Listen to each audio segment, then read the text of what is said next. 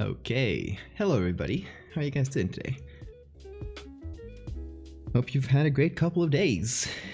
So today we are still working on my upcoming architectural horror thing, which I'll be explaining more as we go. If this is the first time you're seeing this, we've already done a couple streams. I'll be showing all the pictures from those in a little while. But yeah, essentially, it's gonna be a first-person first-person thread on Twitter where I'm kind of like live tweeting as I explore this impossible endless space, essentially.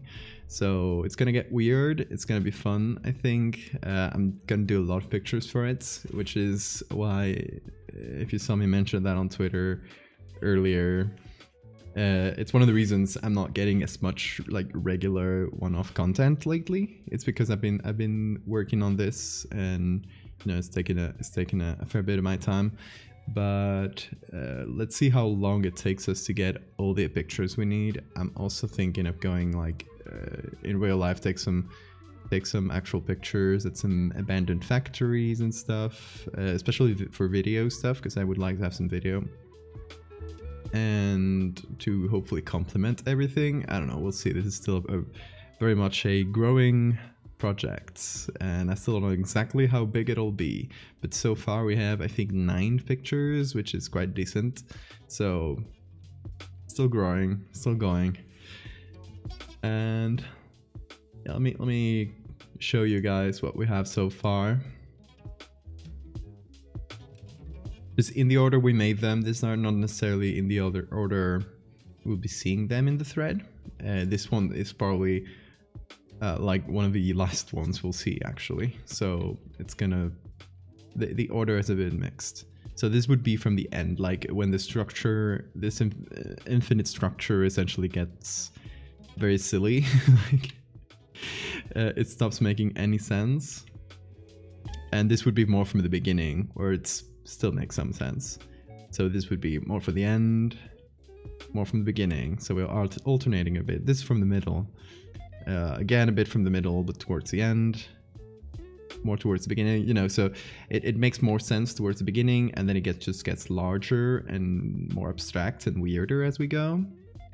Hey Han, how you doing? You missed the stream where I edited your sculpture. I'm sorry. Well, look at it. I can show you. Where is it? Ancient lichens.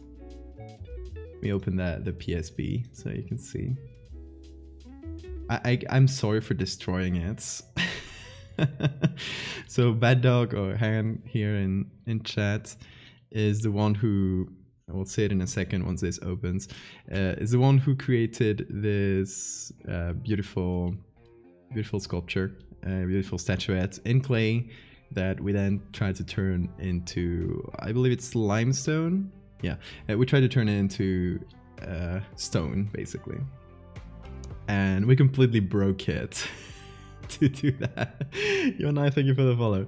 So, okay, this would be the original picture, and this is what we ended up with. So essentially we covered most of it in textures to give it that porous look, and we unfortunately had to destroy some of the original textures that Han had created, and I'm the most sad about these ones that I could not really recover very well. And then we just broke up some areas that I just chose some areas to break, thinking about what would make the most sense if this statue was made of stone and had gone through like tens of thousands of years of existence. All the more pointy bits with less structure would probably end up breaking off. So I broke off the ear.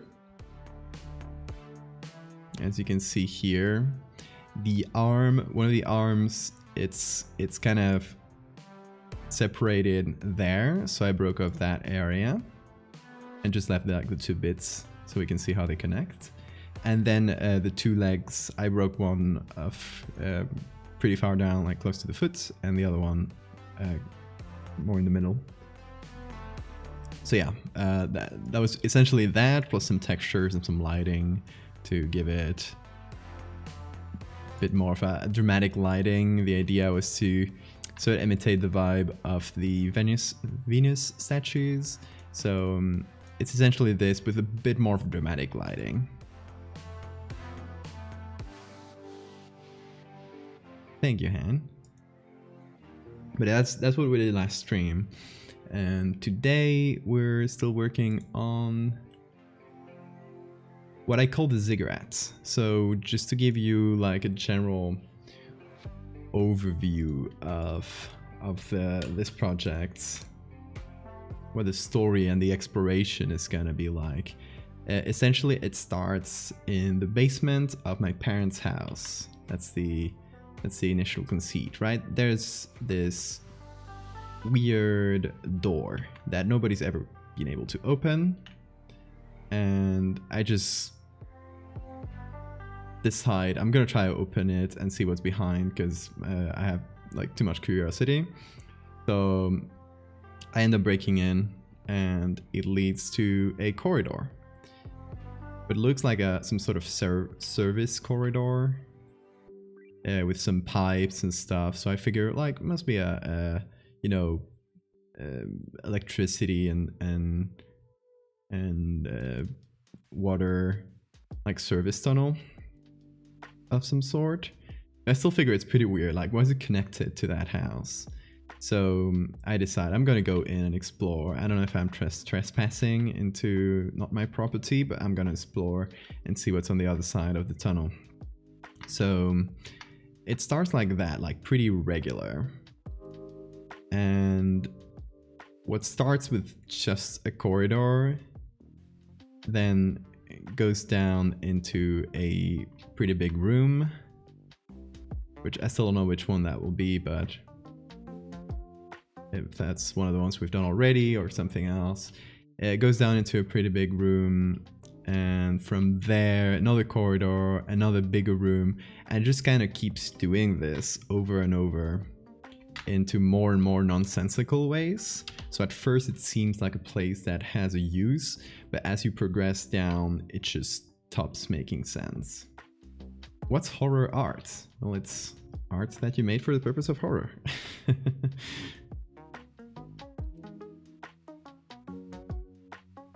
Your mom's cat loves watching my stream.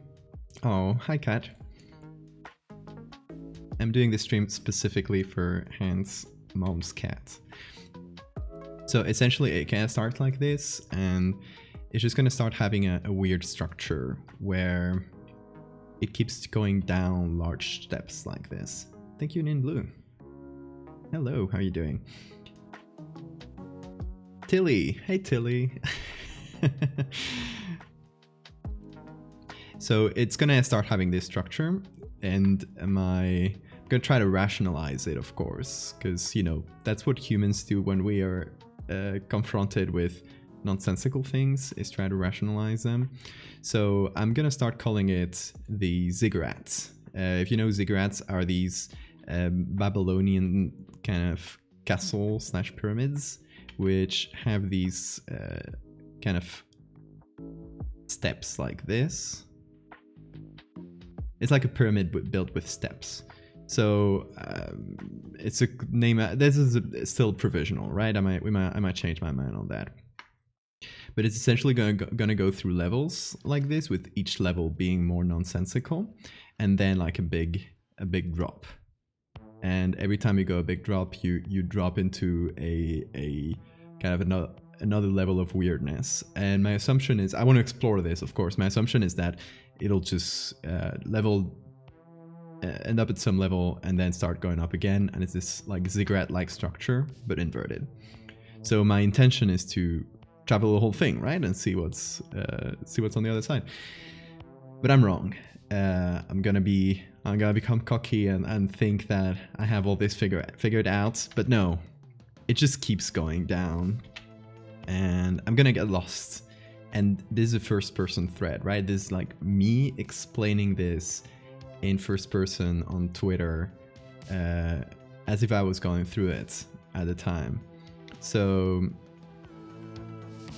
I'm gonna literally disappear. Obviously, as you go down, like at first here, yeah, maybe I may have some internet connection. I'd be able to live tweet, but as we go down, the connection is gonna get lower and lower, and at some point, I'm just not gonna be able to communicate until I come up. So it's I'm gonna do like several expeditions that are gonna go deeper and deeper each time, and at some point you're just gonna stop hearing from me for several days. And this is the point where I want everybody to pretend I'm actually disappeared in this impossible structure. So this is the conceit. If you are watching this stream, you are currently in on my little ruse. You are participating in my little trolling, so you have to pretend that everything is real, okay? I'm even thinking that I'm gonna hide the VODs of these streams the moment I start actually posting the series, so that people don't have access to like how it was made as it's going. Like I'll just repost them later.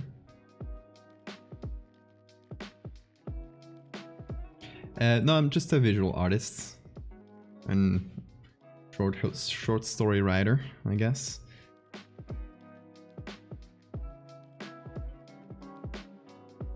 Exactly. So you haven't seen anything. Is it gonna be like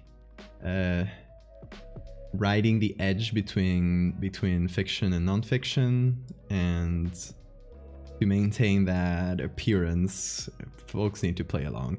If you need an example of another time I've done something very similar to this, a while ago I did a thread.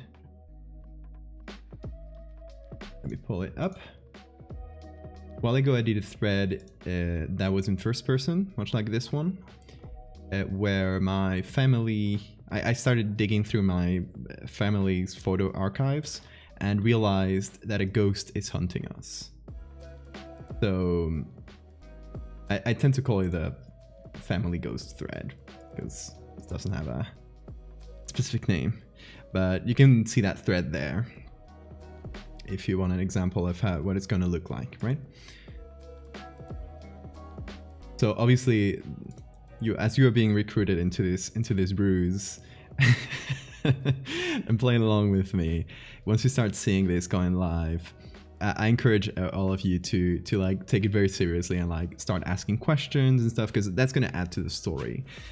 So the people playing along and, you know, like, hey, dude, don't go in there, stay safe, that seems kind of dangerous, you shouldn't do this, that kind of thing, right? Like reasonable people comments or egging me on, like, yeah, you need to see what's down there, that kind of thing. The kind of reasonable response people would have to this, to someone very stupidly exploring an endless structure. Kind of ERG like, yeah. Obviously, like, people who are in the know, people who know the kind of things I do are, you know, they're gonna be in on the joke, but at least I'd like to keep the suspension of disbelief. Even the people who know what my deal is, I'd like to keep the suspension of disbelief kind of higher in this thread than in most. So just to show pictures for those that didn't see them before, it's gonna start kind of like this, with you know, pretty regular corridors that are kind of creepy, but nothing like out of the ordinary. Rooms like this one, kind of an industrial vibe. Then eventually like bigger tunnels that don't seem to make a lot of sense. Like, what was this made for? It's very large. It seems to be made for a train, but there are no tracks. Or stuff like this. And eventually it's going to get bigger and bigger and bigger. It's going to get into these huge industrial spaces. I'm thinking that this industrial space could be sort of a whole level. That is the more industrial level, before we get to a level like this one, which would be towards the end, which is just brutalist, abstract. It doesn't make any sense. It isn't made for humans. It's just like pure nonsense. This is gonna be more like towards the end, towards the climax of this story. We're gonna have this this kind of structure. I will have forgotten everything by the time it goes live. That's a good plan. I was thinking of posting it from a different account, but it's a balance of, you know, if I post it from my account, there's a higher disbelief because people know that I do Photoshop. But on the other hand, more people will see it. If I post it from a completely new account, there is a much higher believability, but also like very low chances that it'll, you know, get spread to a lot of people. So at the end of the day, it's balance that I gotta play. I think I'm playing it through, like, I'm leaning more towards the posting it from my own account, and at the end of the day, you know, people who don't know the connection, if I make a sock puppet account, the story might be slightly better, but in the long run, like, people who enjoy that story are going to follow that sock puppet, and they might not know like who is actually behind it, and in the long term that probably hurts me more. So it's a calculation. How do you make these environments? Just mixing different photos. It's some of it is just simply photo editing. Like, for example, this one, I didn't do much. I just changed the colors a bit and removed some exit signs to make it more pristine and make less sense. But things like this one, for example, I removed the train track and I added these this reflection, this puddle. This one's pretty simple as well, mostly colors. For example, this one used to be an outdoor scene with the sky here. So I removed the sky, I put some artificial lights, and just made everything a bit darker, obviously color editing and everything. And this one is much more of a, it's a much more involved edit. This also was an outdoor scene, so the real picture goes up to this X here, this structure, and this behind it was the sky. So I removed the sky, and instead of that, I put more repetitions of the same image, just like twisting it, turning it to make it feel different, like over and over until it basically covered everything. So we have this, you know, kind of repetition that hopefully doesn't look too copy pasted. But if you take a look, for example, this X here is this X here. And if you take a close look, you'll see that a lot of things repeat, but I tried to make sure that it's not super obvious. When you feel the moth project, I believed it completely. Yeah, exactly. I think a lot of the value of my art is that that feeling of mystery and that feeling of like I can't believe it for a second. I think that's the impression it gives people, and a lot of the value. So yeah, that's essentially the structure of the story. I still haven't written it exactly because I like to have the images first and then kind of write around them a little bit. So for now, and you can see me do this already, right? We have more industrial places like this, and then we have more abstract places like this.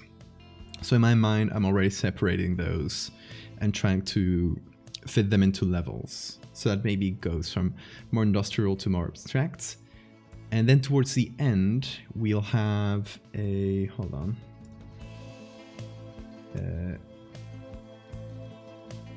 It'll go from more abstract to this, where these were pictures taken, well, obviously without the outdoors part, right?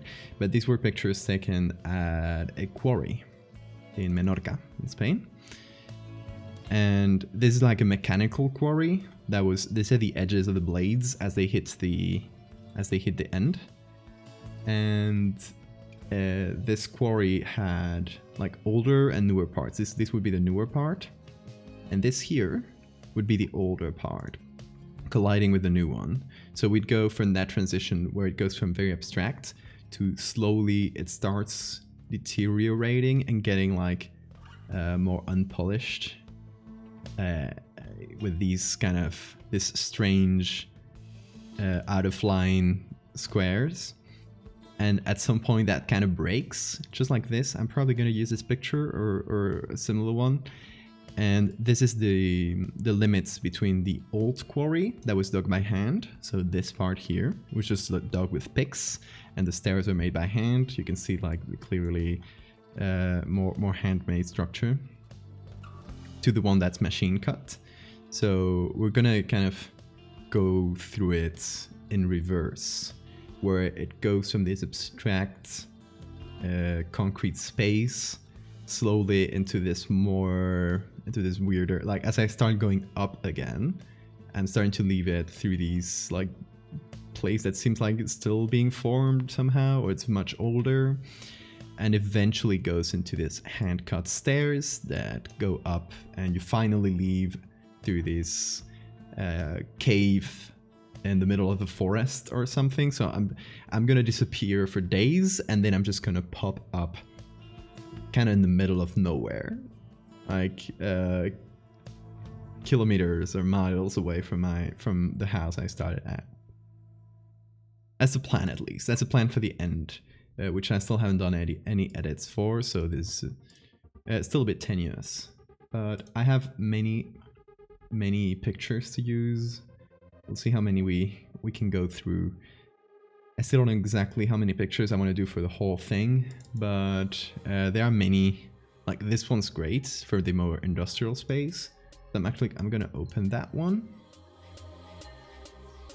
There's a manga called Blame. That's a very big inspiration behind this. Exactly. Talked about it the other day. Yeah, Blame is great.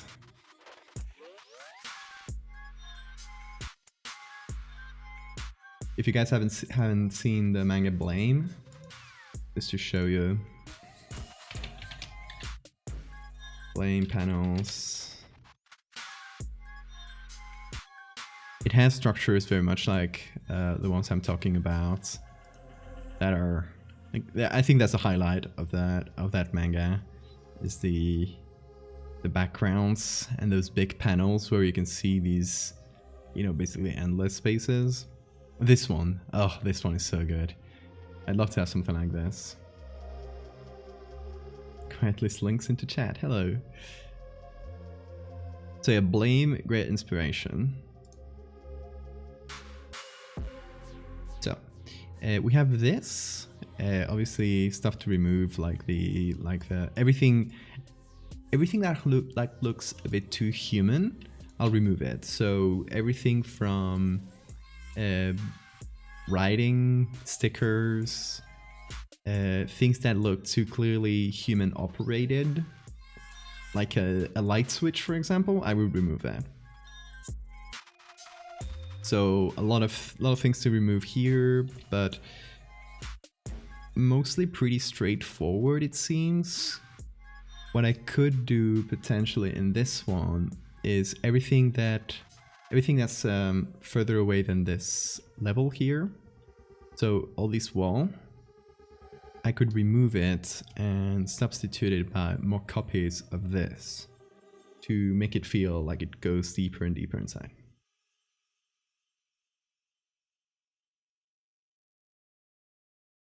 Blame is pronounced as blam? Really? Interesting. Always heard it as blame.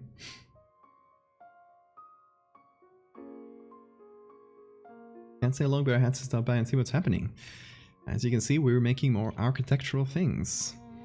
So I think first step would be removing stuff like this. Remove the most obvious stuff.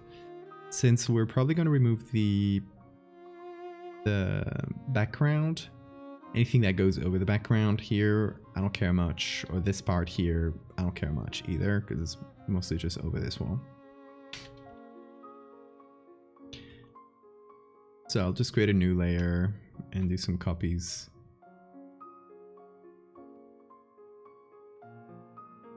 That's a bit annoying because there's There's kind of a jump in this pipe. Gonna have to do something about that.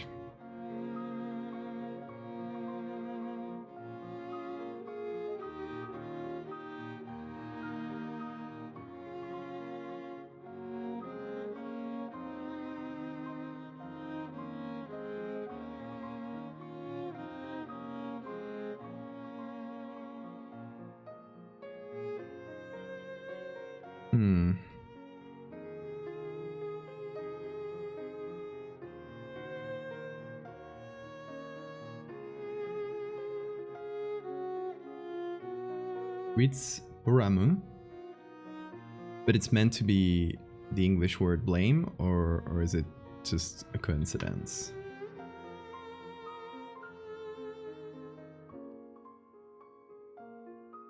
Because I'd argue if it's meant to be the English word blame, it would still be correct to pronounce it like blame.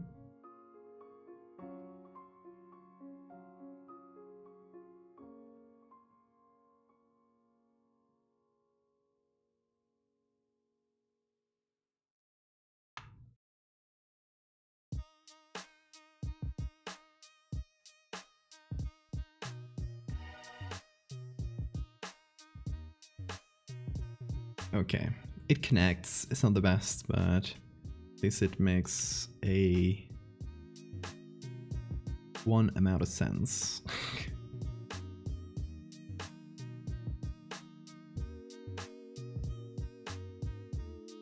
Oh, and thank you so much for the save reminder. I haven't saved this one yet. So it's gonna be here Ziggurats, and it's Ziggurat 9. I'm just naming them in the order I make them, not necessarily in the order they're gonna appear in. We'll see about that later. Just got myself a graphics tablet. Hey, nice. It's also very useful for photo editing. I do everything with my graphics tablet. I could not live without it.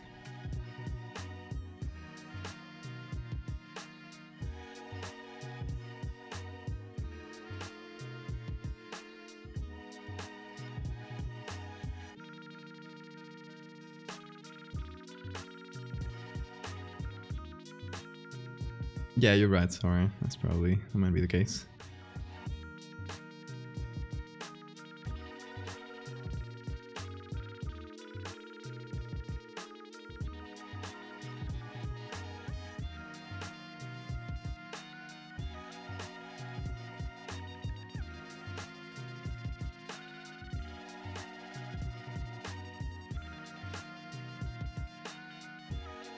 Okay, so this one should be a bit longer than other edits I've done so far for this. Not by much. Let's see how long it takes.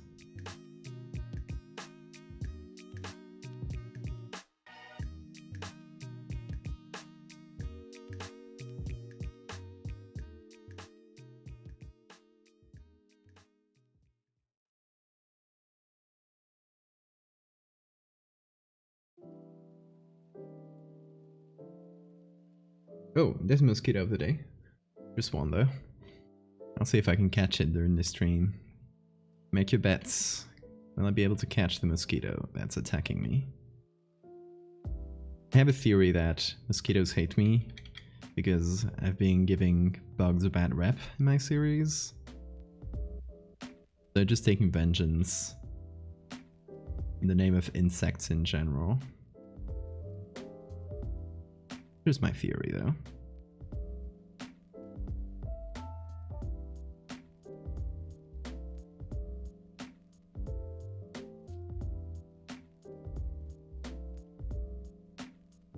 It's my delicious blood.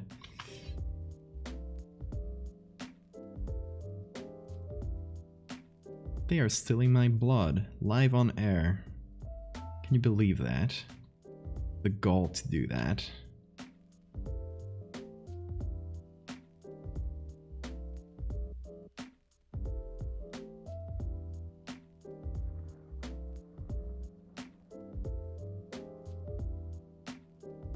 Okay, so we're basically remaking everything that's behind behind this poster here, and hopefully it'll make sense.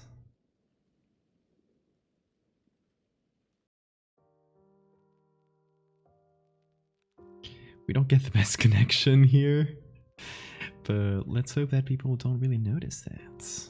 How about that?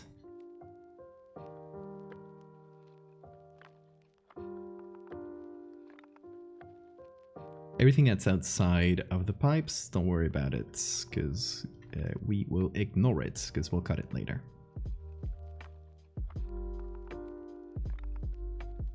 What's up with this pole? Oh, there we go. Must be something like that.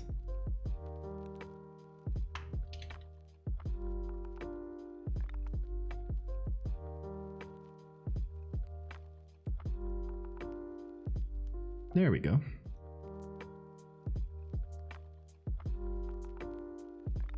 Wouldn't say you've been giving bugs a bad rap.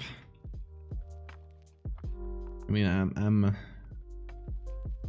depends on your view. Maybe if you're a bug, you just want to be left alone. Maybe I'm actually discovering something that they want to keep hidden.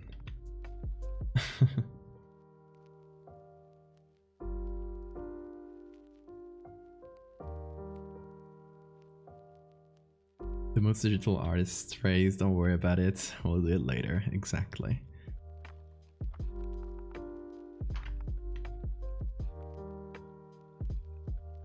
Mistakes? No. I just call those problems for future me.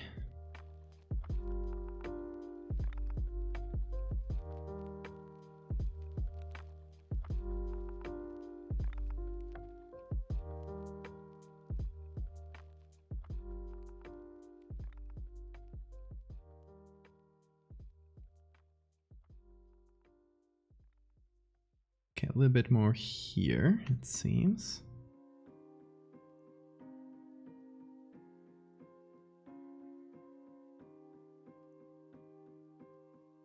Now we try to make a hard edge, like this. Okay, they don't connect, right? But don't look at it too hard. Come on. I'll be unfair.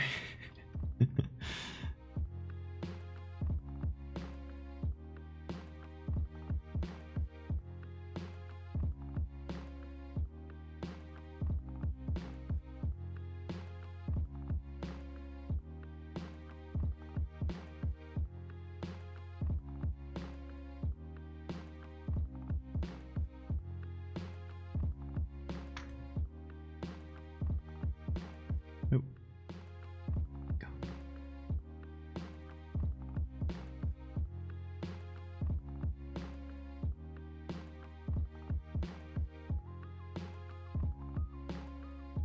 Look at it and judge it.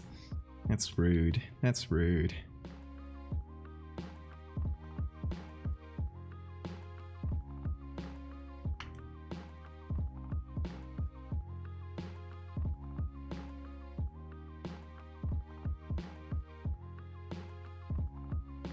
Okay, this little part is very annoying. I don't think I have a good place to take like a similar curved tube from, so I'll just have to make it up as I go along.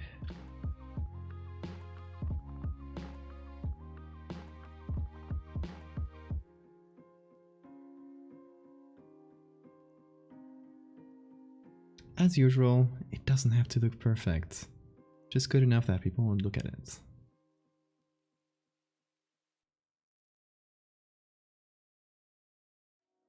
See? Nice. That should do.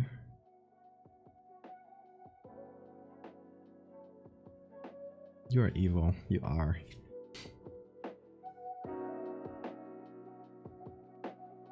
Okay, this part though, I'd consider it done. Obviously there's these little corners, but that part, that whole area will be cut, so ignore them. Let's see, other writing. See if I can take from any other area with similar vibes.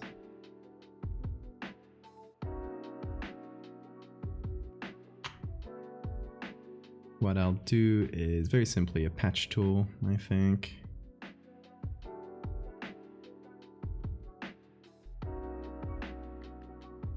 Do that a couple times.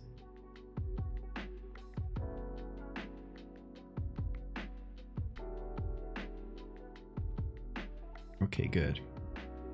Now this part, which is slightly annoying.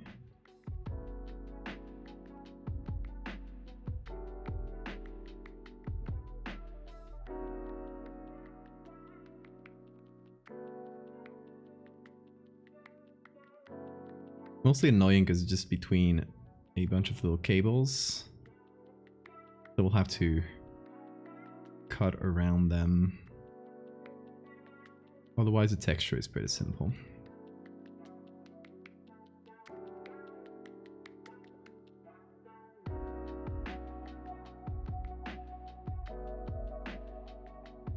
I'm hoping that maybe next week or so I'll go in person to some... I still have to decide which one. There's a lot of in my area. Go to an abandoned factory and take pictures and take a few videos and stuff to complement things, because I would like for authenticity to have some videos. So I don't know exactly how I'll shoot them, depends on what I find there. So stuff where I don't really have to edit things and it already kind of looks creepy. Can just shoot some footage that I can use later.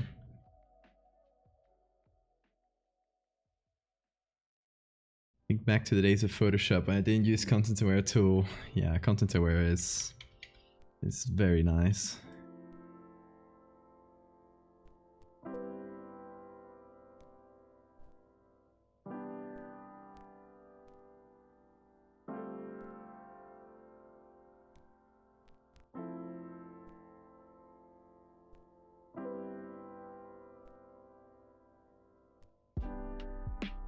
You only ever paint in Photoshop.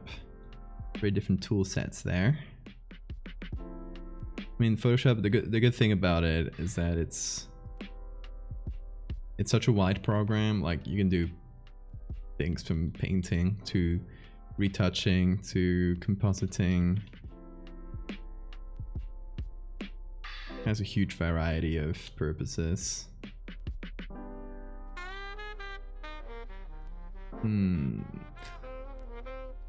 There's this little corner. That's slightly annoying because I don't have anything similar to cut it from. I guess it'll be similar to this one.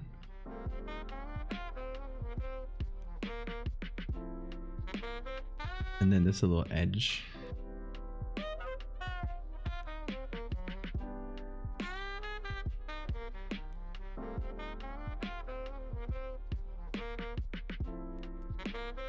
Yeah, that'll probably do.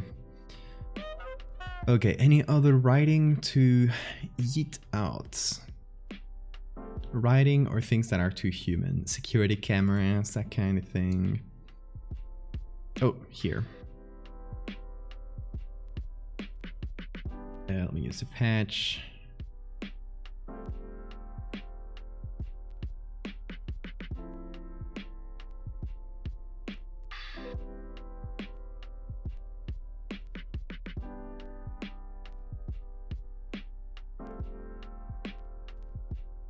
I'm thinking maybe this, but this will probably get cut out as well. Same for that. Okay. I think that covers anything visible.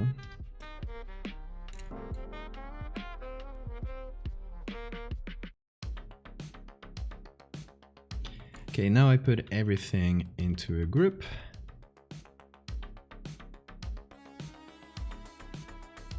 And then I'll start cutting chunks out. I think I'll go manual for most of it.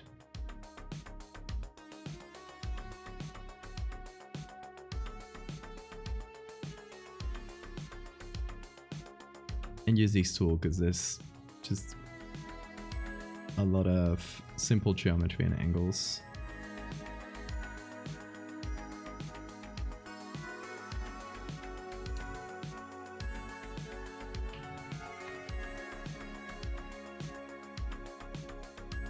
Oh, you have a huge following. I mean, it's been popping off lately. I'm very happy about that.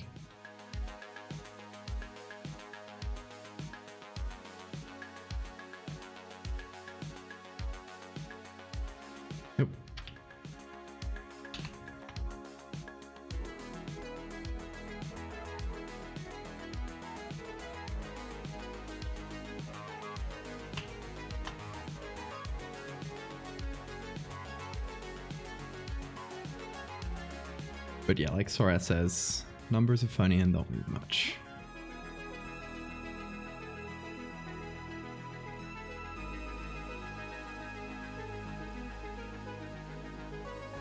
The best thing really is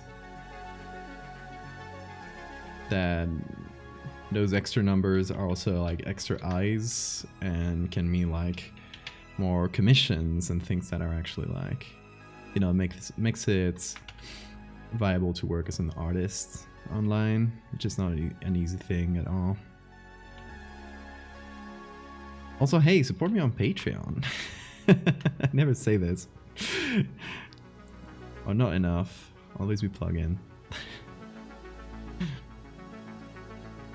I haven't said it on Twitter yet, but everyone who supports me on Patreon this month will get an extra postcard. So everyone will get 2 postcards this month. Because it's a perfect time to jump in. There's actually like a little storyline in the postcards, and it's entering like a new season of sorts, which makes it a good moment for new folks to jump in.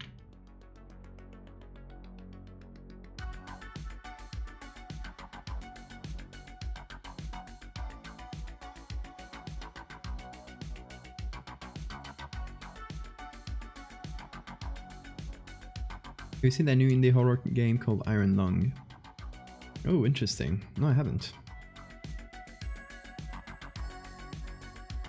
I will write it down for later.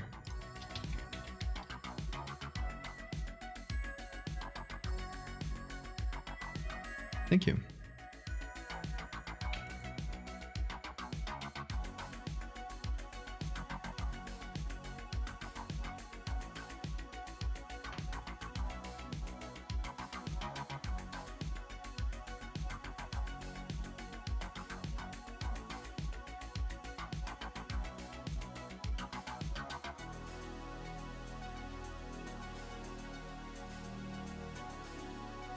I'm essentially trying to remove all traces of the wall in the back, so I can copy... Oh no, that's supposed to be painted. Silly me. Yeah, so I can basically like copy the... Oh, that too.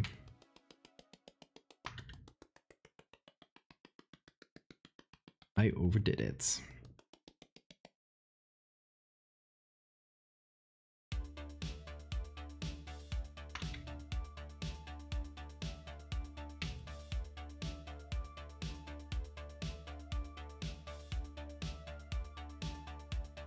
There we go.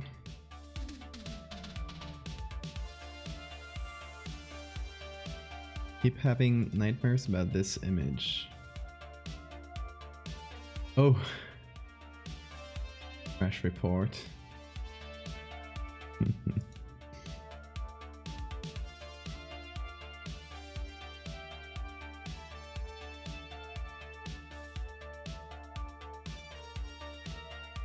It is spooky. Thankfully it hasn't happened to me much lately. Biggest annoyances I have currently with Photoshop is that the zoom tool is kind of broken in the last few updates, at least for me. Especially when I switch back and forth between my mouse and my tablet. It just like starts spasming all over the place, and it's very annoying both for me and people watching, I assume.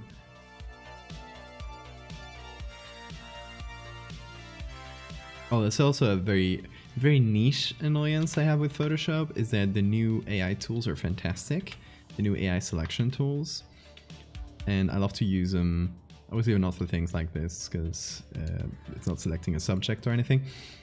But they start using 100% of the CPU for like a second or two, which isn't really an annoyance if you are, you know, just working on Photoshop. But if you're streaming at the same time, it just makes your camera, like OBS suddenly doesn't have enough CPU for itself, and the camera starts getting all weird.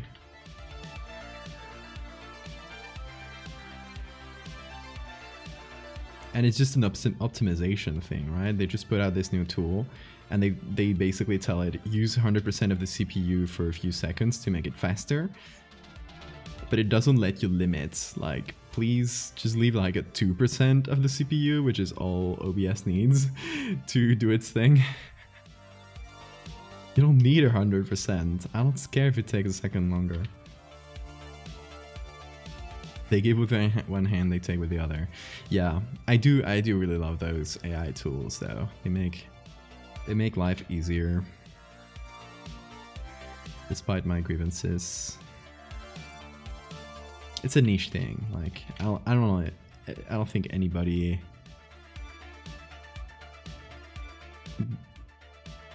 noticed, so they probably won't fix it, which annoys me.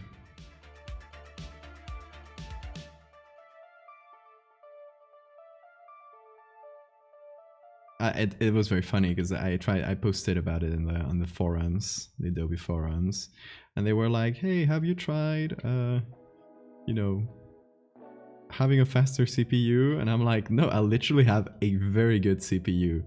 It shouldn't be peaking like that, right?" It's on your end, guys. Yeah, they probably just coded it to use everything to make it faster.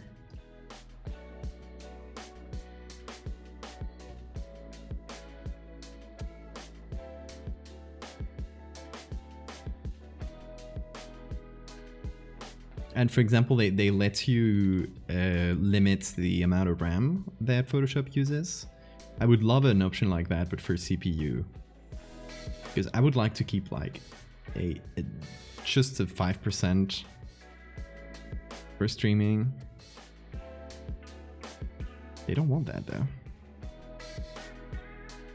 Adobe, have you tried not being poor?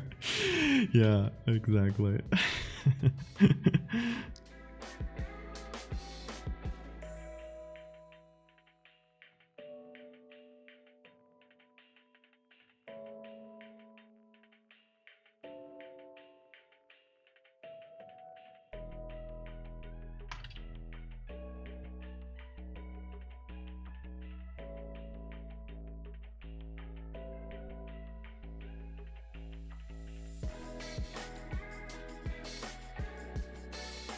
Yeah, they should leave something available.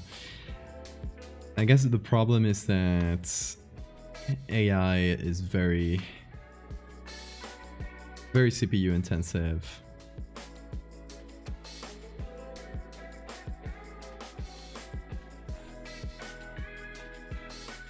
And it's funny because they don't even use the graphics card for it, which you'd assume most AI functions use graphics cards to make them faster.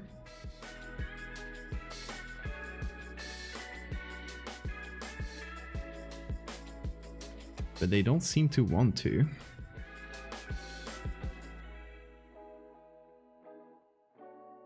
Or at least for my testing, like it didn't seem to, when I used that tool, it didn't seem to use any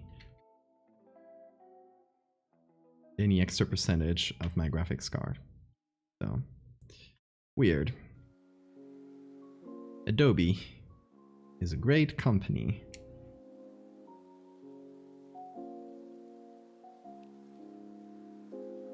Do you guys know I actually have an article on adobe.com? So, hey Adobe.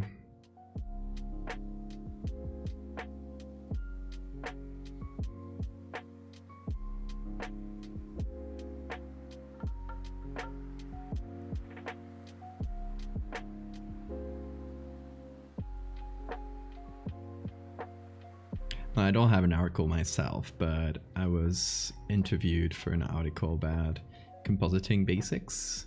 So it's me and a couple other artists talking about, you know, basic stuff to start Photoshop compositing.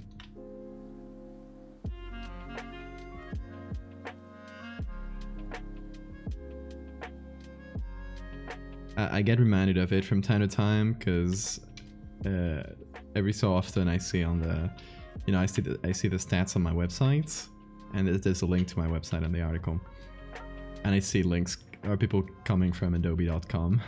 It's always funny.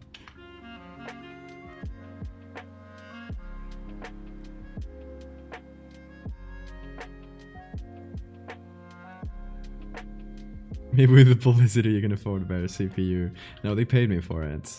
Well, it was not Adobe themselves, but I guess an agency they contracted to fill their website with articles.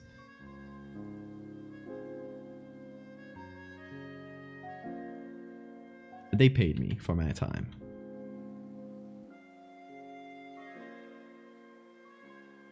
Not enough to afford a new CPU though.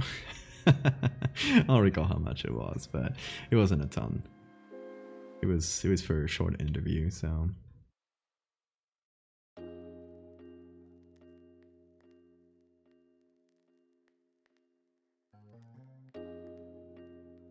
I'm like, I'll shit on Adobe every day on my streams, but hey,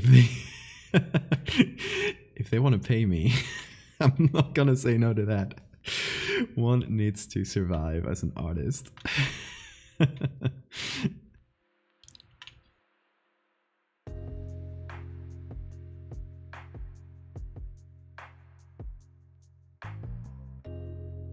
Paid in breadsticks. I mean, that's not terrible.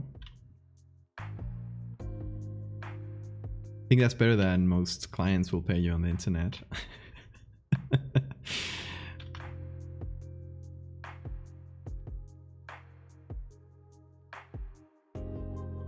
If you knew the amount of people who've basically come in asking for a free commission.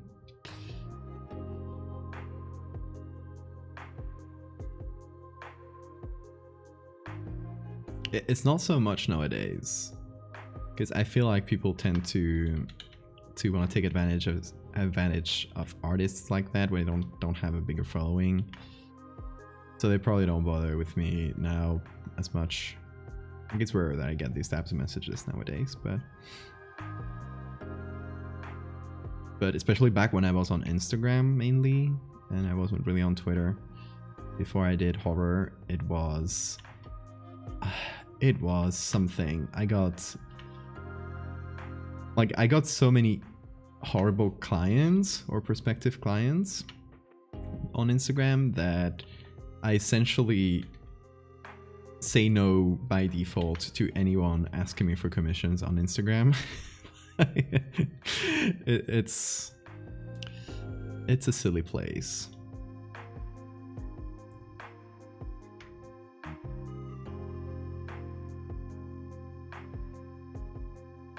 Like, the amount of terrible clients ranges from people who still owe me like $500 to people who tried to commission me, and when I googled them, turns out they sold a handbag made out of a human child's spine. I'm not even kidding, this is a real guy. To, you know, just kids asking for free stuff all the time. Or not even kids, influencer types basically asking for free stuff, thinking that they're gonna pay you in clout or something like that. It doesn't even work like that. Or even repost accounts trying to get you to pay for reposts. It's like, I'm literally gaining nothing. I'm getting crumbs of the 3 people who are gonna click through and see who made this.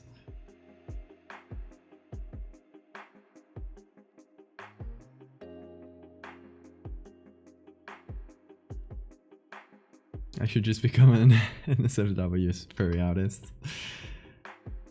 I heard that pays well, but there's probably strong competition as well. Like, probably just the bigger ones get paid a ton. There's a ton of people doing that, right? I think my advice for any artists like looking to make a living, even with a smaller following, is find a niche. Find something. Like, I'm the Photoshop horror guy. There's not a lot of people doing that, and if someone's asking, hey, I need like a photoshopped image for my horror project, I'm gonna be the guy, right? So finding a specific niche is probably gonna be useful. We walked into some interesting talk. Oh, thank you for supporting me on Patreon. I was saying that this month everyone's getting 2 postcards because I want people to. I want it to be an opportunity for people to jump in and see basically like the new season, quote unquote, of the postcards that's coming out.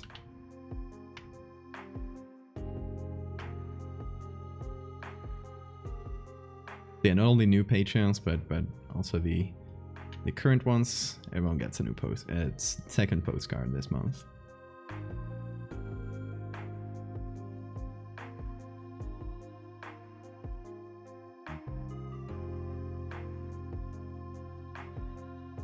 Was it at least a tasteful human spine handbag? It was not. It was horrid.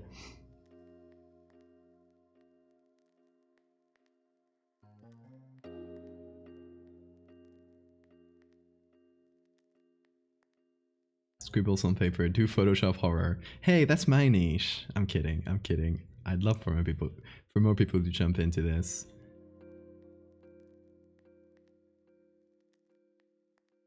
Like, I think Photoshop and horror is such an underexploited genre. There's so much cool things to do. So many.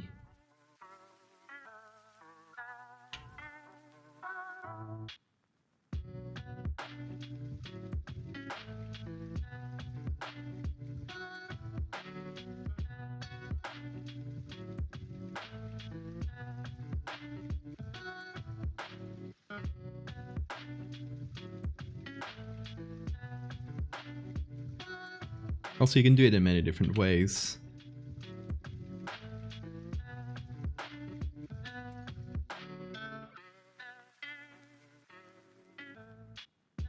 Like, I do a lot of historical stuff, I do a lot of writing with it, try to weave them into longer stories through series and stuff.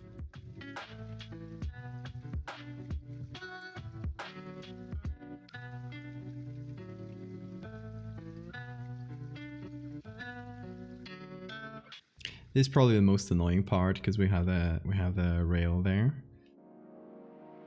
But hopefully it's not much longer. Let's see, what about this chunk? I'll probably cut it off here.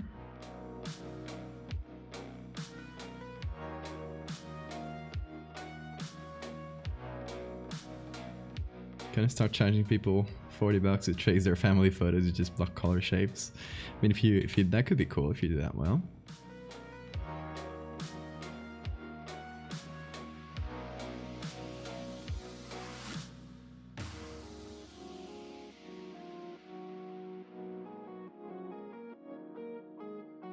Okay, this part is also going to be annoying, now that I think about it.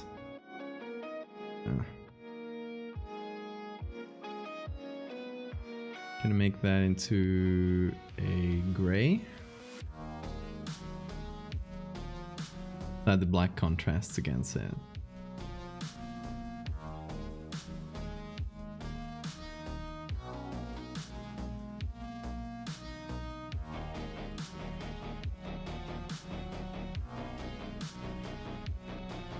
No, but I really think that it's important to, you know, find a style that you like and that it's kind of uniquely yours, because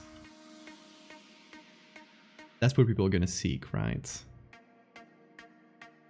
Like, if you're looking to potentially make a living, it's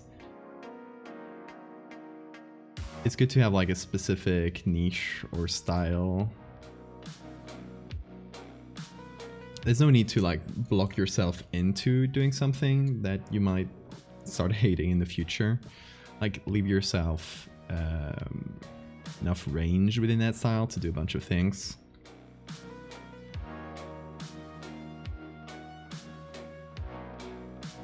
But still, like, developing a unique style is, I would say, quite important in the term, in the sense of like getting commissions and stuff. You know, you'd offer someone something that nobody else can give them, and that's good value.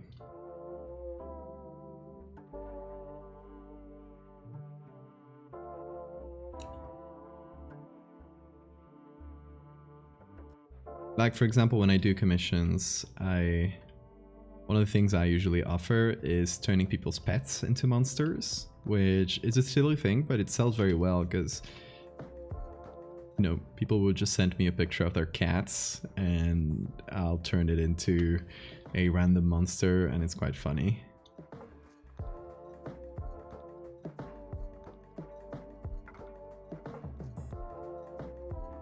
Facebook groups. Interesting. I've never explored Facebook in that. Like, it's since I hate that social media so much. I've never used Facebook for art. I do have an old Facebook, but I stopped posting there like years ago.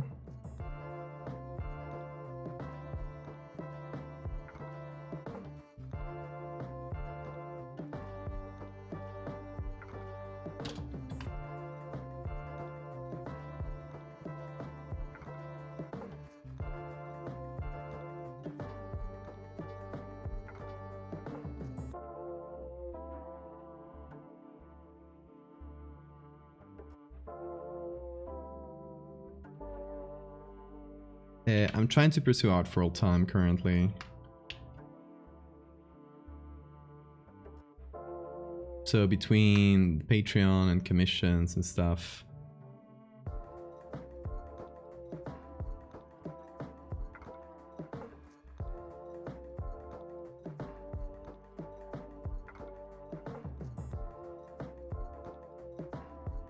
But yeah, it's a bit stressful because, you know, it's not a stable living at all.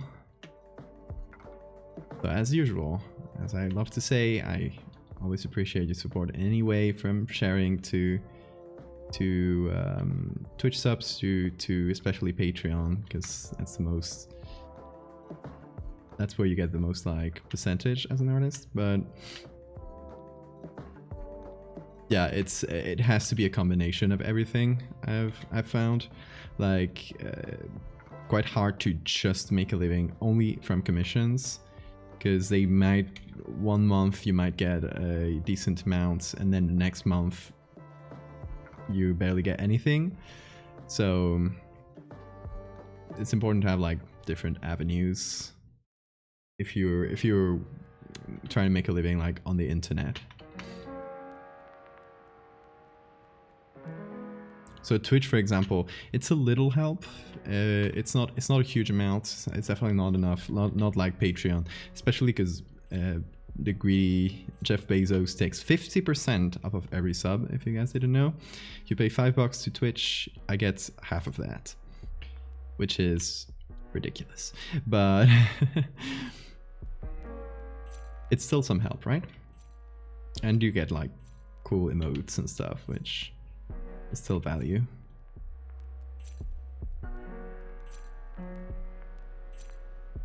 Daddy Bezos. Also, as I like to say, if you have Amazon Prime and you didn't know, you can use your Amazon Prime account and connect it to your Twitch to get a free subscription every month.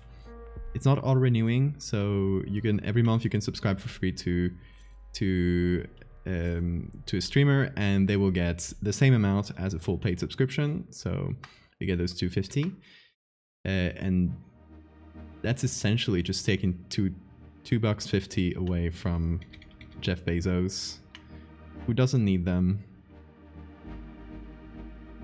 So if you already pay for Amazon Prime, make sure to use those subs and at least like funnel some of that money away from Amazon and down to, you know, streamers or artists you like.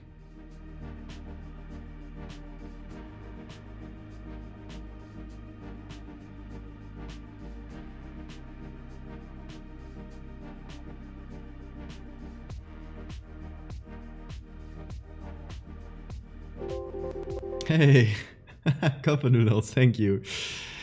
Thank you for taking away that money from Bezos.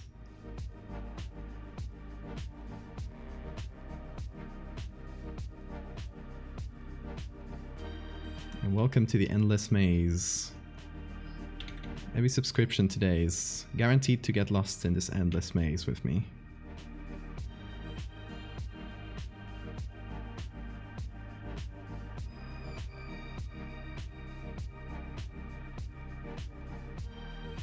Oh yeah, I guess it's Prime Gaming now, the name of the subs. Which is silly. Like, Twitch should try and move away from being gaming only thing.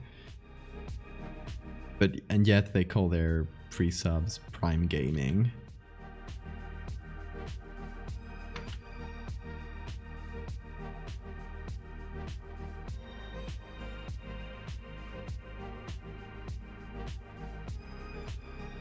Bezos is gonna turn up at 2 AM with a bat. I will help you protect yourself from Bezos.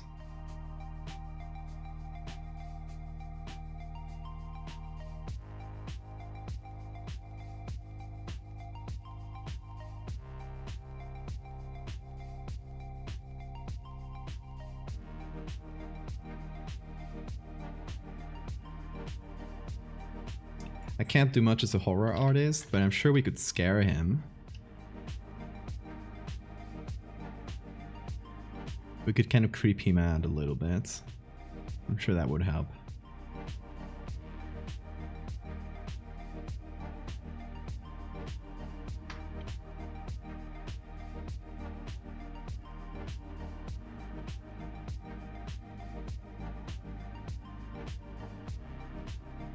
Also, if you guys know my lycanthrope series, well, not my lycanthrope series, the lycanthrope series that I do with many other artists, it is canon within that series that Jeff Bezos is a werewolf, and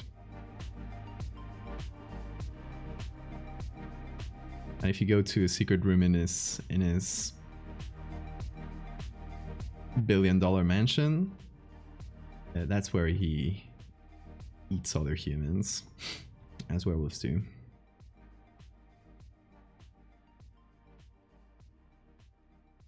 Bezos is a furry, officially. We have finally uncovered the secrets.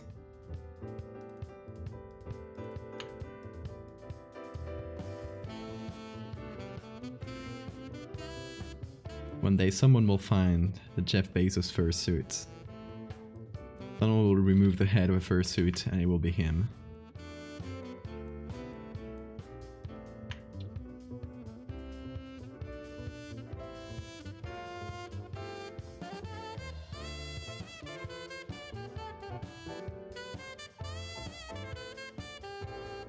And that is why people pay so much for furry porn, because they are all billionaires.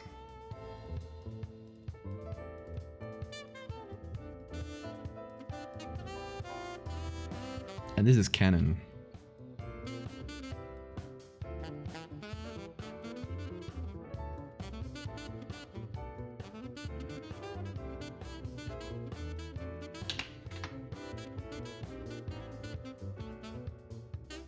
Is there also furry art of Bezos? I mean, I assume if you Google, you'll find some. Everything has been done. Anyone can contribute to the Lycanthrope series if they have ideas, of course. Like, the Lycanthrope series, there's like main threads that David Romero and I have done in collaboration with other artists as well. The first one was just David and I, and for the second and third we added a few more artists to them. But apart from those main threads, which are like really like the canon things, the rest is completely free for all, and you're free to go like more or less canon, or if you have ideas and you're wondering like, oh, I like to make them adjust them as much as possible to the existing lore. I encourage you to DM me with your ideas, and we can chat about them. So that hopefully it can fit better.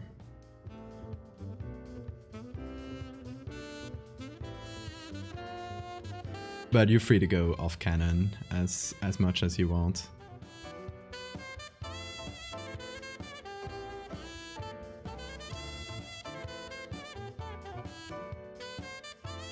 He probably has a human spine handbag. Oh yes, that is canon as well.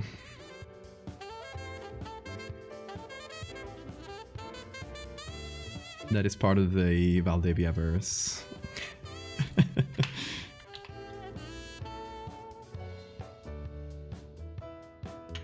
That's the other way around.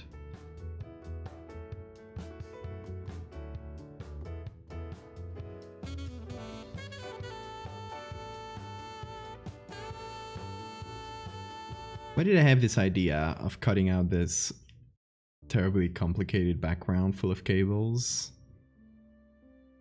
Can someone like hit me before I do that again in the future?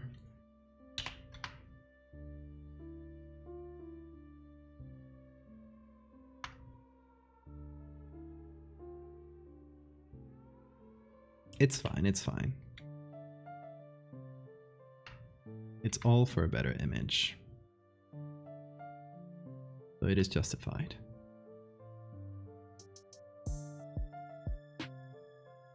It's also, I kind of like masking stuff. It's straightforward, it doesn't require a ton of thinking, and you know, it's like popping bubble wrap or something like that. Gets meditative.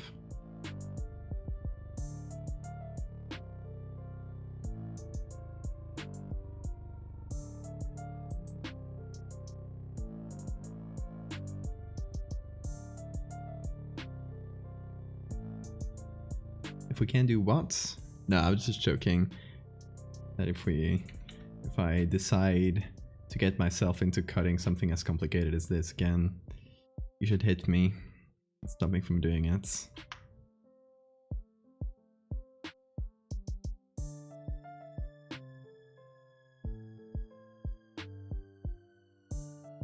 Because I was like, yeah, well, this background is pretty simple, but there's a ton of cables in front that are not so simple. But that's just me complaining.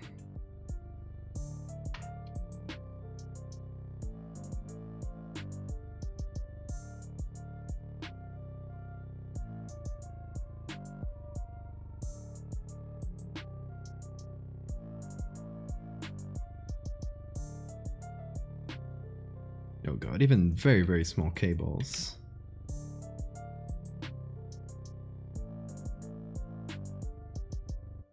But we will do it right.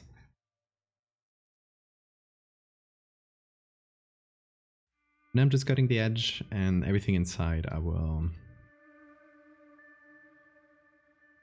just select manually.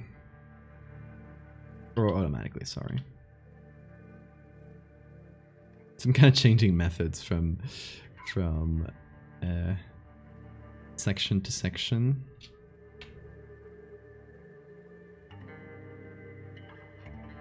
Not with any rhyme and reason.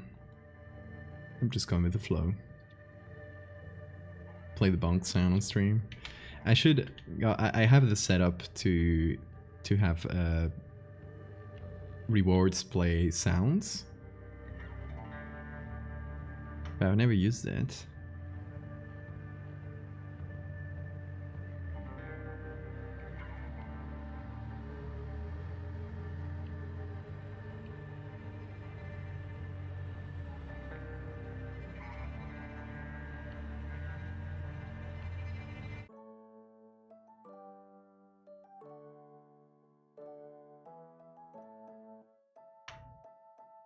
Oh, also, I forgot to say it. Unfortunate news for this Sunday. Due to some scheduling problems, I'm not going to be able to do the podcast.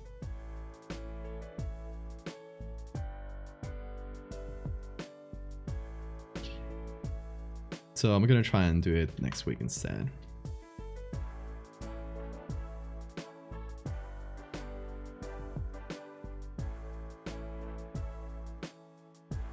Yeah, we're gonna have a cool guest, but yeah, unfortunately couldn't be done. But I hope next week with that guest or with another one.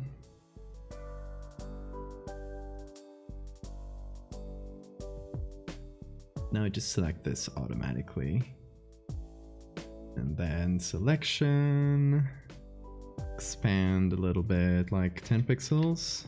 Is that too much? Yeah, that's too much. Let's do 5 pixels, or even less than that. Goddamn. 3 pixels. There, that should be good.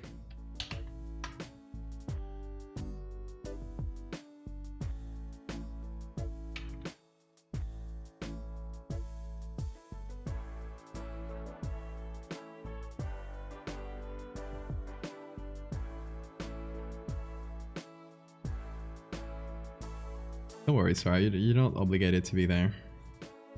I do appreciate your help a lot, though.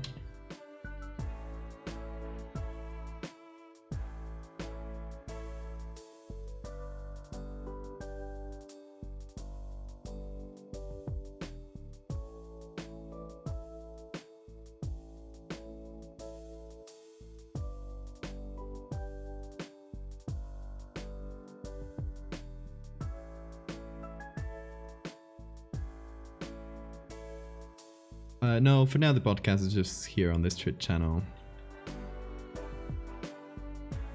It is saved if you go down to the video section. You can see all the previous episodes there. At some point, I'll probably post them to YouTube as well, just to have them somewhere else.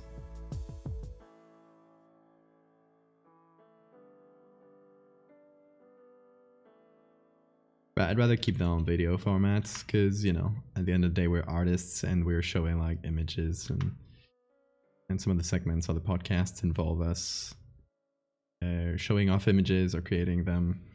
So for now, I'm keeping them in video platforms, even though most of it can just be listened to. There are some sections that are not super friendly for Spotify and stuff.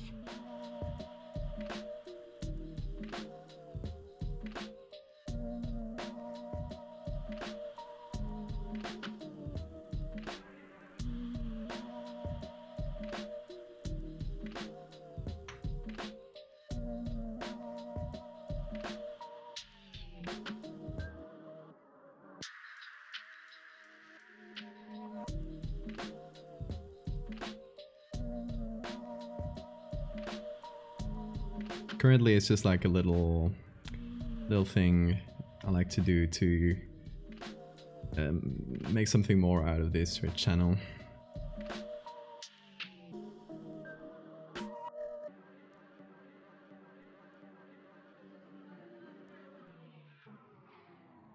And help like bring attention to artists I like.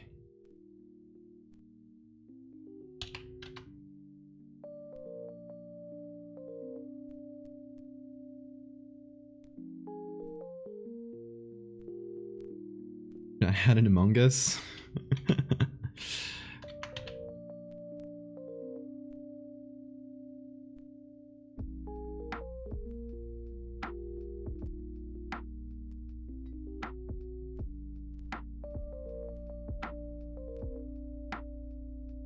Yeah, I'd recommend the ones with Chris Straub and Trevor Roberts, some of the last ones, because they're a bit shorter and you get to see the vibe. Trevor Roberts is the creator behind the Mystery Flash Bits, which is a fantastic project, and Chris Straub creates Local 58 and Candle Cove, lots of great classic creepypasta content.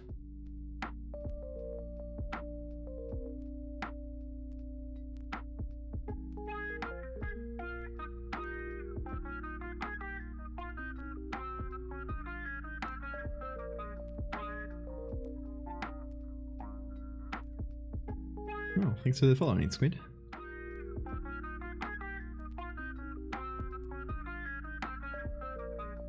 Yeah, Local 58 is great, and Chris is like such a nice dude.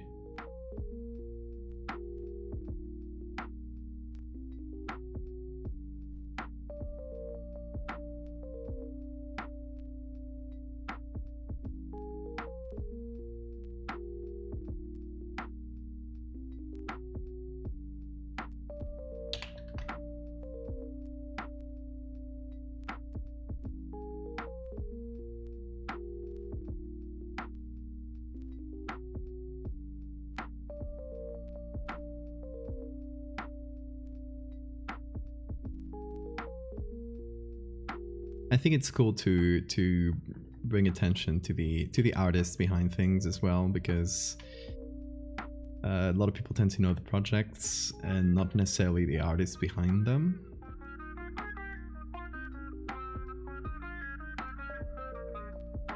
Which is sad because, you know, they're usually like great people and really creative and full of amazing ideas.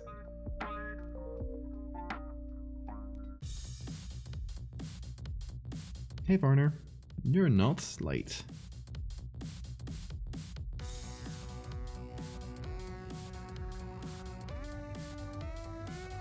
Yeah, for some people only product matters, but that's why I think you gotta make an effort to, you know, bring the artists into the limelight. Especially because, you know, it's hard to get a name and make your stuff known on the internet and try to make a living off of art.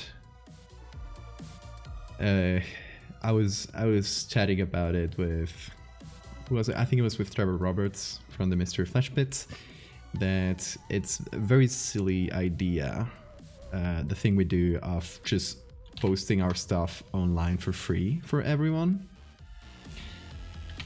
It's not a very good business model.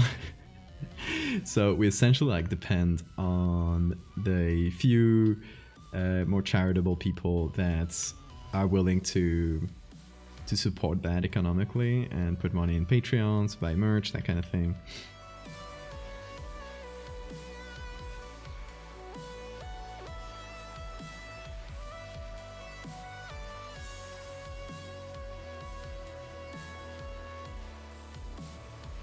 Yeah, Chris is great.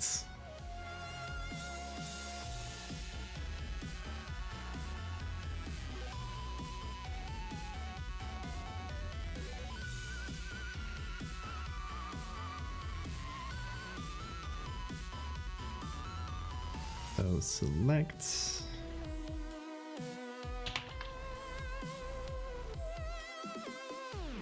Okay, this part was quite complicated. This one will be as well. And the rest are quite simple, thankfully. So let's go with this one. That way we'll be finished with the hard stuff quicker.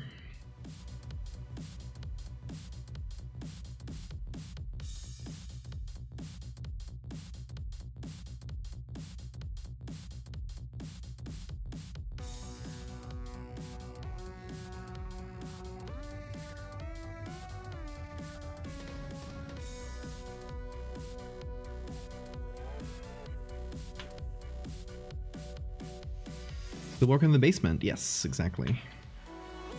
It's gonna be another part of the more industrial section. So for now, I had the terrible idea of cutting this very complicated basement, very complicated section here with a lot of cables, and have that background, which used to be like this, have it like repeat over and over, kind of into the distance, for a greater sense of scale, hopefully.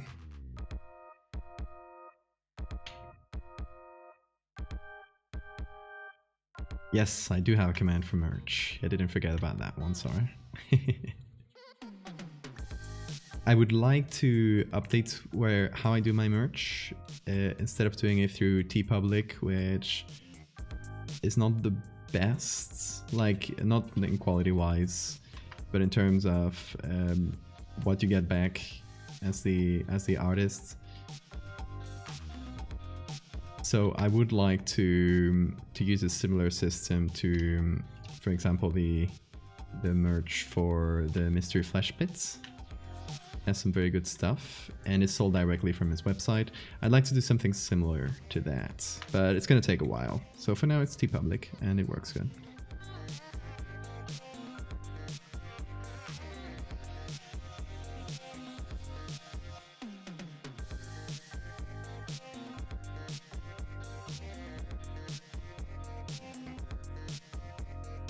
Also, if you guys got any suggestion for merch, let me know.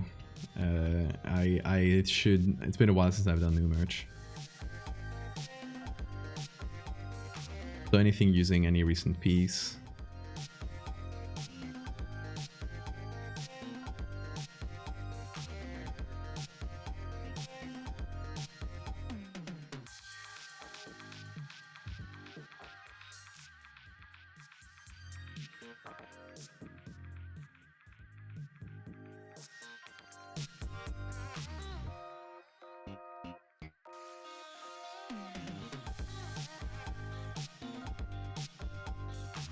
And someday when I have nothing to do for a stream, it would be fun to do a stream where we work on merch live.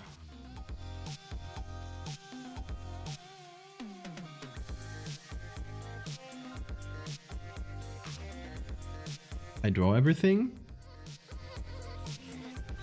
Oh, you thought it was that it had drawing. No, it's all Photoshop. I barely draw. Like, if I draw, it's usually a shape that I then photo bash on top of.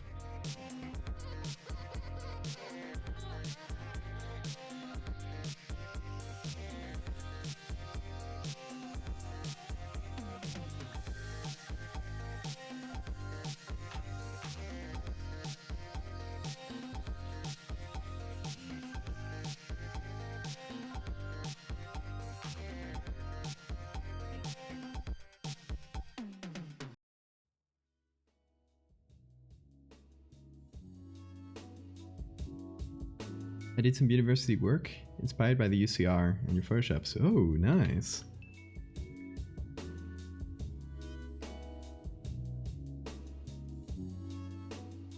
Hey, if it's something that fits with the UCR and you want to add it to that universe, jump into the Discord and chat about it in the UCR channel, and maybe we can turn it into a Twitter thread or something for the UCR accounts, which I have been ignoring a bit. I know. Too many projects.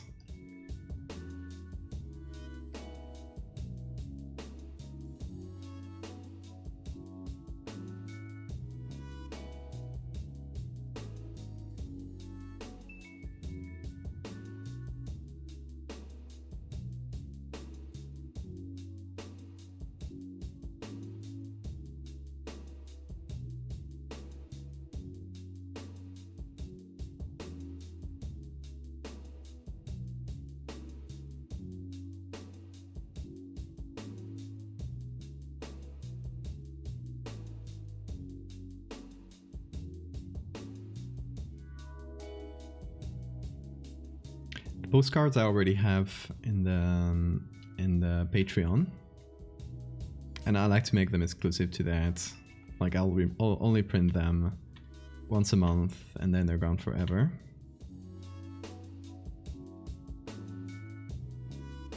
But pins sound good. Oh, and prints, I do have prints. They're in a separate place to the rest of the merch. There, is it? Oh, there we go. It just took a second. There's the print link.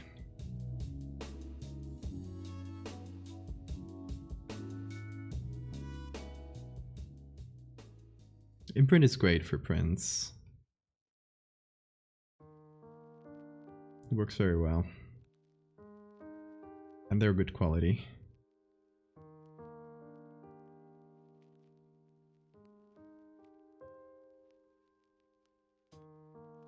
More string worm?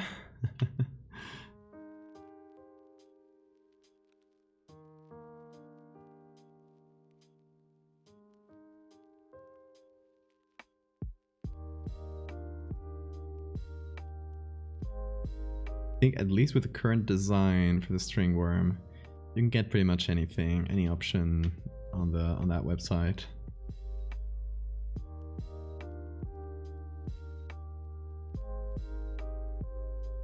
Okay, now I just do this, and I have all the edges, all the outer edges, is the idea. And now it's just select them.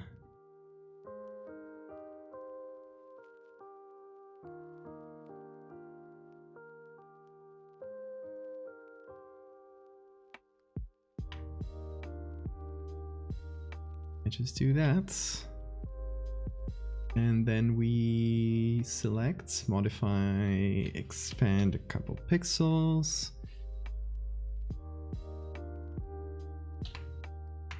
Then just get some of the edges that didn't make it into the selection. Get some of the pointy edges.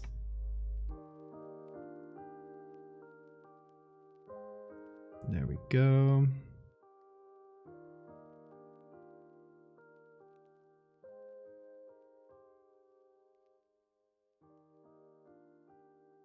And bam. That was the most complicated things, were here, here, and here.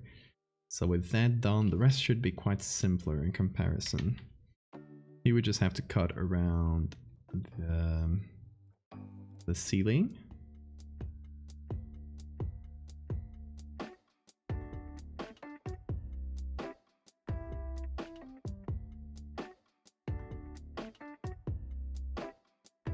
Now I'm just gonna make this pure black. There we go. For a bit more contrast.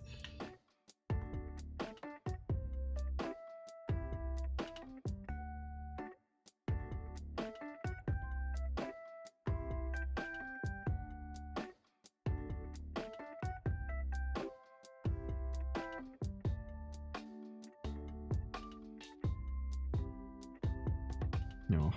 It's so nice when there's no cables to go around. You can just do straightforward cuts. Very nice.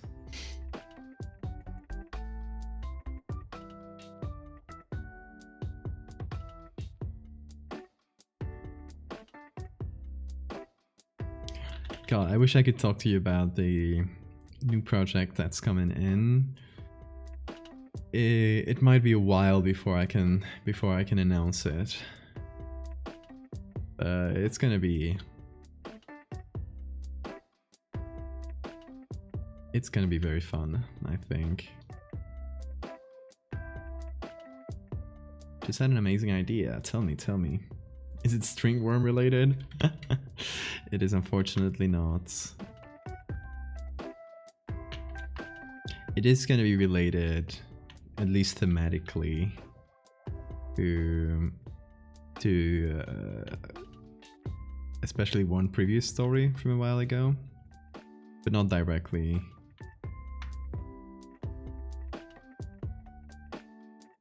Like, it's not gonna be about that directly.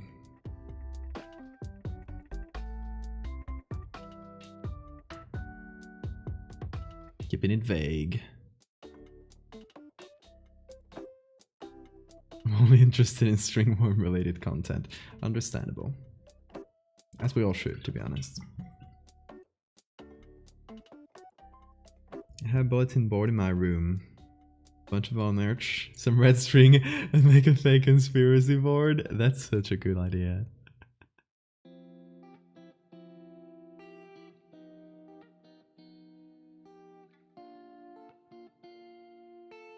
You should get a couple months of postcards then, because those would go great in the conspiracy board. If you guys don't know my postcards, they're very fun. I only do it for the Patreons, but let me show ya. I'm not gonna show the new ones yet, but I'm gonna show the old ones. Well, especially because I'm still not done with the new ones. So. Like this. This one's the one from last month, from February.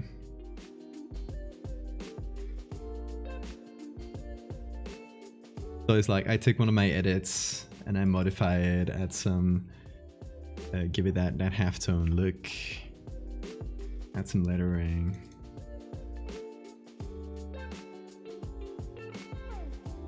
That kind of stuff.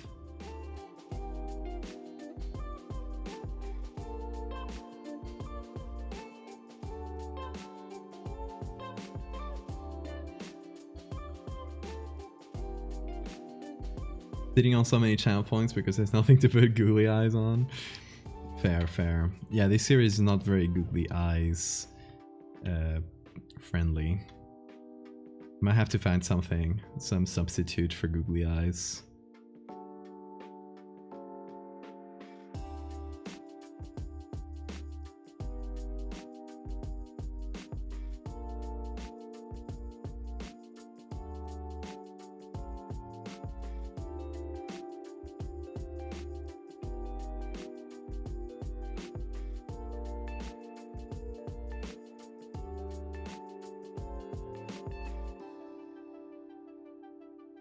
Also, it's fun to rotate the stream point rewards, keep them interesting.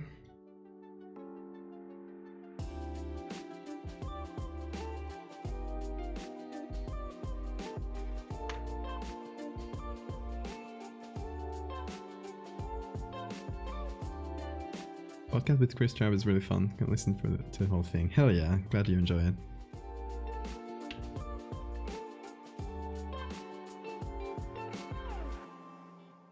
I'll try to, you know, since it's a new thing, I like to experiment with the format a bit. So some of them have different vibes, some of them are shorter, some of them are longer. For example, for the last one, we made some art live.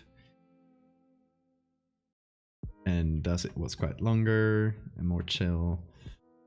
So it really depends. It depends on the guest. I try to adapt it to the guest. It's mostly just an excuse to have the guests in and chat with folks and make the, you know, give some variety to the Twitch as well.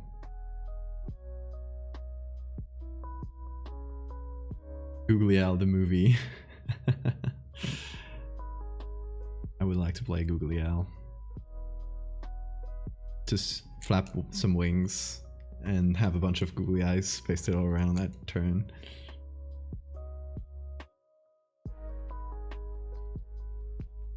It's all below here in this same Twitch channel.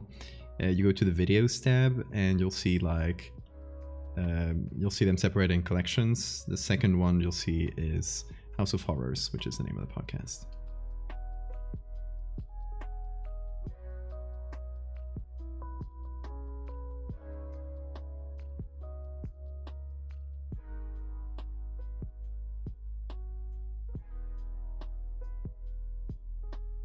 I try to do them every couple of weeks depending on availability, but that's the general schedule. Like for example, I wanted to have one this Sunday, but I'm not going to be able.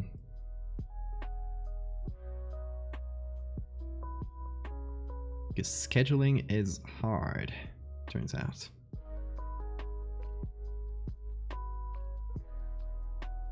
But yes, it's a little fun little side project.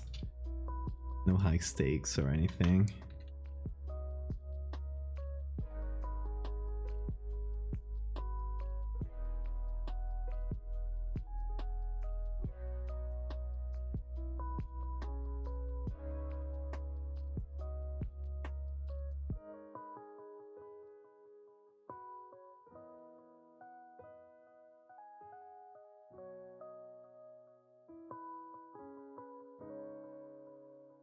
Okay, just one more section and we're done. And that's pretty much all we need to do in this edit. After that, it's just going to be repeating the same things in the back, which shouldn't take too long, I hope.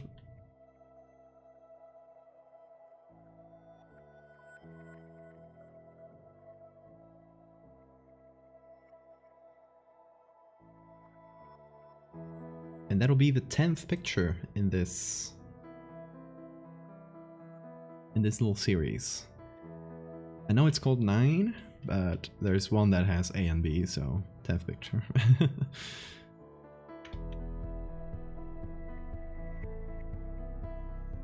Okay, so now I select all of these. Me give it some more tolerance actually.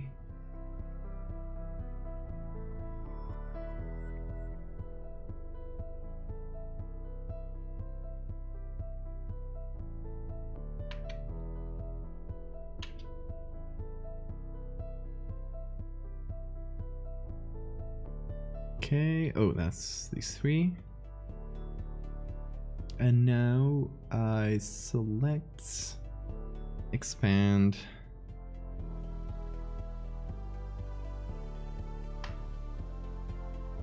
Let's hope everything works. Look at that nice selection. Look at how precise everything is. That is hard work right there. And finally, you have an empty background to put more things in. So, we could take the same picture, we could take a different one. I think we'll take the same because, you know, the lighting is going to match. It's going to be a bit easier. So what we could do is a copy of this group. Turn it into a smart object. And maybe flip it to change the perspective a bit. Let's see what works better.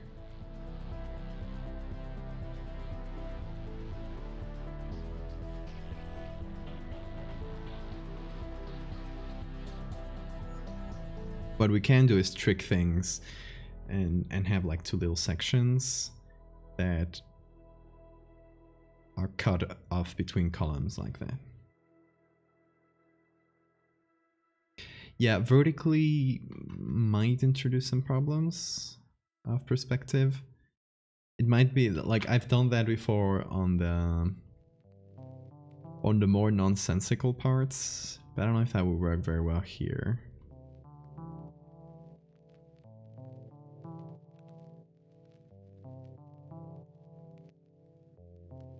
Maybe in like some specific areas, like say here, where we just have a column and stuff.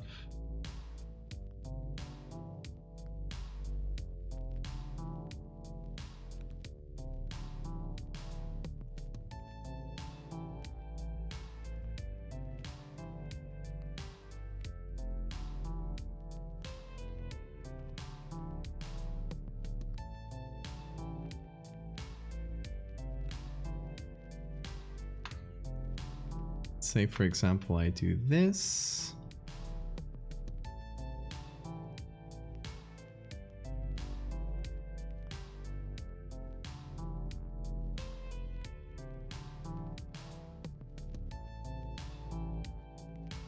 And then that. And oh yeah, there's one thing I want to repeat. So this tube here, as you can see, gets cut off. So I just want a little bit of tube to continue that over there. It's just for this small area though.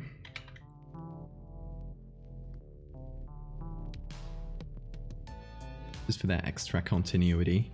So there's going to be a group that's going to be level 2. I'm going to give it some levels.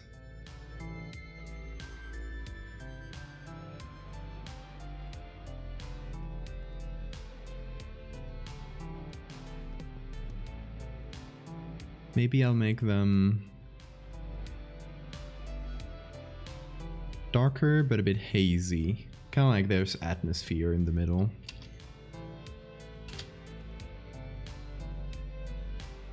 And then behind that, we're going to do a level 3. And we'll just do as many levels as we need until things blend in.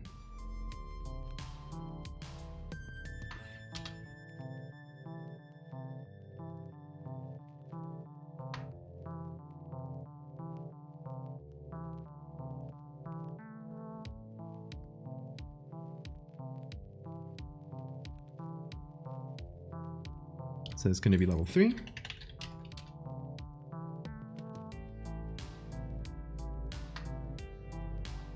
And we're going to apply the same. There we go, levels.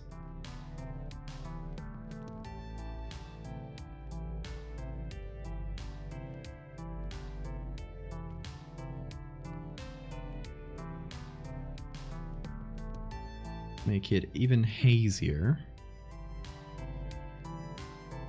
I feel like we could maybe add some smoke and stuff.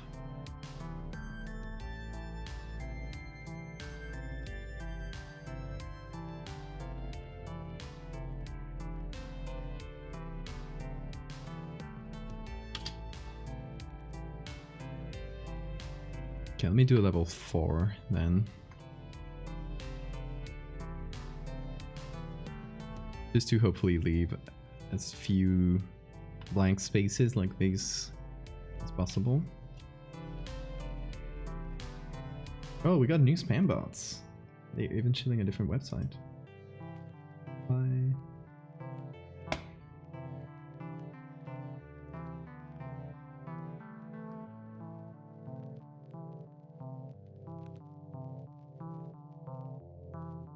Hey Chaos, you're not late. There's no such thing as being late on this stream.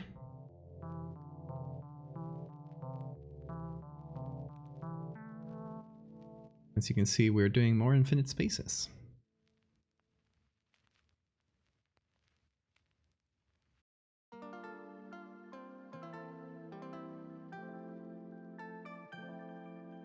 There'll be several levels. This is the original, in case you were wondering. We're just adding.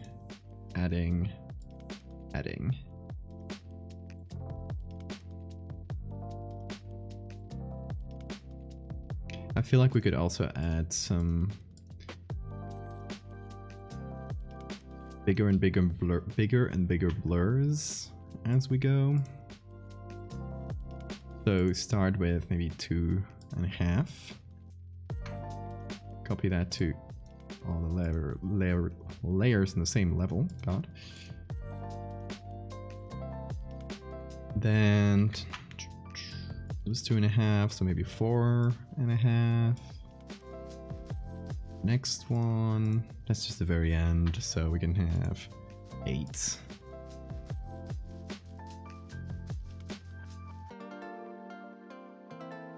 First time at an Infinite Space stream. Nice. Welcome, welcome.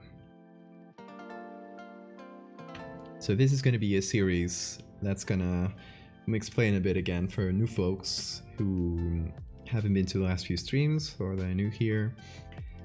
What we're doing is pictures for a thread that's going to be in first person, and it's going to be me, like literal me, this guy, exploring in what seems at first like just a regular door in my parents' basement, and the door is going to lead to a corridor that's going to lead to a room that's going to just go down and down and down and down, and what at first seems like a regular kind of industrial structure is going to become this huge endless space that I start exploring.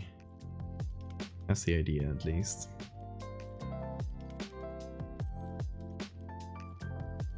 Neat squid. You have a great night. See ya.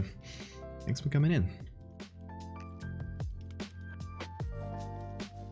And it is very important.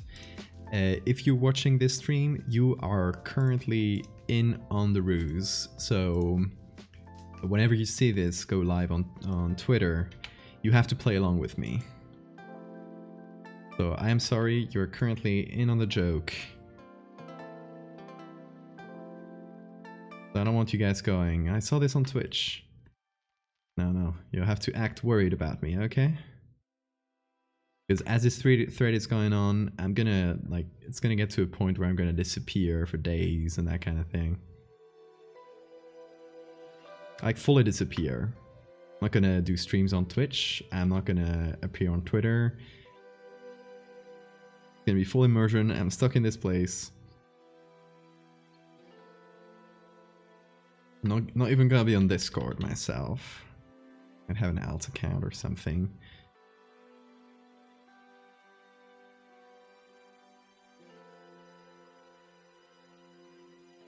In case people go searching.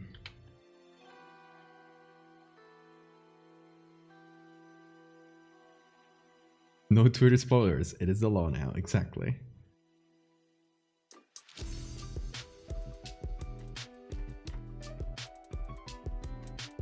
We'll miss you.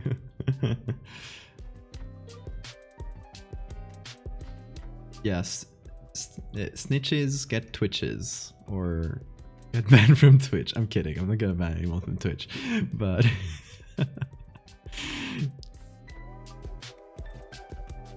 but you don't want to risk it.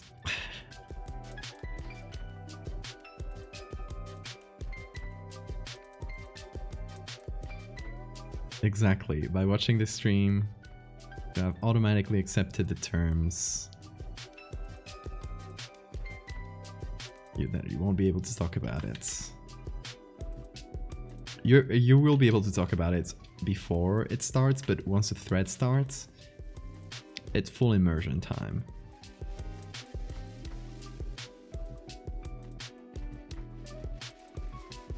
Bezos got you.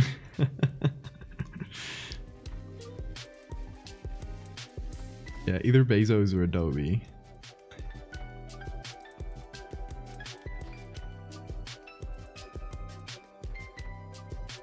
It's too much of a liability for them. Okay, here's something I want to try. There's something about the sense of depth that I want to achieve, and this picture has the answer to that. You see that like immense depth it gives off. It has a sort of haze to it, where the things in the background are just like more lit than the rest.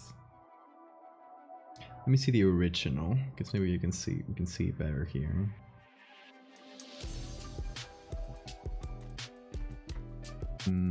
Let's see. No, this is the one we just used.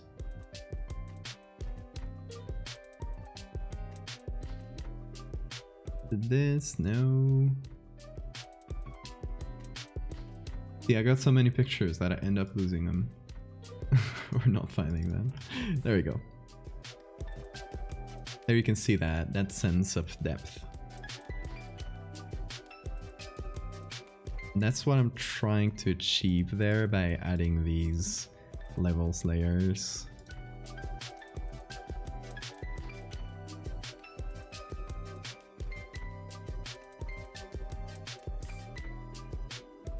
So yeah, the end is just kind of grayish. Same for here, it's just everything's darker, so.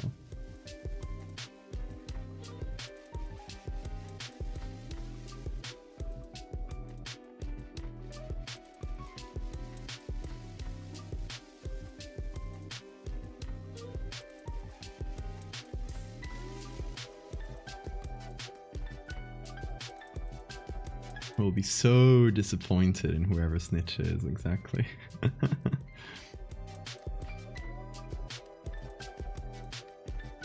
Can you edit the metadata?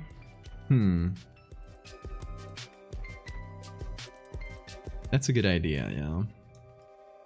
But I mean, people who, like, if you get to the point of looking at the metadata of the image, you've probably gotten to the point of just looking at my past edits, like just scrolling down my Twitter and seeing the kind of thing I do. So that might be like, that might not really be useful. I don't know. Or do you think people will start looking at the metadata of the images before they scroll down on my Twitter? You can change well, I don't know, there's probably a manual way of editing the metadata. I think here in file info,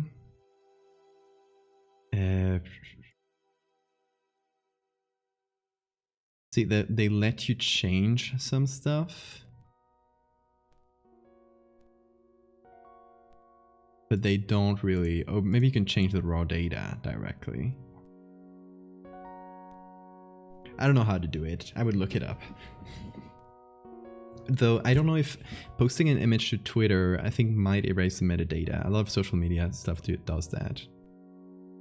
They just like, as they compress it, they erase the metadata. I don't know if that's a thing on Twitter though.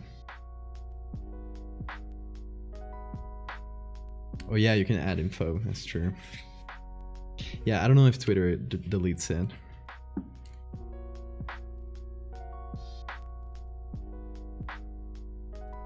Oh. It does that.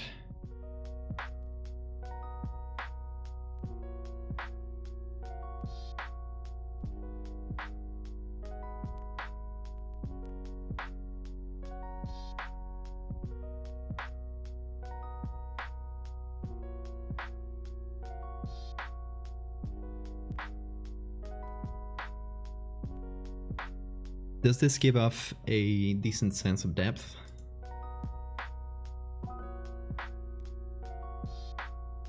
Like it just keeps going and going? Because I don't know if the haziness detracts from that. Obviously, you either need you need to go one of two ways. You either make it more hazier as you go back, or you make it darker as you go back. It really depends on the atmosphere you want to sell. But I want to go for like this area is right after this area, for example. So it could be similar. Well, a similar vibe to this.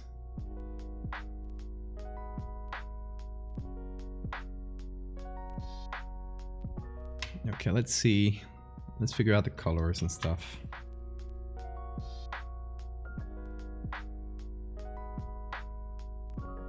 So like I did for the others, a bit of blue and a bit of green.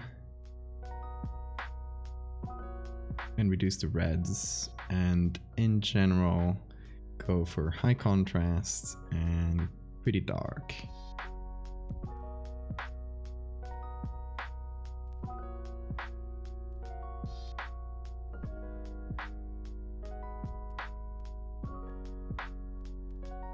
And we also need grain because we removed a lot of that grain with the blurring.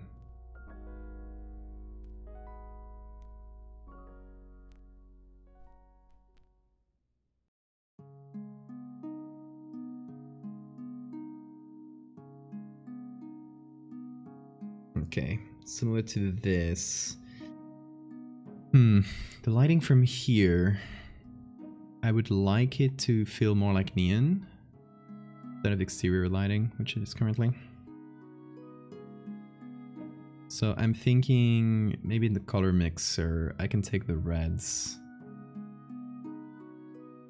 Or what, these oranges? Yeah, oranges. Give them a bit of green, but mostly desaturate them. And then in the color grading, have the highlights. Take a greenish blue, so now this hopefully looks like neon.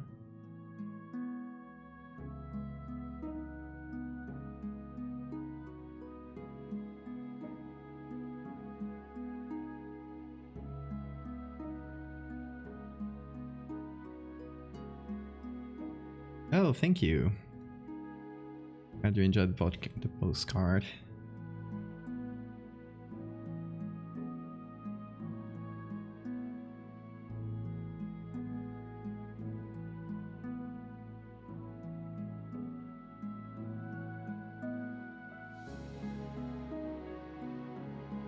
Now I'm thinking the first layer is a bit too dark. I mean, because the rest is hazy, right? But I would like to bring back some of the lighting on the first layer as well. This first like area, right?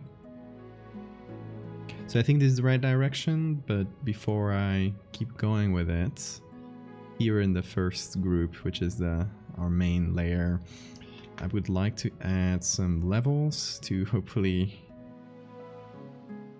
bring out the brights a bit more.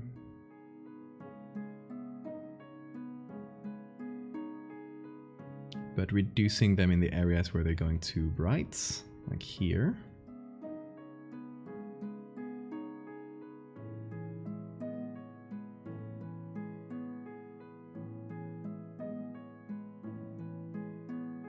Should make it look like PS1 graphics. That's a cool vibe. I'd love to do a cursed video game story. There are some hazy and not yet concrete plans for a collab in that vein, but probably not soon. One of those, at some point, I would like to do that. Because video games are fun. They are some of the most classic preview vastness stories.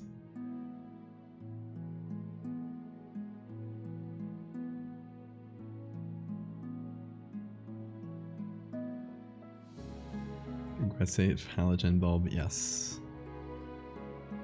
Yes, I would like everything to have a neon lighting, or yeah, halogen. I don't know how you pronounce that, but you get what I mean. So this is actually Windows, I want to assume. Oh, hold on.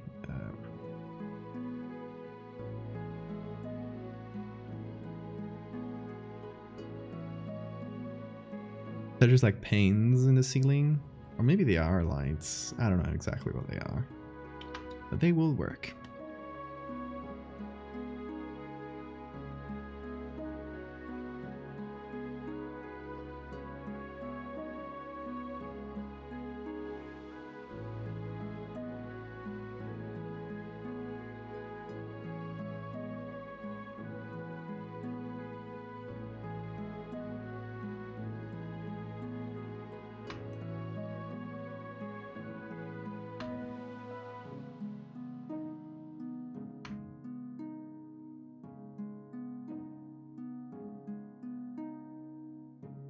So we're drawing some of our own lighting.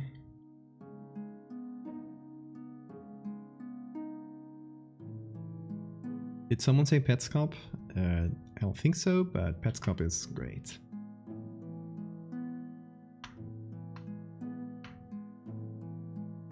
One of the best cursed video game stories out there, definitely.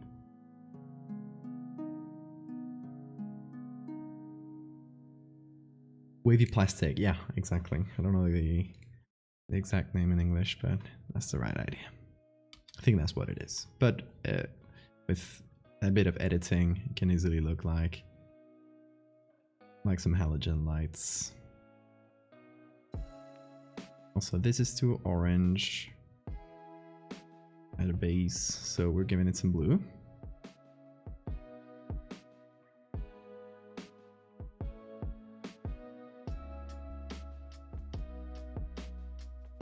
Exactly, Sol.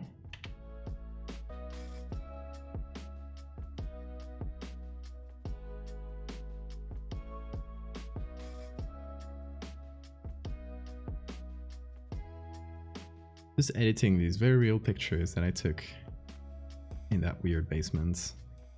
Nothing strange to see here.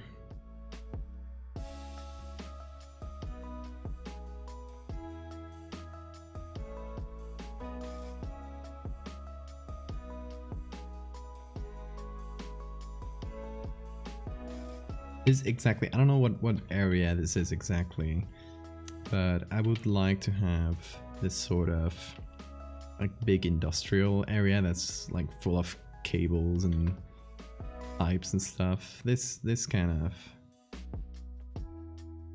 of area before we get to the more abstract brutalist area, which I think will be the ending or close to the ending. The ending is when it kind of degenerates into caves, but that's the idea so far. Now we'll see that with our smart filters from before and edit them until we like it. And this is already better because we can see the first layer a bit more.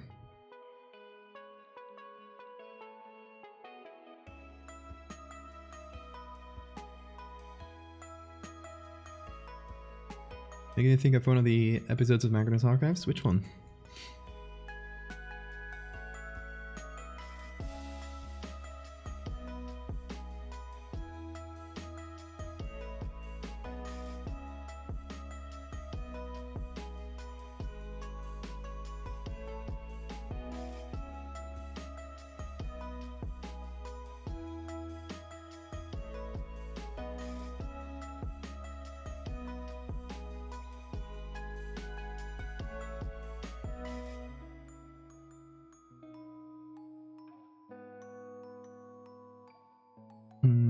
let's see.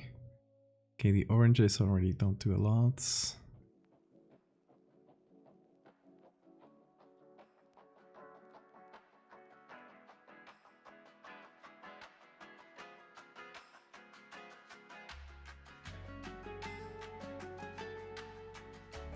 We turn down the... Oh, there's a mosquito.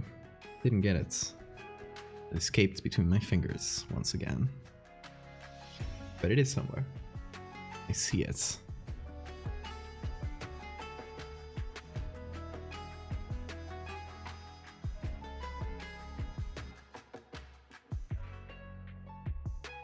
Cooling floor. Oh, yeah, the one with the... oh, I can't find the name in English. You know, where they kill pigs. I don't recall the name. The abattoir, maybe? Maybe that's French.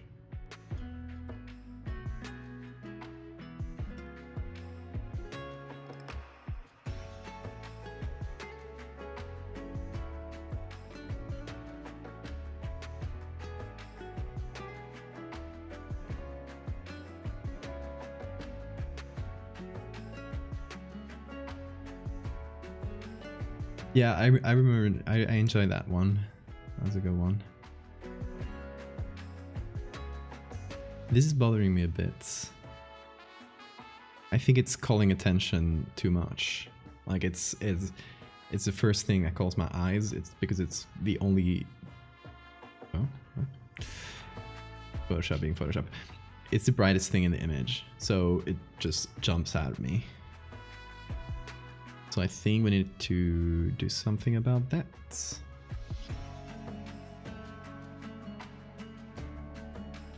Maybe some levels that are just applied to that.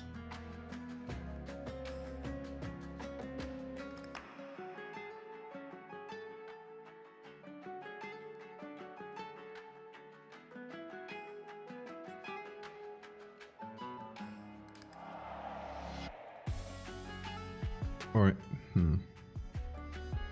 even better, let's just take some textures and put them on there.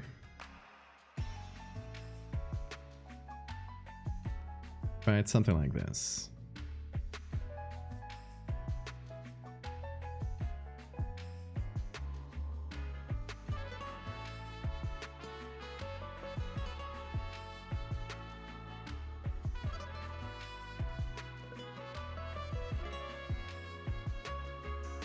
Started photoshopping photos together to figure out composition for my drawings. Oh, nice. I mean, when you just put photos together and agree that'll help you with the composition of things. You don't have to integrate them, right? You just, you know, put them together as a guide. So it'll look silly, of course it will. Now my photos look silly before I integrate them and get the lighting correct and stuff. I would say my photos look silly for most, like 70% of the process until something clicks in your brain and oh, now that's actually starting to look realistic, you know? This kind of thing less so because there's not that much composites going into it. I'm just like duplicating the same image.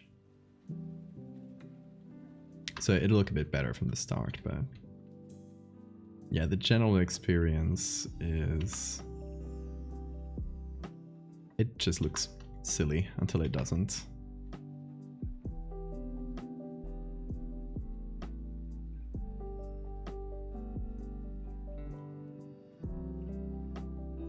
So don't get discouraged by that.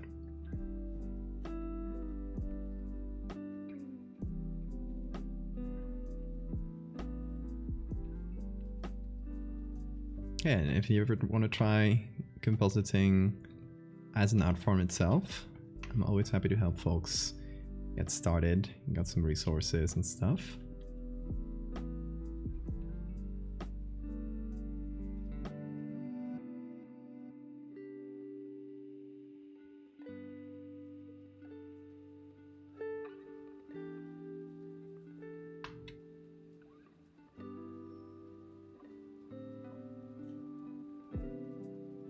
God, I don't like how that looks. Looks kind of dirty with the colors. There we go. Now that won't be as pure white, so it should help. And what else did I want to do?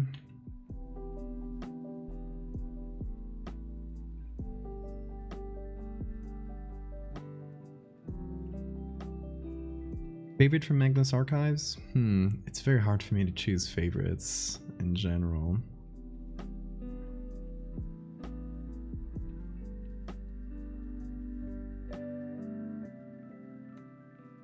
But I really like those that...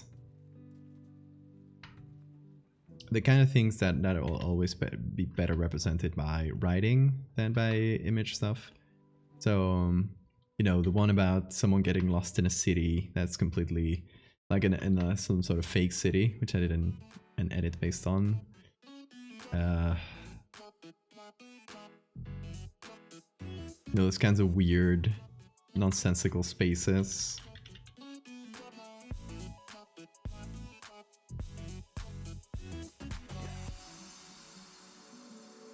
Or the more psychological horror. You know, that's something that works 100 times better in writing than any other form.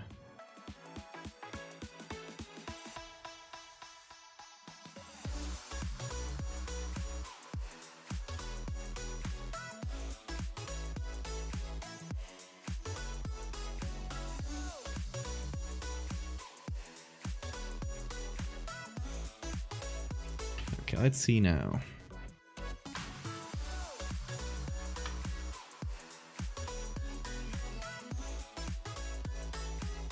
Okay, nice. Now those two little parts in the back don't bother me as much.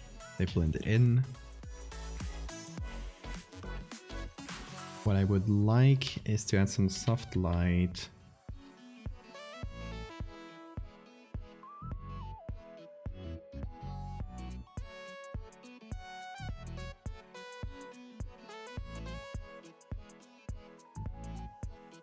And get a bit more of that hazy glow going on in some areas.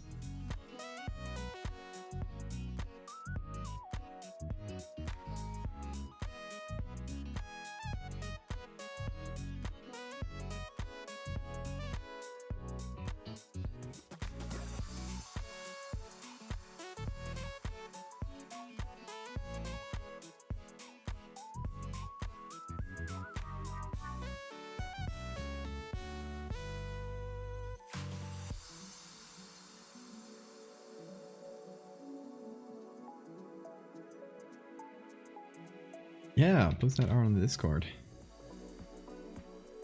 And if any of you folks in chat are not on the Discord, you really should. It's not your typical like streamer Discord, it's just the Discord I run that's all about horror and arts. It's just a very nice, friendly community. And we do some, you know, collaborative writing projects and stuff on it, so that's something you're interested in, or just interested in seeing. Give it a look.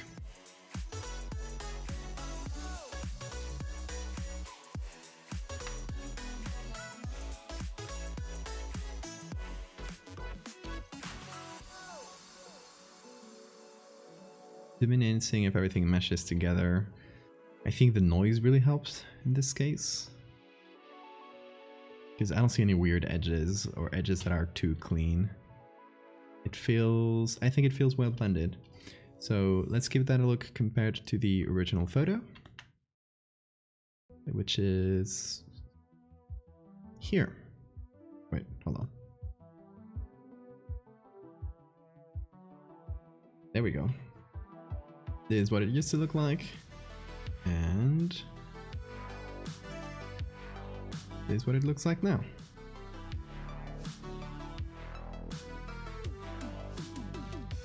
We just made it infinite. Hey, how you doing, fucker?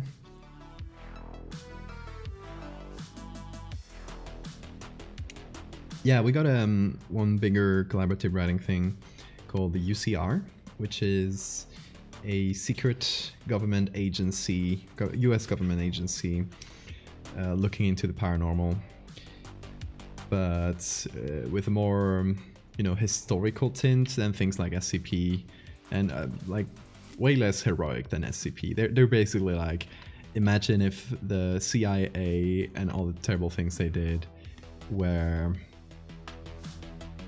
into the paranormal, based on things like actual, like Project Blue Book, Project Stargate, those kinds of actual US government looking into weird conspiracy stuff.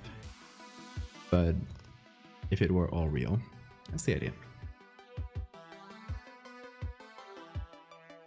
So at Ziggurat 9, which is the 10th picture, because one is 2 pictures, because I'm silly like that.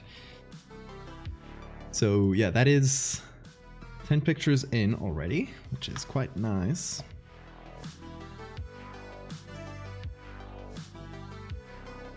And I'm thinking, let's start a new one.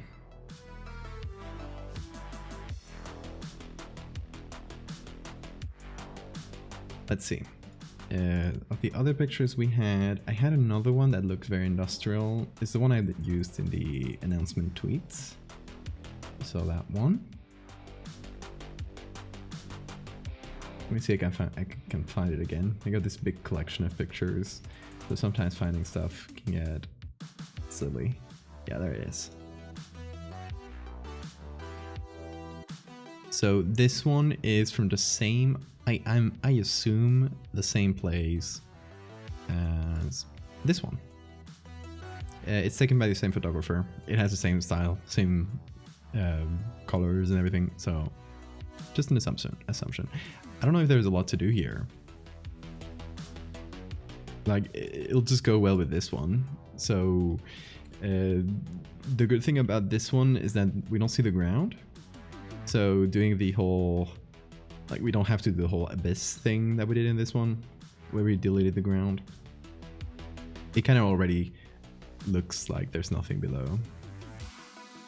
So honestly, there's not a lot to do in this one, except for changing the colors, removing obvious things like stickers, any writing.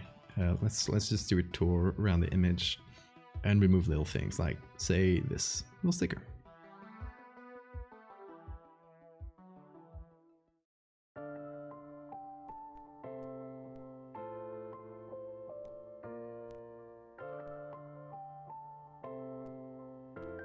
Yeah, I guess this one and the other one could be like the climax of the industrial part, where it's at its biggest, at its most complex.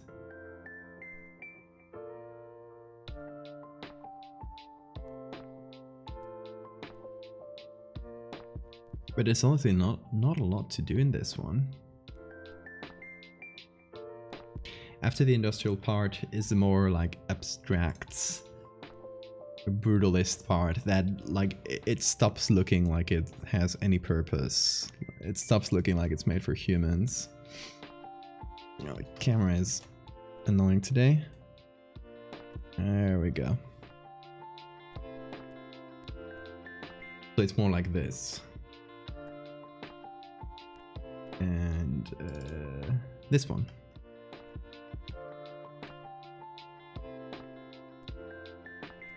So that would be like the last or the deepest part before I go try to escape through a different area.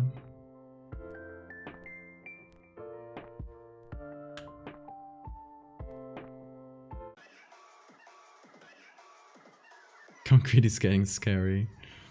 Then I'm doing my job well.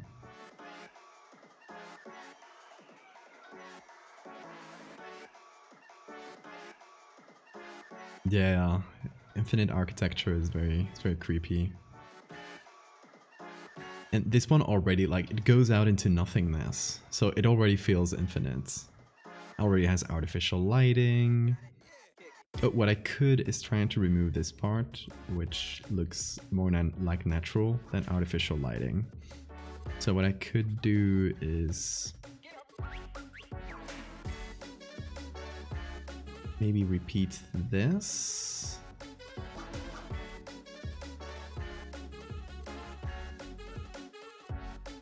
Or just darken it. That's probably my best choice.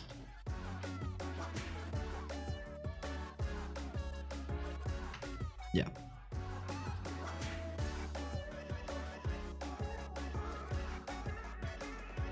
So hopefully it stops looking like light is coming through there. What we need to do is to only apply and if the underlying layer is bright.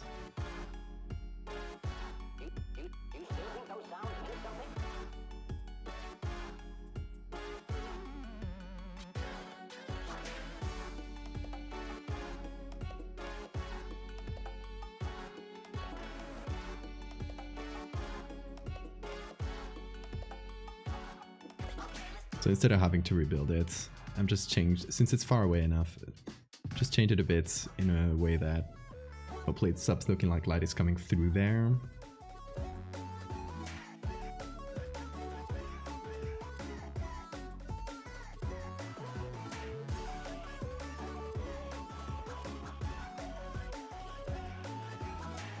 I've been reading a book called Piranesi, which is about like an infinite place as well, and I'm really enjoying it. So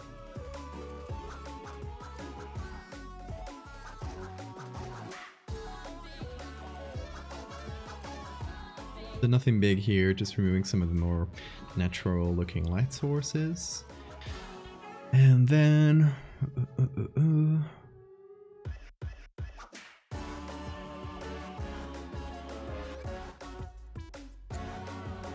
yeah, I'm still part way through, but I really recommend it. If you like that sort of horror, it's very well written.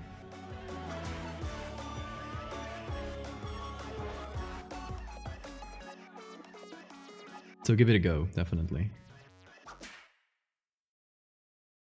Okay, so I was thinking there's these two, whatever these are, that maybe if I can remove, I can help out with abyss vibes. I could just ghost down into the abyss.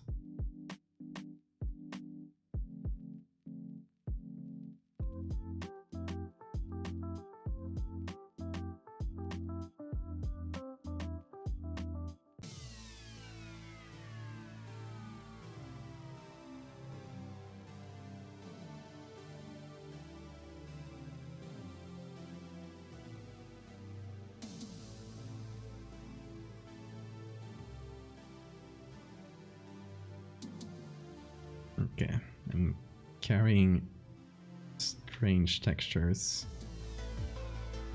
Oh yeah, I'm gonna have to do something about the repeated textures. But now let's just cover the area.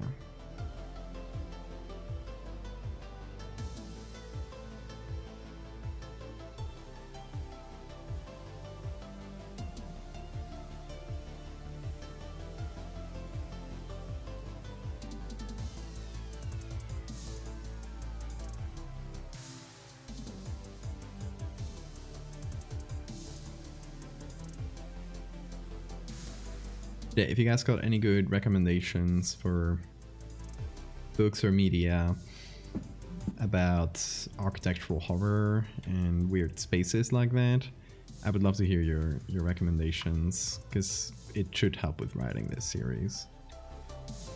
Or not series, thread, whatever.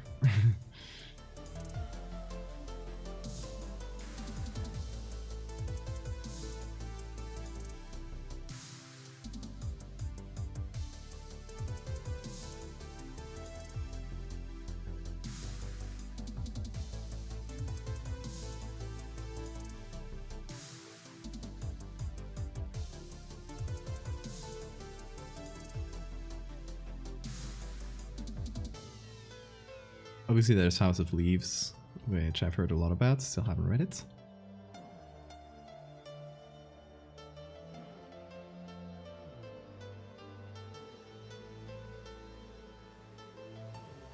There's not a pretty well-known one I'm forgetting the name of.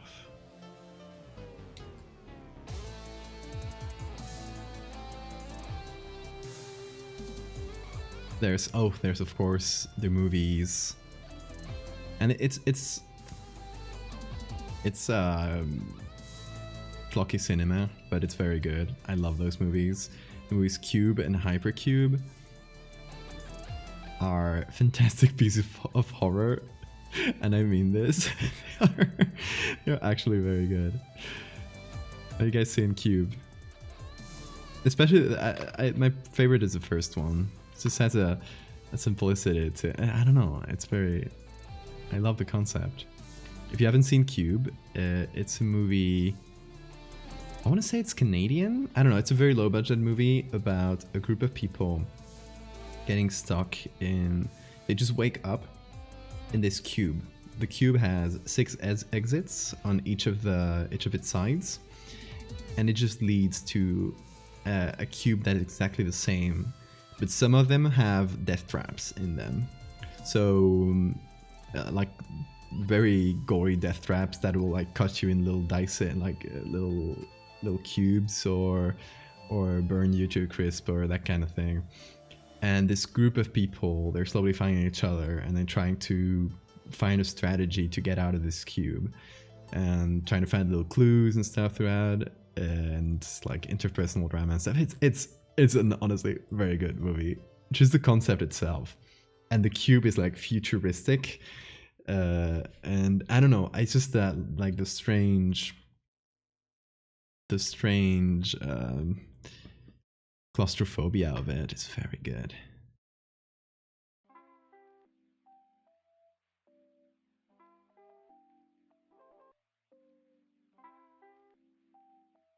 Welcome to Night Vale. Oh yeah, I've listened to that years ago. I don't think I listened to the whole thing, but I listened to a lot of it. Back when it was at its heyday. I don't know if it's still going, but...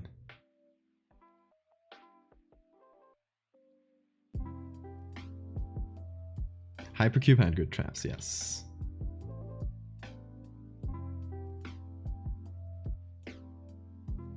My favorite is still Cube, but... Oh, did you see that they're making a Japanese remake of Cube?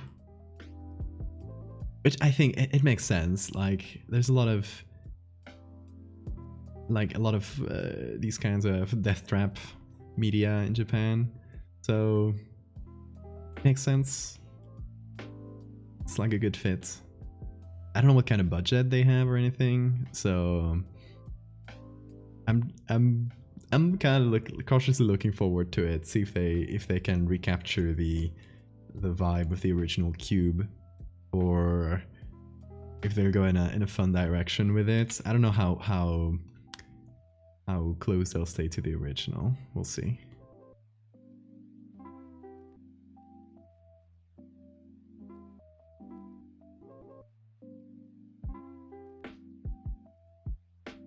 We'll see. So far, I think there's only one trailer out there. We'll see.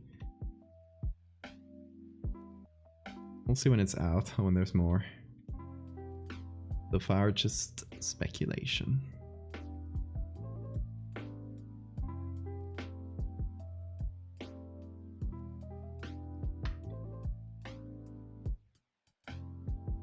Oh, great news. The mosquito just landed on the screen. And literally, okay, so the mosquito's right here. Okay, you guys obviously can't see it. I'm gonna see if I can catch it in midair. I'm decently good at catching mosquitoes with one hand. Ugh. Passed right between my fingers. Close. I'll get it. Just won't let it feel safe. This is not a safe space for animals who want to eat my blood. If you want to eat my blood, you're not welcome in this stream.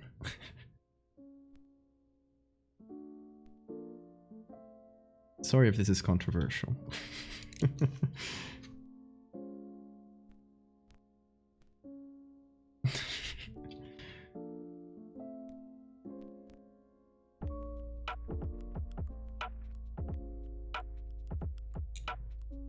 Okay, it's not much. It's a small thing, but I think it adds to the vibe of there's no ground, there's just more abyss, just keeps going down.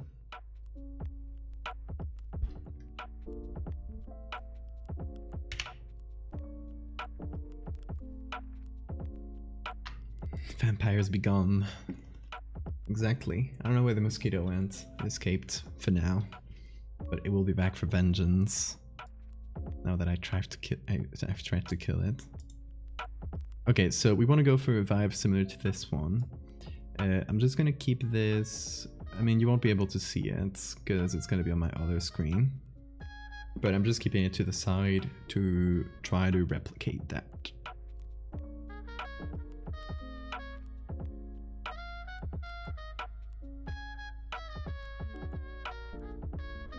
Okay, so in the color mixer, I'll take those oranges. It's mostly oranges. I want to bring them closer to a green.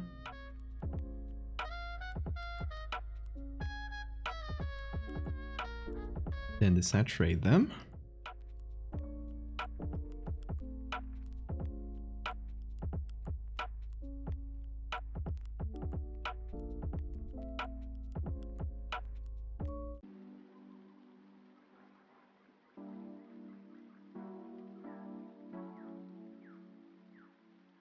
Any horror podcasts? I'm not a huge listener of horror podcasts.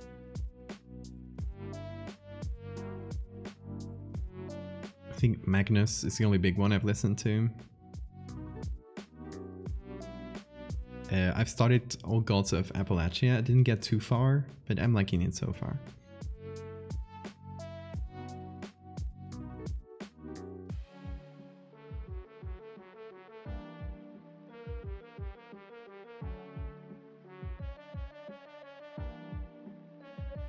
Old Gods of Appalachia. I don't know how to pronounce Appalachia, right? But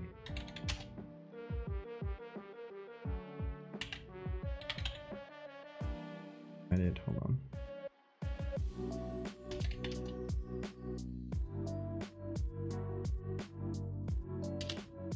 Here, wrote it in chat.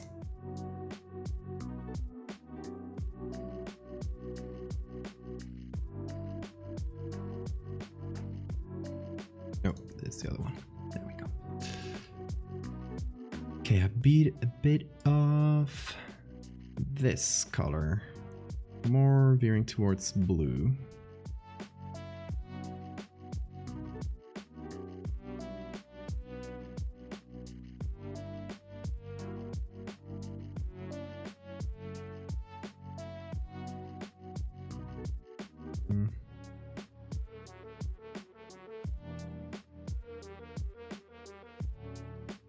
Try to see here the midtones. Midtones mostly affect the back of the image. I don't know if I want to add any color to that. Or a tiny bit of blue maybe.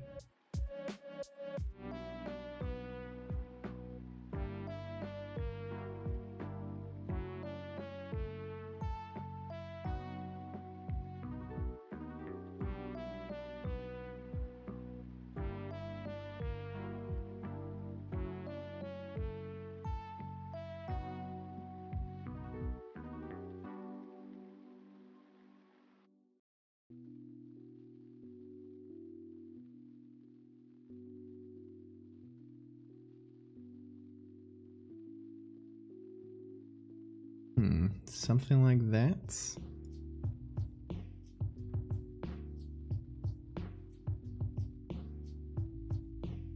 A bit of a darker vibe.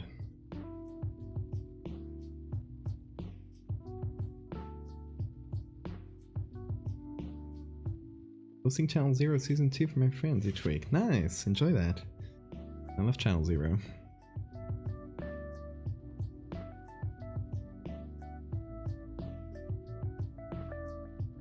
Have a good time zone as well, Chaos.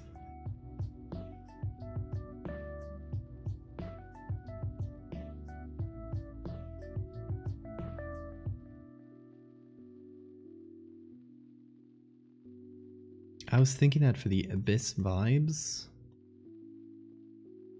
Maybe I could darken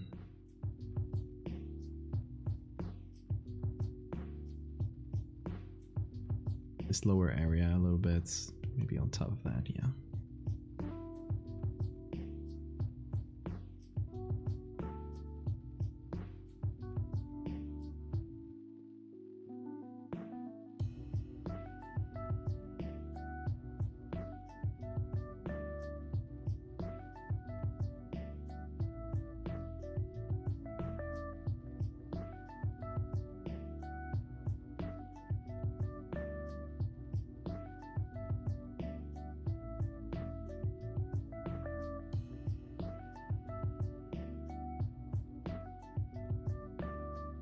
LGBTQ characters are good until the horrible stuff that happens to them in school goes home.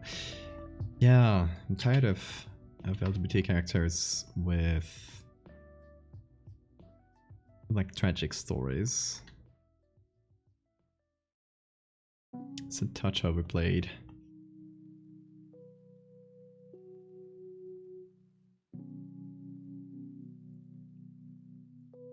Hey, Jaya or Gia. Welcome.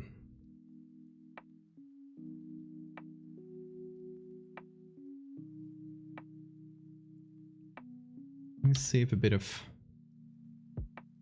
blue color here might help. I mean, yeah, it's horror. Yeah.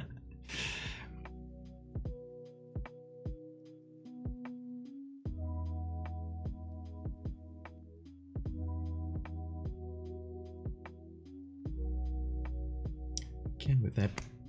Nearly caught the mosquito. This one's resisting. Posing a fierce resistance.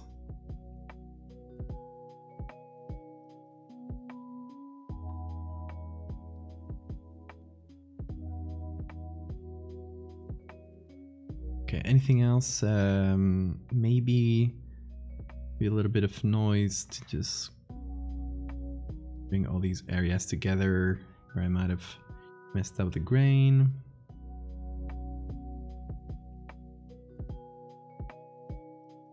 And this area here feels too dark. Might do with some levels.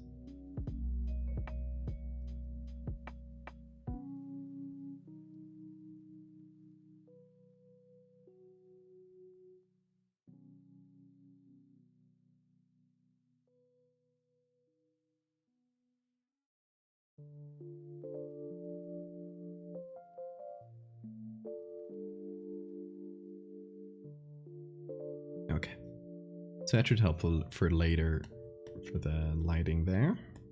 Hope at least.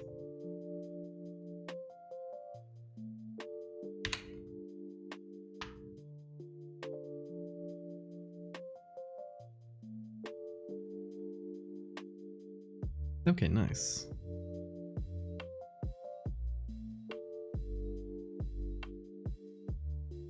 So now the abyss does look like an abyss.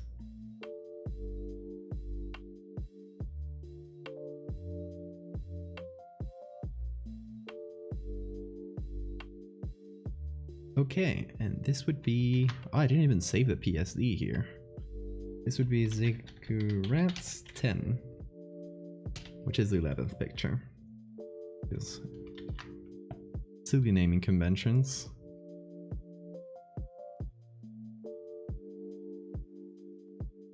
So I think we have quite a few good ones for the industrial area. We have this one, obviously, this one, and this one.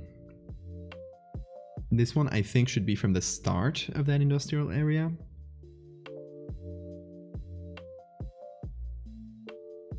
And this would be the very beginning, when it's still a bit normal.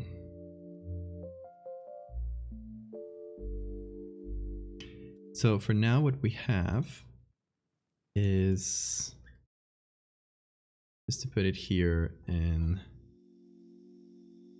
perspective and bring out the drawing I did at the beginning of the stream. It all comes back around.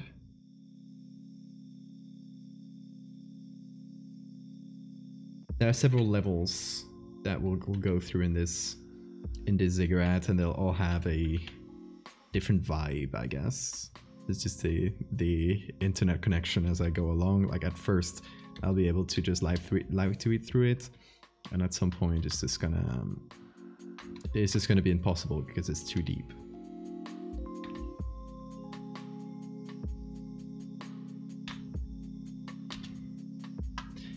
So, first area is just the basement, or you know, like regular. This part I think could be industrial. This part, I think the lowest part should be abstracts, like brutalists.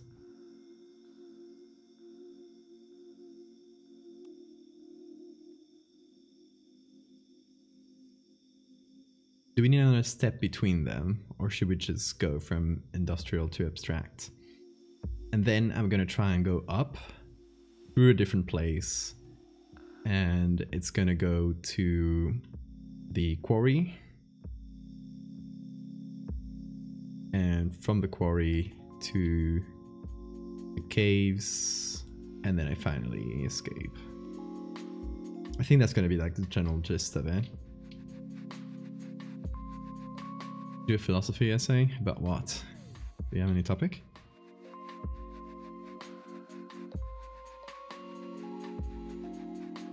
Don't know if there should be another level here.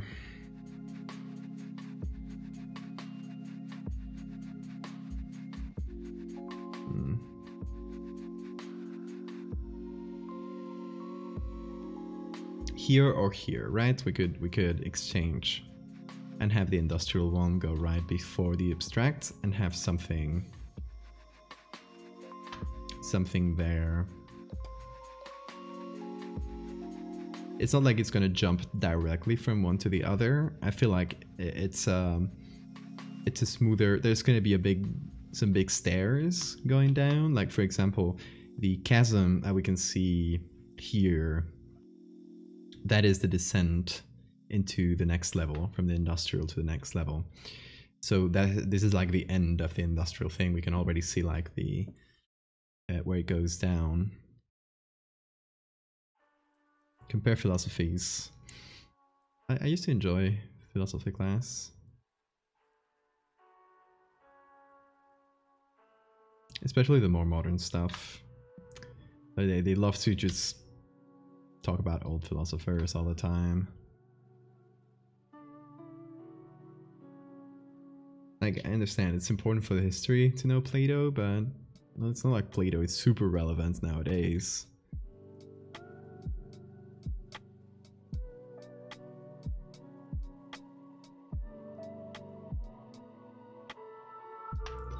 Yeah, this last path is not going to be very direct. There's going to be like several expeditions. The first one is just going to go a little bit down, the second one, and then come back. The second one is gonna maybe go here, and then there's one last expedition where I keep going down, and you know, I lose all connection. I can't communicate with anyone. I get kind of lost. I possibly go even lower down. It's gonna be left unclear, and then I go up. So that would be first expedition, second and third. If we do 3, we might do a different number. It's so far. There's many ways we could go about this with the images we have and the ones we have left to do. What I would like to do more is for the regular part. So for the initial area, we just have these two, which are more like regular corridors, so there's not that much to say about them. We also have this one, which can also work for the initial area, or for some transition between that and the industrial one.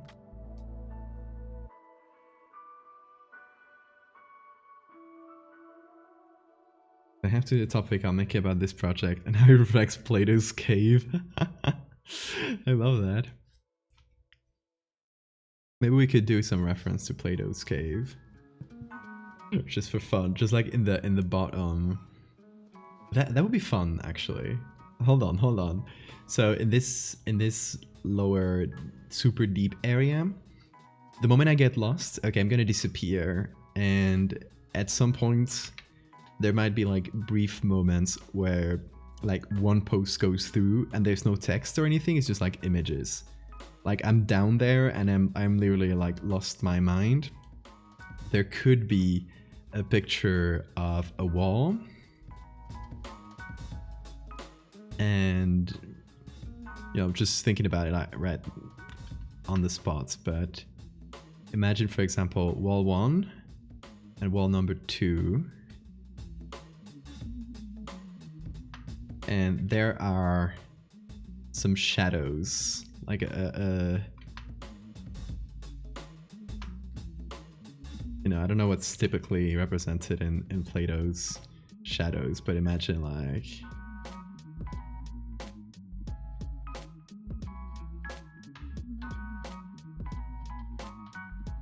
something like stretching shadows from below, and something's moving, you know? Like, you know, a horse. I don't know how to draw horses. That was a bad idea. You know, stuff in general.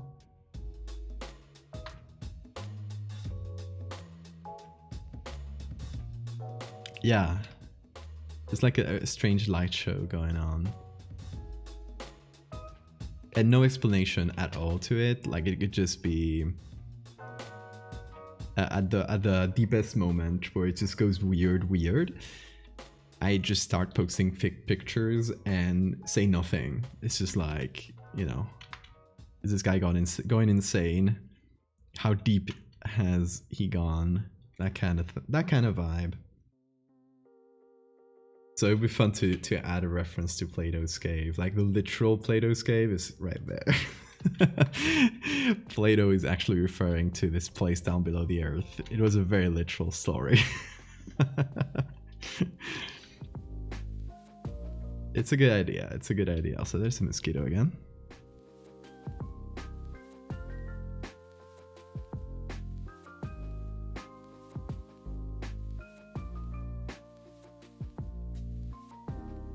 Your original house, like before entering the weird stuff, would be the bottom of Plato's cave.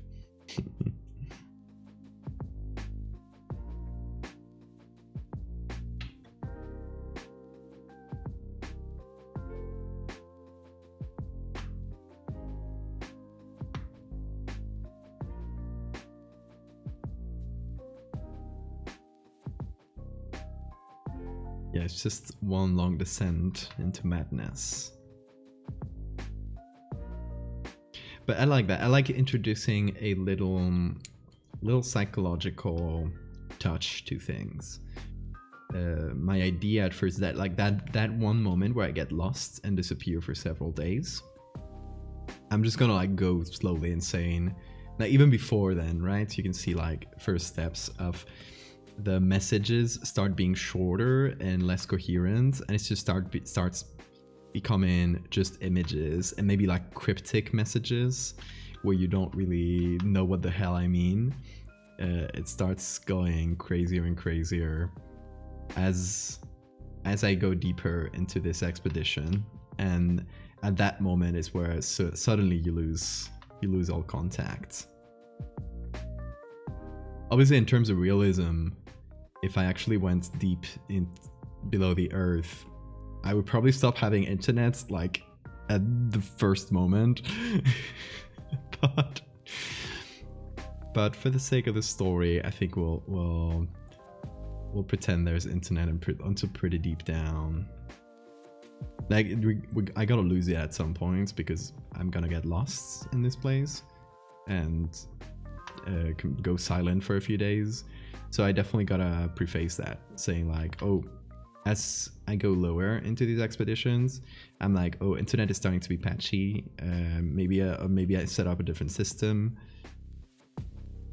for a while, then fails, then it starts failing. I don't know. I'll figure something out. Or I might just kind of ignore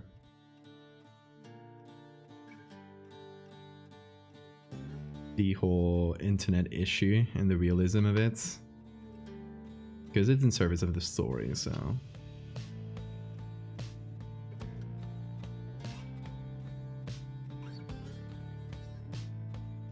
Yeah, but as it goes more weird and abstract, I'd like for the psychological stuff to get stronger.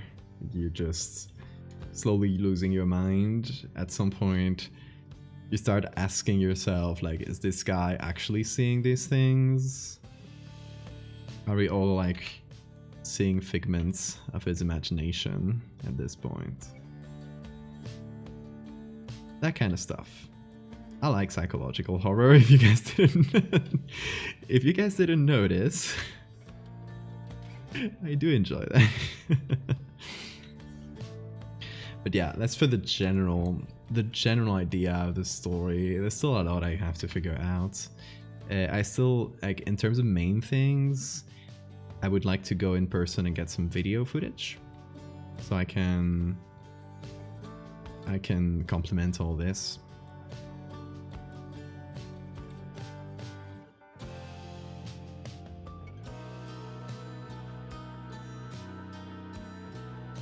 What if during the part where you disappear, only one pick goes through? Opposed to the pick a very normal room. I like that. This is like island of normalcy. That's good, that's good. So I'm gonna note these down.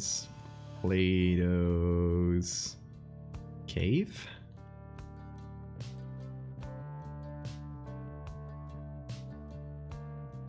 Like a regular, or a room that is very weird, but that has one bit of normalcy. Like, it has a sofa in the middle, just a regular comfy sofa.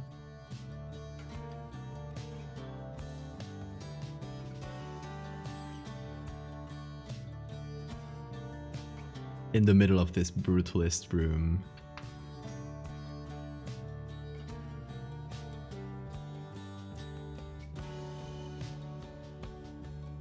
Something like that. That could also be fun.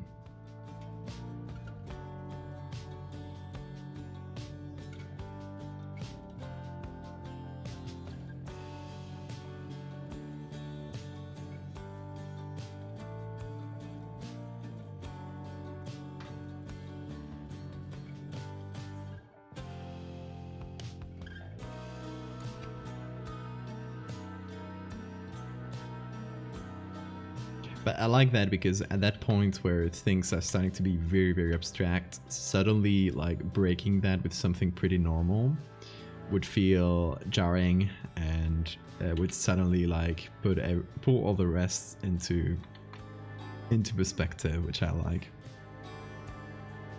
When you post all this stuff, I'll reply, you have shown me a strange image and they are strange prisoners from, oh, okay, from Plato's scale. I love that.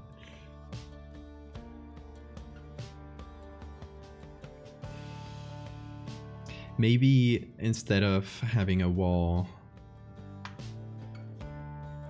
here, there could be some sort of projection machine, like it's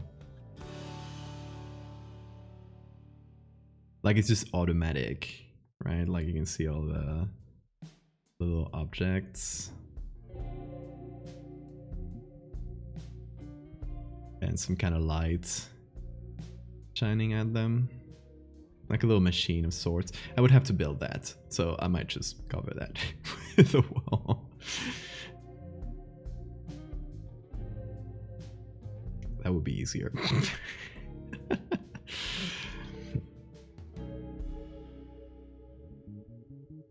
Yeah, these things could be like from the deepest, darkest place. Like where we actually go below the abstract burlesque area. Like you think it can't get any weirder, and then suddenly you get these strange images. Let me put an asterisk here.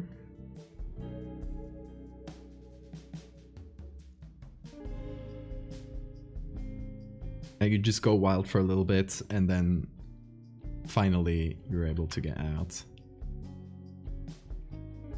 Got a pretty decent storyboard, I was gonna say, but not like a decent general idea of where we're going. And so far, I think the most developed ones we have are these industrial ones and the more abstract ones. I would like to maybe do a few more, just so it feels like I'm really there. Ideally, I could do several different angles of the same thing, but that depends on me finding images like these two, for example, which are two angles of the same thing. Like this tube here is this one there. And I was just lucky enough to find two things at the same place. Or for example, this one and this one are also from the same place. I assume like this one side and what we're seeing is the other side or some other building in the same place. It was definitely taken by the same photographer at the same time, so I assume it's the same place. Very high buildings and stuff, high ceilings. Yeah, like very old projectors. What if hold on, I got the name of the person who took these two pictures.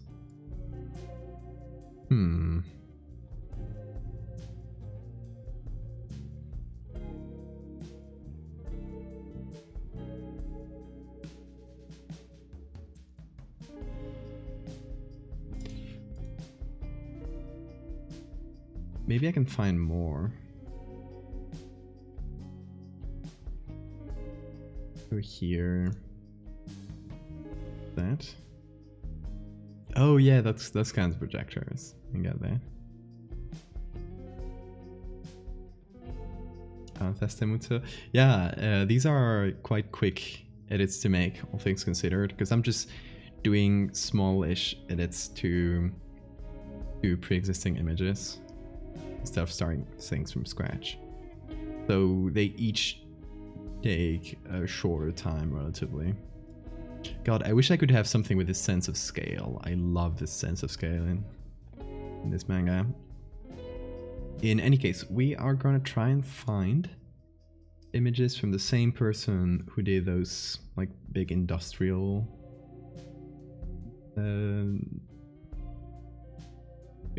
places. Okay, that's Ant Rosetsky. I'm just gonna copy the name so I don't mess it up. And these were in Unsplash. So if I look for Ant Rosetsky and maybe users here. Yes, nice, bingo. Hey Felix. Oh man, they have a lot. This one I think I had already. I don't like this one as much because you can see activity. You can see like the cauldron literally going in there. Oh, okay. So this one's definitely the same place as the last ones, for sure. What could be done here is show the abyss. Like we remove the whole floor. And then we'll have 3 pictures of the same place, which is very cool.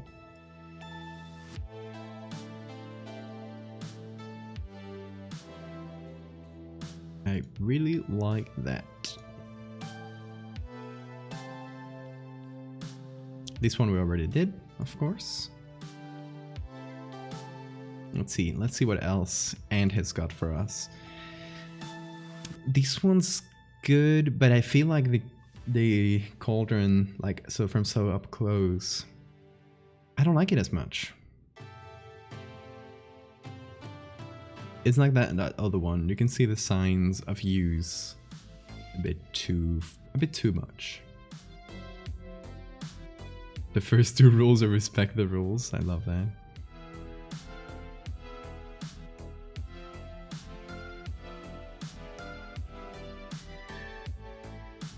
Okay, Ants, do you have anything else for us? No, it seems like all the rest of the pictures they posted are unrelated. Still good pictures. I like this one. This one's a vibe. Let me give it a download. Like, it could be a small corridor. I like the SQ view as well. The idea would be to remove the people.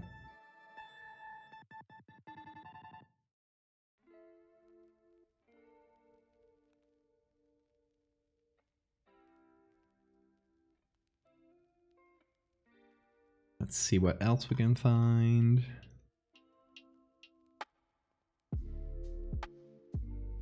The machinery, but black and white. It's not the vibe we want.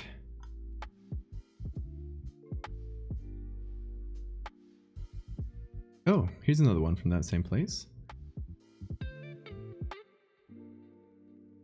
It's the same thing where we can see the activity a bit too much.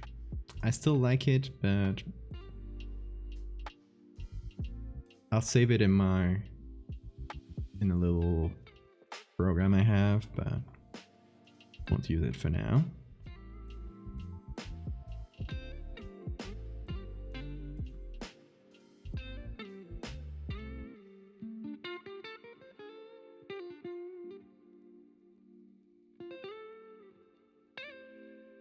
I kind of like the chimneys. I don't know if I could use them anywhere.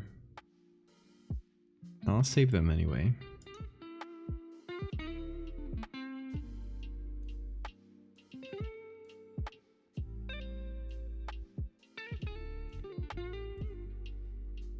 But I really like having several pictures of the same place, because that will ground it a lot. Is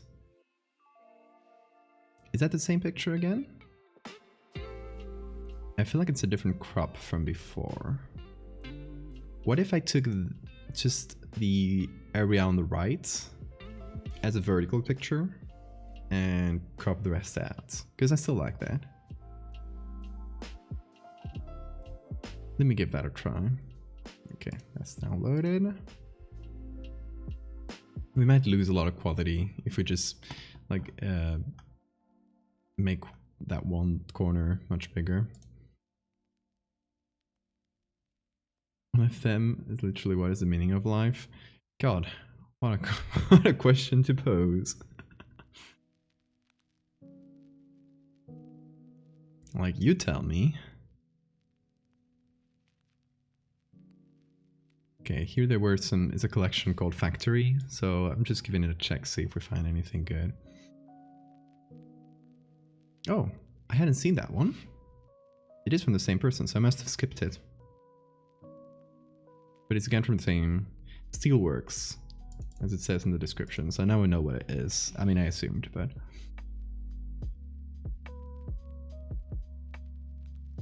There's people for the first time in these. Okay, I'll give it a save.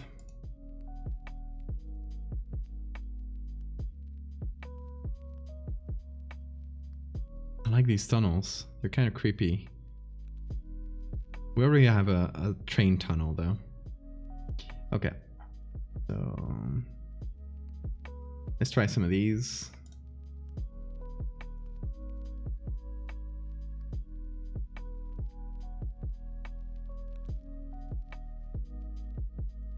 Did I save these? No, I have.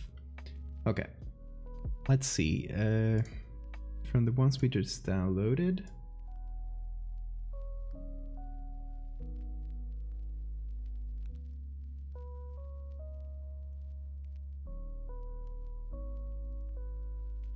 Let's go for this one, because what I really like about this one is that if you compare it to this one here, it's obviously the same place. And what I did is remove the floor, so it looks like an abyss. And what we're gonna do here is look directly into the abyss. And the abyss looks back, of course. So anything from this corner and below, I'll just remove it and we'll start replacing it with other textures.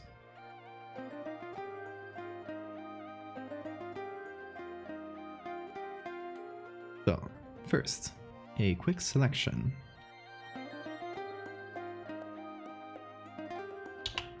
I'll go a bit higher so we can cover all the objects. So here.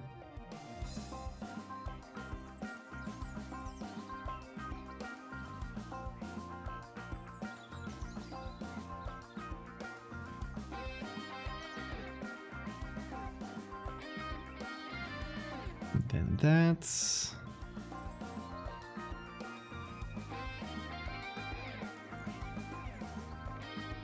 And maybe we'll leave this little corridor there.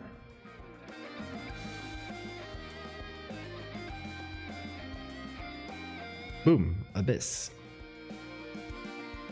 Do a flip. Can do a flip, hold on.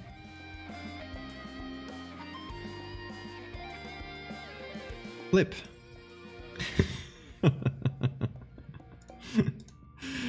Hey Gabe, how are you doing?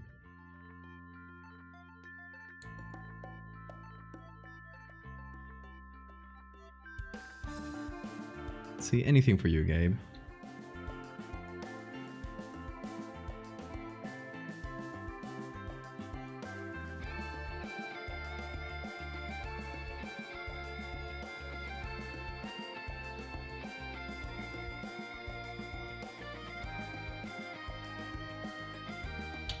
Oh no, I messed up.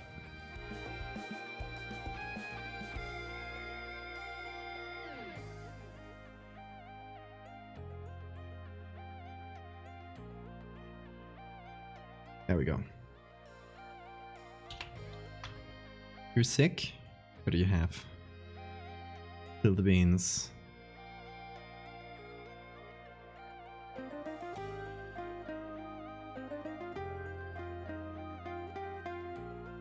So now we have a base for the abyss.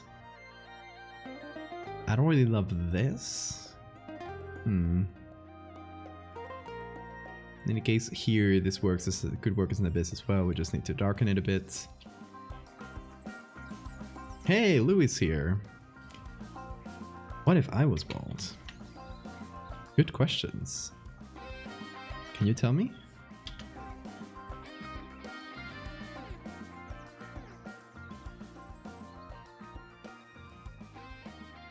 Dial Town? What's that?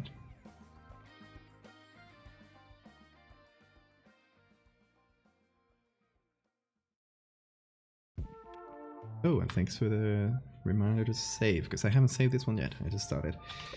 Ziggurat 11. Nice.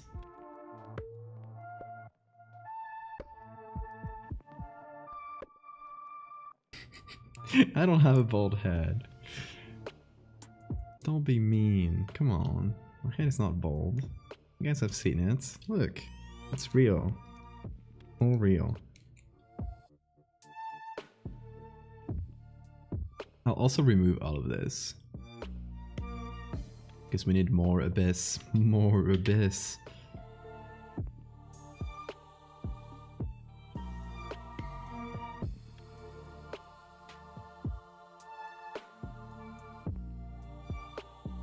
Where's Enoch when we need him to talk about slapping bald heads?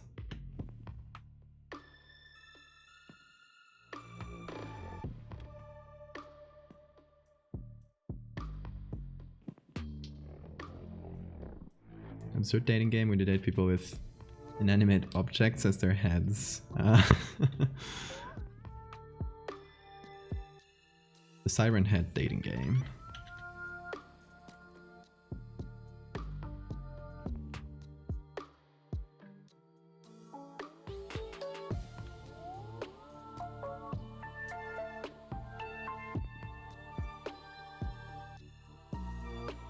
It's a nice aesthetic.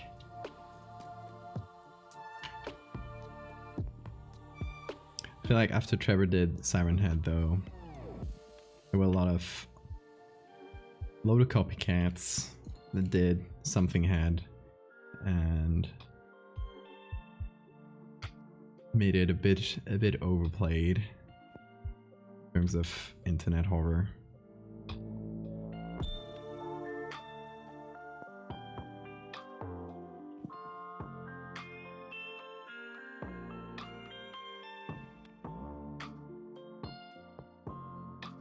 Elephant head is made out of skin, but not your own. Siren bot. Now that is a concept. Tell me more. How does Siren bot operate? I need to know all the lore, like right now. Very important that I do.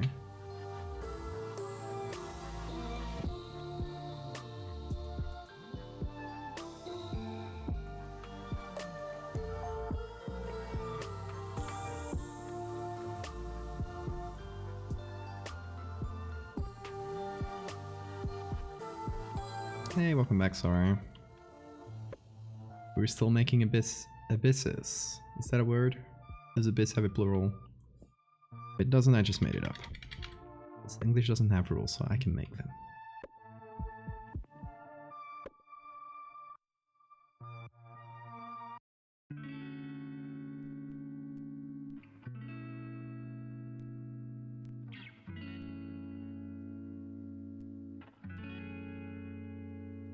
Abyssi.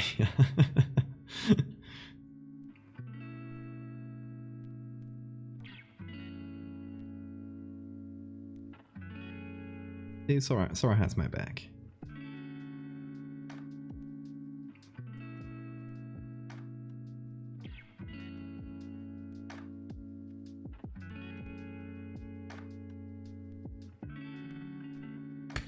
Nearly got the mosquito this time.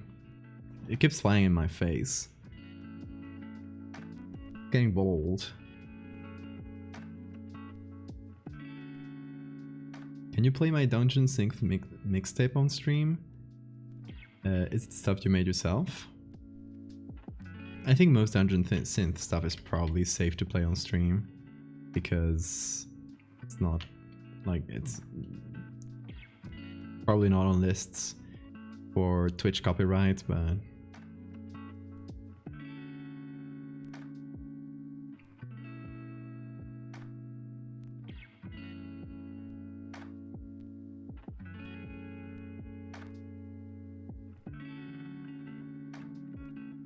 now this part of the background is a bit annoying, but we'll get through it. Like a family.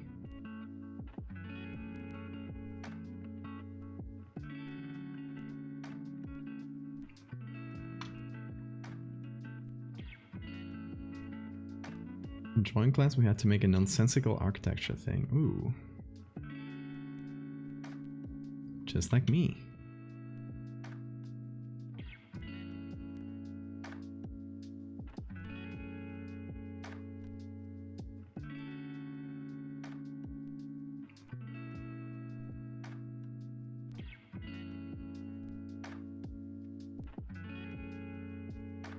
Hey, Reda. I found a CD version of Ask Me Yota you want it. Thank you, I've been looking for it for years.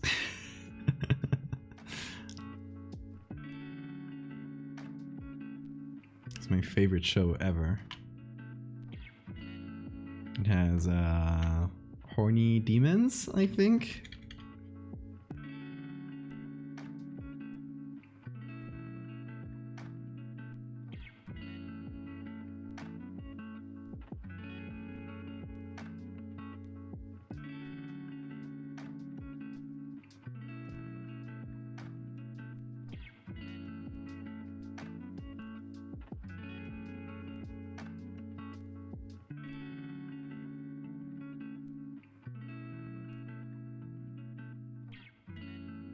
Oh god, I hate handrails, y'all.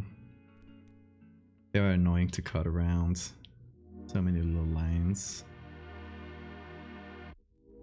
I think we should just get rid of them. Come on. Can we just don't we have enough balance to need handrails? Shake my head.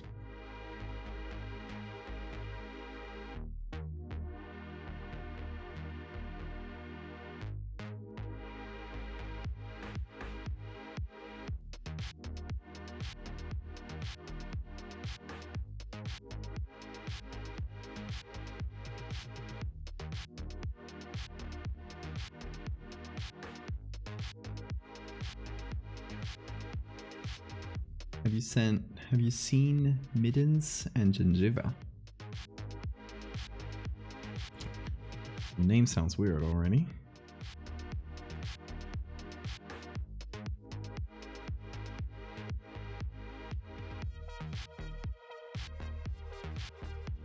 Cryptid reproduction. Those are words.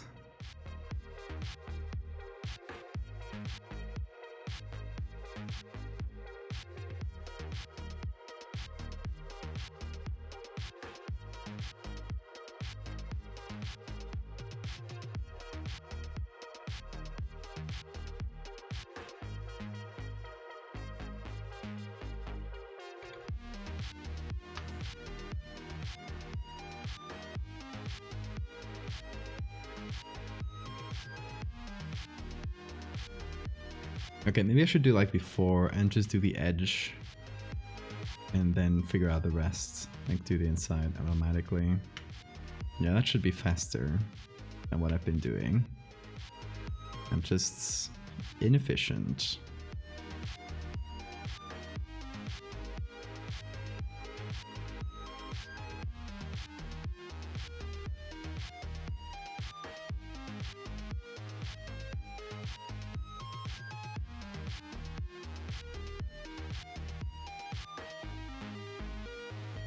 I just drank a whole bottle of rosé. Han, how are you doing?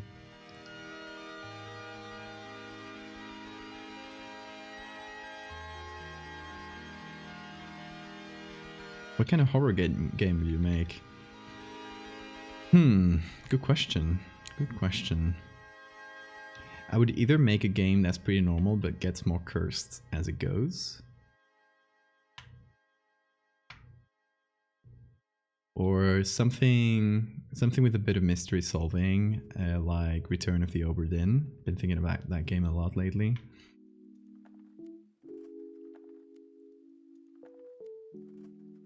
Like, imagine a Megalomorpha game, right? Where you're going through these scenes, like Return of the Obra Dinn, and you're trying to find all the clues to the mystery.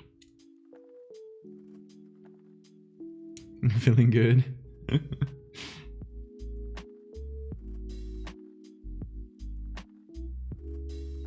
It's worm time, y'all.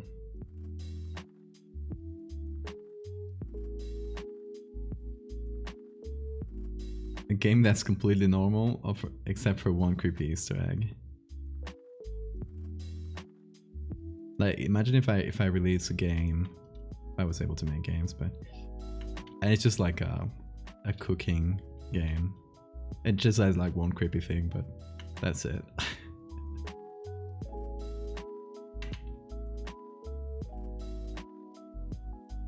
And people, of course, are desperately looking for creepy things. Because, you know, I'm a horror guy, so that's what they expected. And they sell the trailers and stuff. They make it look like there's gonna be hidden horror in there, but there's nothing. That'll be some fun bit of trolling. Ed cooking sim, yes. Do you want to do a point-and-click adventure game sometimes? That would be fun. I'd love to, Lou.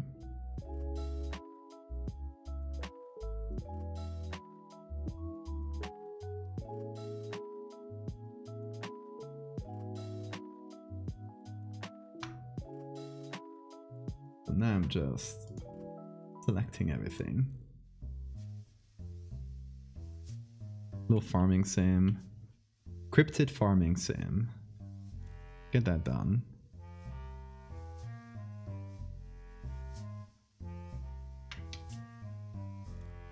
Right as Plants vs. Zombies music comes in. Perfect timing.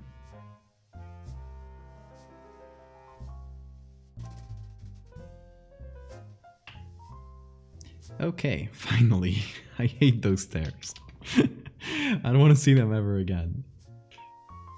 Okay, so for folks jumping in, what we're doing is a bit of architectural horror. This is going to be a thread where me in first person, I'm getting lost in this impossible infinite space, and a big chunk of it is going to look like very industrial. So we have done 2 parts that are going to go next to this one. So this place, well, 3 actually, and this one and this one. And as you can see, at least in the first, like in this one and this here, they all go down into an abyss. So what we just found is a picture from the same place as the ones before, where we're looking down into the ground. So what I was thinking is doing that, like looking into the abyss for that picture. Fuck them stairs, exactly.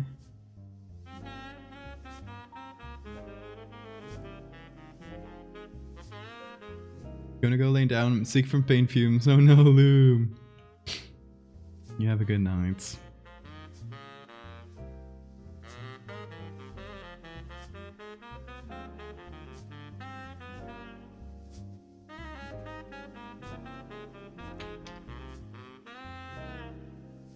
And fuck them paint fumes.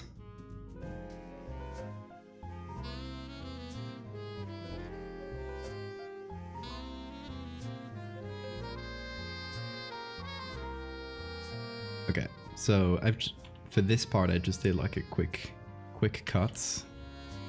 There are some things I would like to remove entirely, like maybe these stairs, and obviously do a little, like turn this corner there.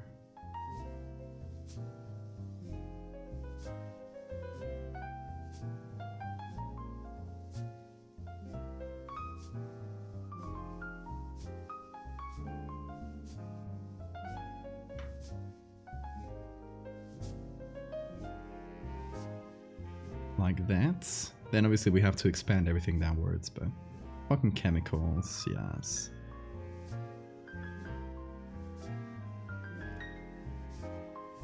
So here, I think we can just take parts from this, even though it's slightly larger.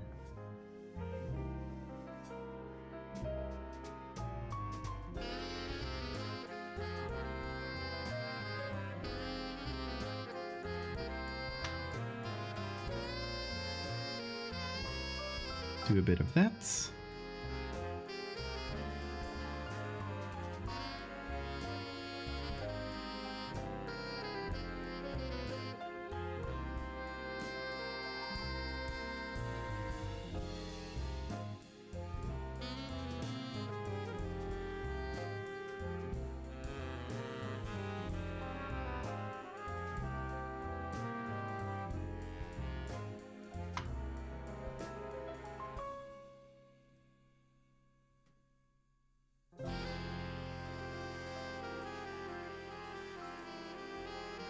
Yeah, it's not perfect, but it will do the trick. Okay, obviously, other things we have to do is remove any stickers and signs of direct human usage. The idea is that it looks like it has some use, but it also looks kind of barren and empty.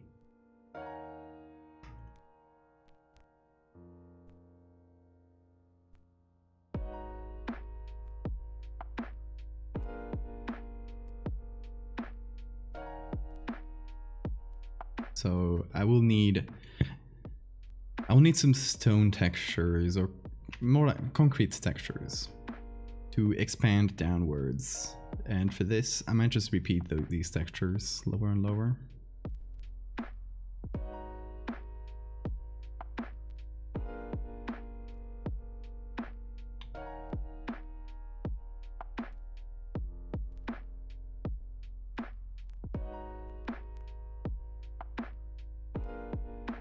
So any signs, stickers, anything that represents that there were some people here, yeet it out. Don't want that here.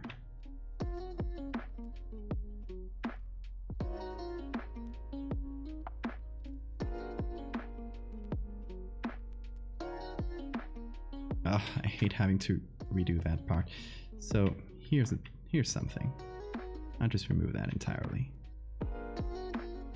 Not speak about it anymore. And we'll add some texture, because it needs to be the same one as it goes down. So instead of repeating the same, we'll just add an extra one. Hotel exorcist. To play an exorcist hired to get rid of the ghosts and demons in a hotel. The other guests noticing. I like that. Sounds like a cool concept.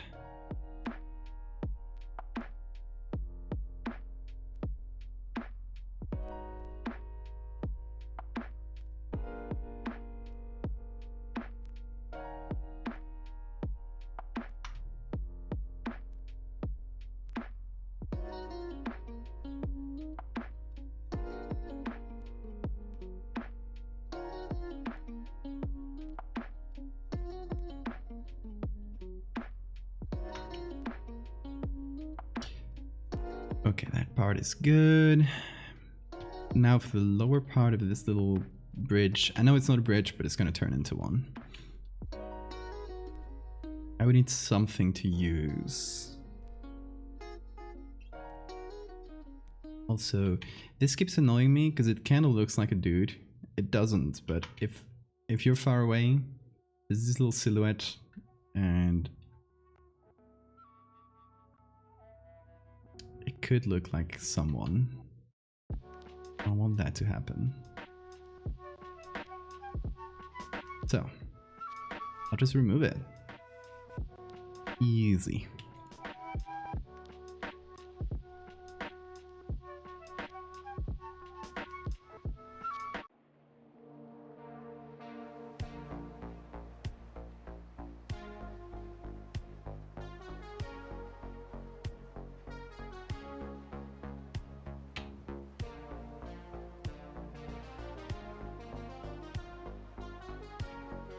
Anything else?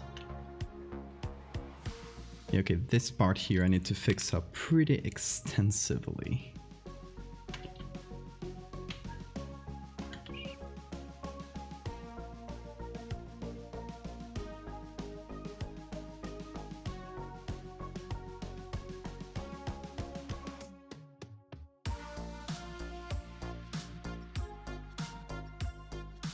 And hopefully try to make this look like one continuous bridge of sorts. So we just continue that this way, that way, till we get to the end. I don't mind if there's stuff on top, that's all good. And then towards this other side,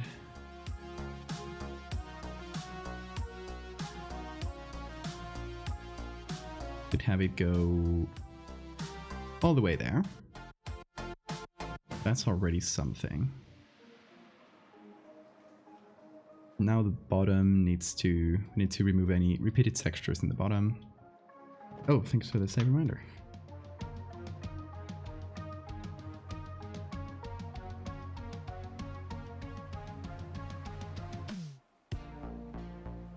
Yeah, Sora gives good advice. It's better to leave the introduction for the end.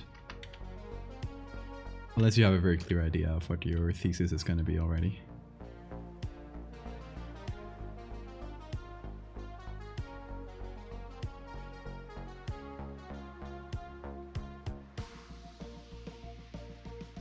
Okay, let me use some small textures to give it a little bit of variation to the handrail.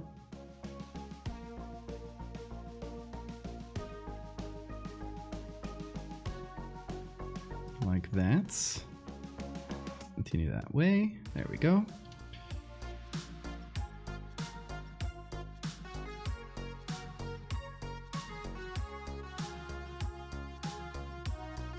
Good luck, Solaria. You got this.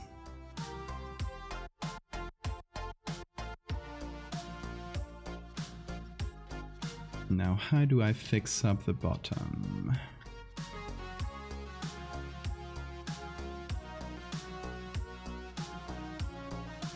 Yeah, that looks good. Okay.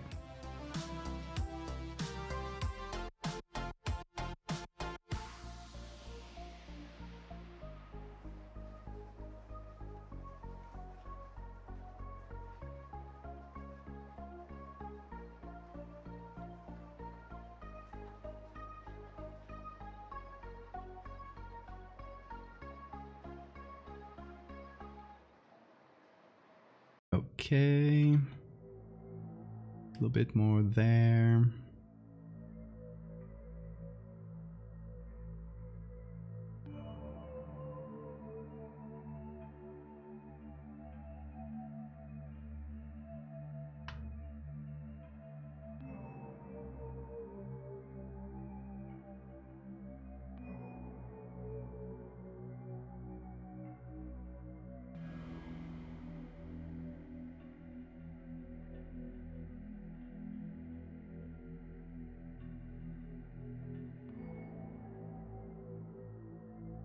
Yeah, the option between an essay and a short story. That's cool. I wish I had that choice.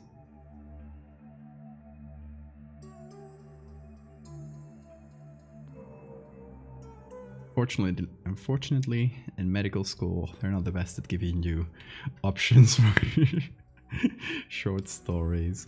We didn't have to do too many essays in med school, though.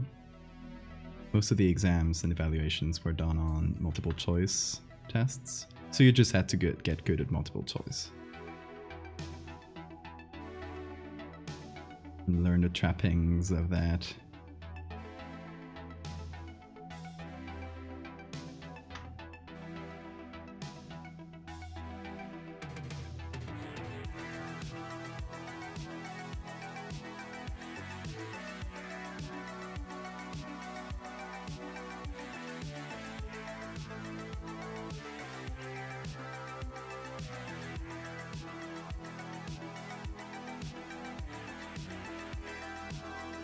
MB Stoma, thank you for the follow.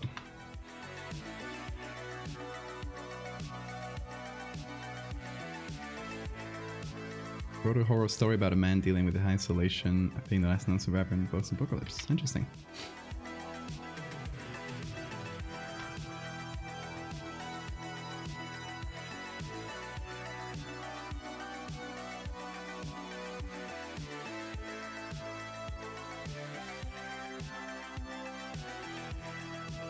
Okay, so now I think we have something resembling a bridge, which we didn't before. It was covered by a lot of things.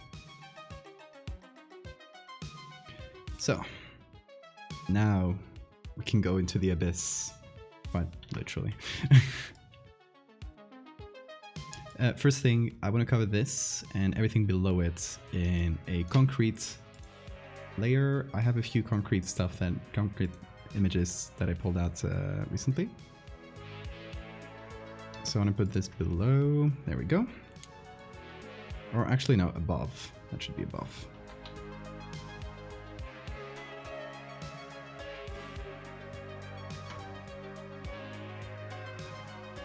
Oh, I love Lord of the Flies.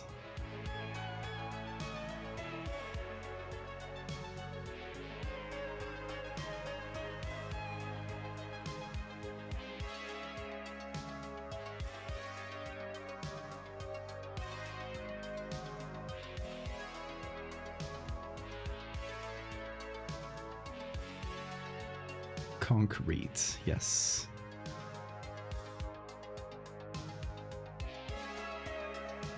As it is known in my homeland.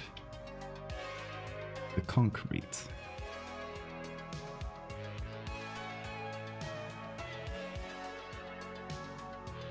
Did you have to read it for school, or was it your own decision? It's funny because I've read it. I was starting to read it of my own decision, and suddenly one day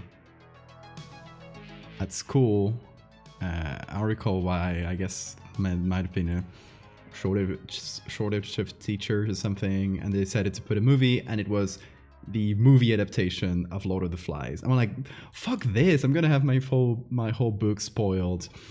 And I was like, hey, I'm reading the book. Can I miss this one? And they were like, nope, you have to go and watch it, bastards. So I made a really intense decision on not looking at the movie, or like just getting distracted during the whole time, and I managed to not spoil myself while having the movie in front of my eyes, which was, for the most part, I got some spoilers, but annoying.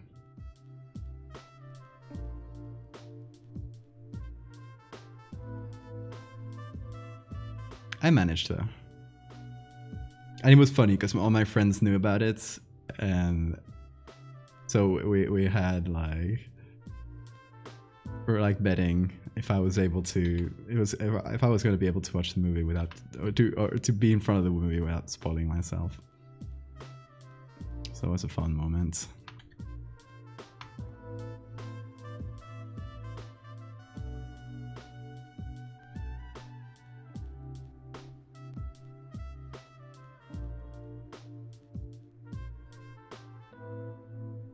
You recommend this one song? Yeah, sure.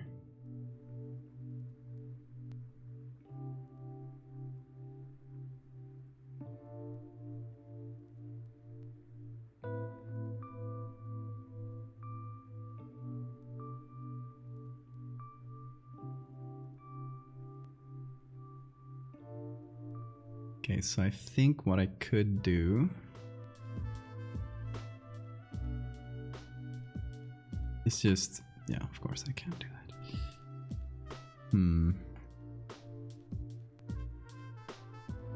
Okay, hold on.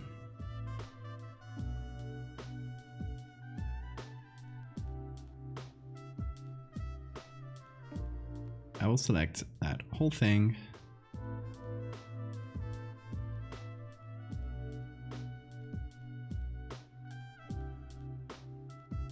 Make it into a layer.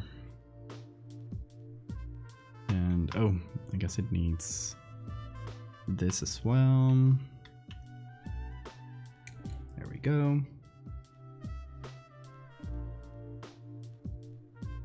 Thousand eyes. Let me note it down.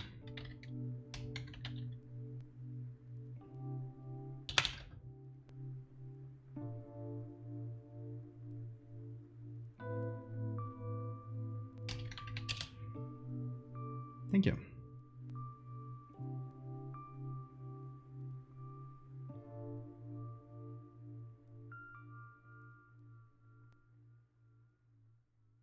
Oh no, I got it on my second monitor to listen to later. Thank you.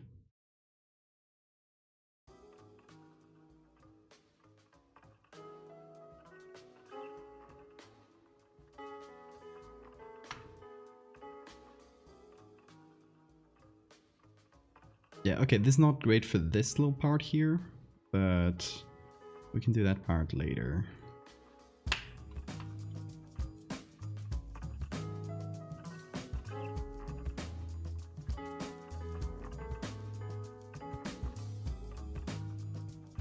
Yeah, Solarium, get some rest. Maybe you need that. Oh, it's due to nights. Okay, fair enough then.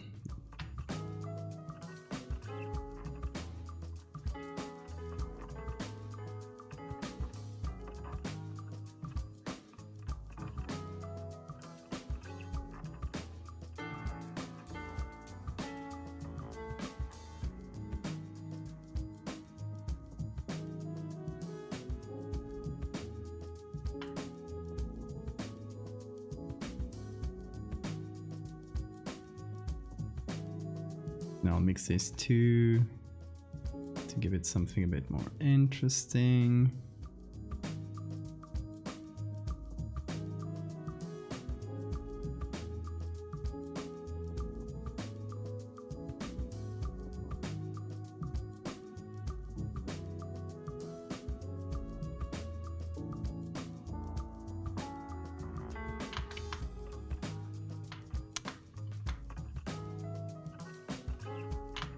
God, it doesn't let me.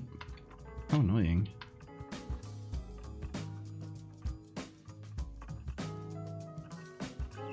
It's snapping to everything, and I don't like when it does that. I know I can turn off snapping.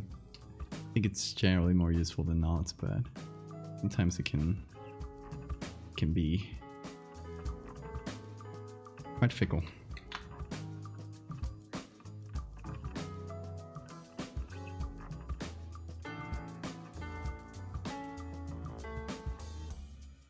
Does this work perspective-wise? I hope so.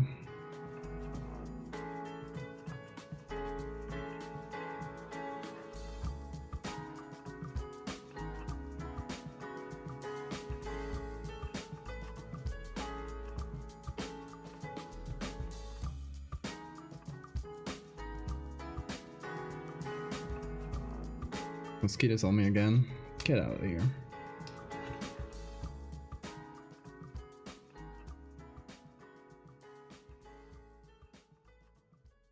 Okay, it's great to see you. Have a good night. Thanks for coming in.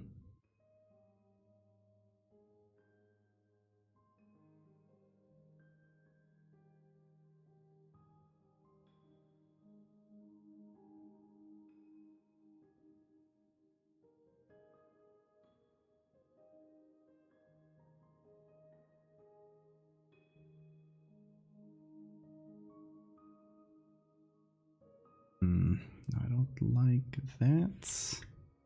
I'll do this.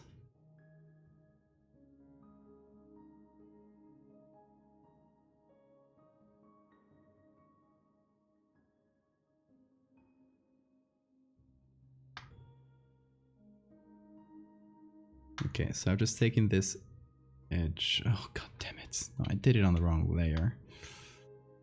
Should have done that in a new layer. But that was silly. Okay. Now I hope that works.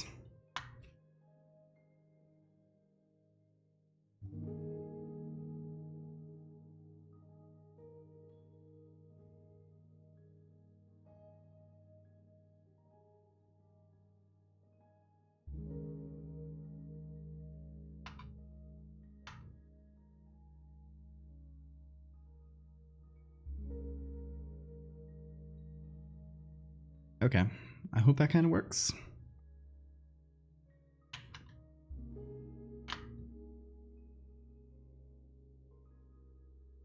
Can you recognize when a photo is fake? It depends, but I can see the signs. There are things that one can look at to see if something is edited. If you get a suspicion that something might be edited, go and look at the edges of things. The edges is usually where it's hard to hide the edits. Because the edges between two very different things. They might have different sharpness. One object might be slightly blurrier than the other. There are tricks around it, but there are some things that will tip you off.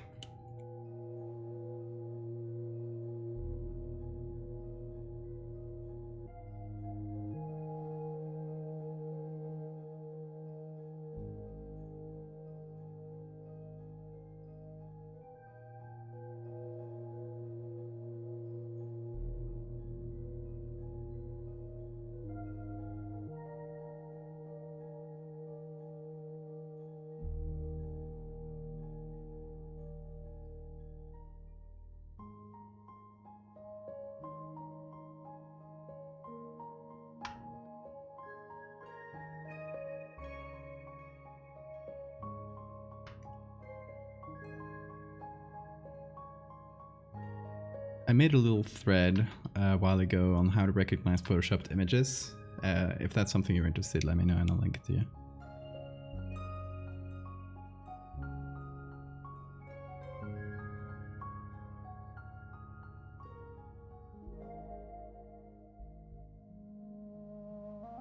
Okay, so this is boxes. I don't know what containers. Is that how you call them? Whatever those are. When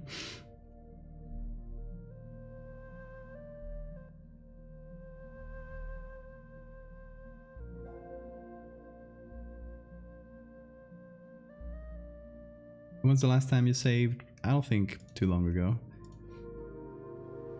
And yeah, photo forensics, like Sora says, is a good site.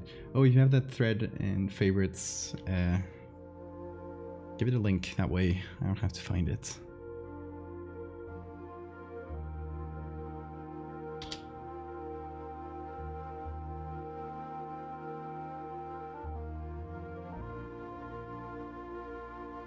Hell yeah, thanks Sora.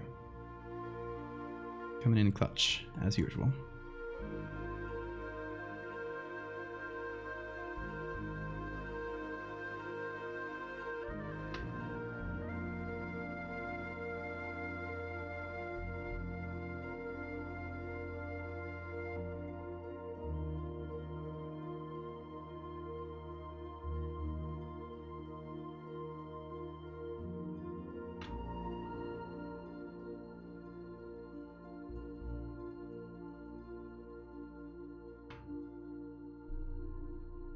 Okay, now that kind of works. Let's say it's going down into the abyss and getting darker and darker.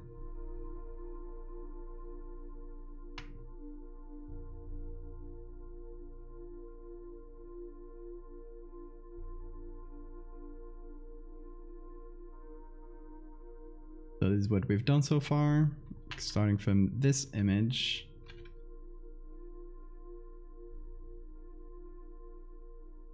Now I'm wondering, things like this, how could I continue them down?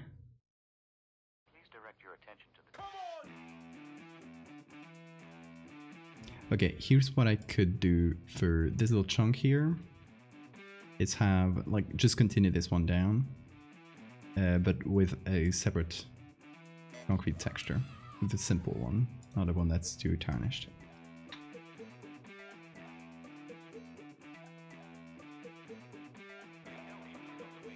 Talking about tarnished, who here is playing Elden Ring?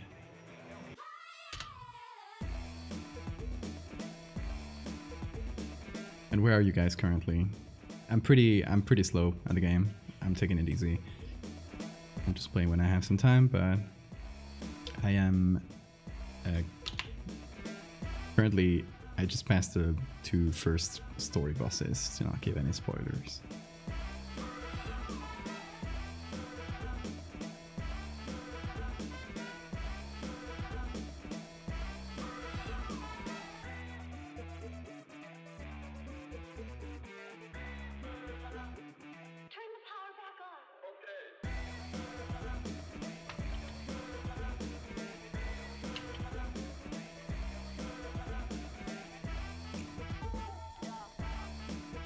Snake that grew moss over it. Nice.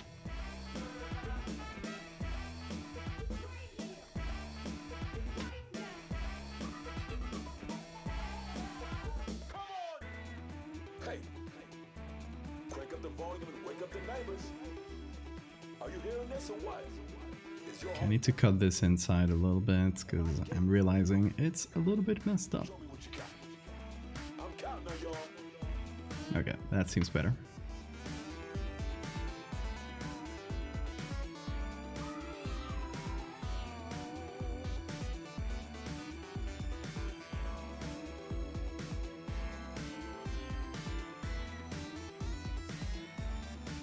YouTube baby from FromSoft games.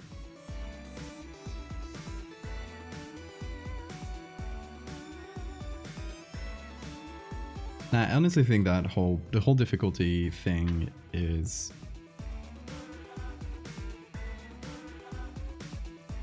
for as much discourse as there is about it. Honestly, like, FromSoft is able to give you difficulty without putting a literal difficulty slider, which I think is not a very elegant solution. For example, in this game you can play with a magic build pretty easily, and it's honestly like a very good build. And you can stay at distance of bosses and not like have to go in and face them super directly. So it does have difficulty settings. It just baked in, you know? At least that's my view. Dead Space. I've never played Dead Space.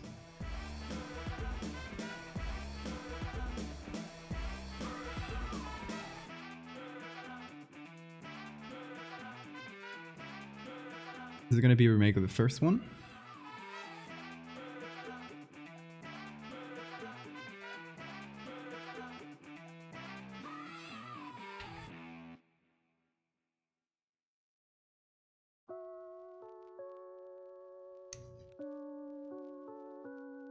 Yeah, I've heard many good things about Dead Space.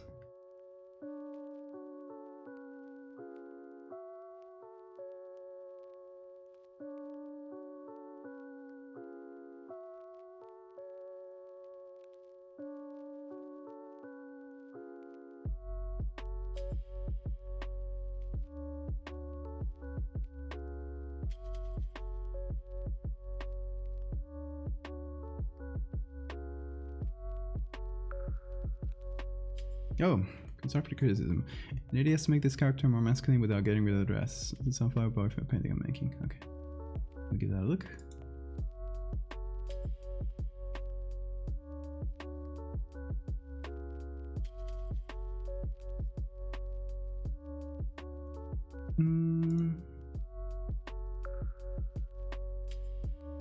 Honestly, you could, like, if you really wanted to go like masculine traits, you could go for very like stereotypical things, but this can be masculine. Like, masculinity is not a thing, so I wouldn't change anything about this design to make it more masculine if that's a goal. You can just say it's a guy and that's it, right? I don't know. Personally, I don't think that's something you should sacrifice your design for. I know that's not a very concrete criticism, but that's my view on it. It does look like, yeah, like Sora says, it does look pretty androgynous. So honestly, it wouldn't change anything.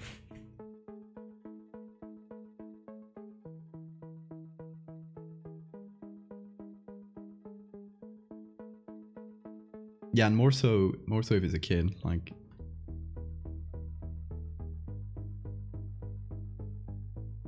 As a kid, he wouldn't have like, yeah, like you say, like facial hair and stuff. It's not an option.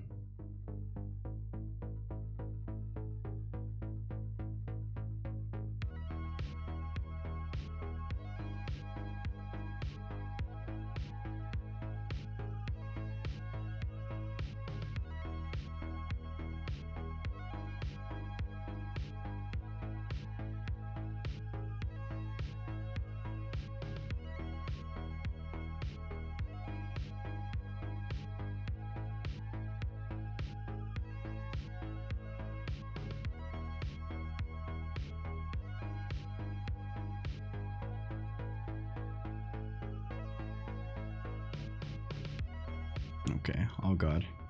The perspective does not match. Need to cut the other one slightly differently, I think.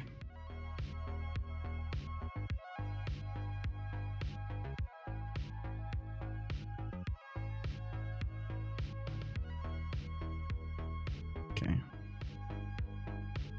A bit more like this.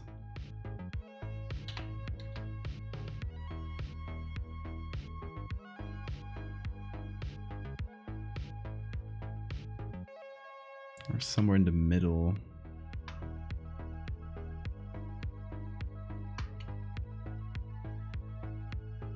No, that should be good. I think it's the containers that are probably a bit askew.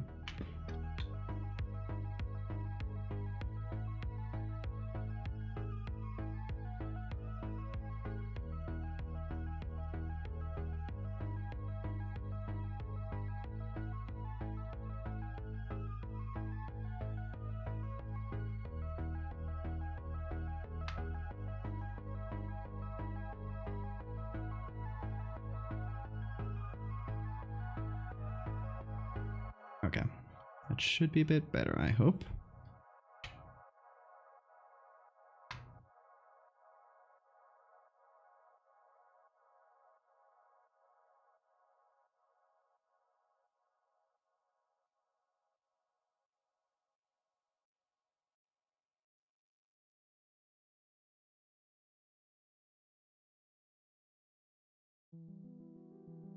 Yeah, exactly like Sora says.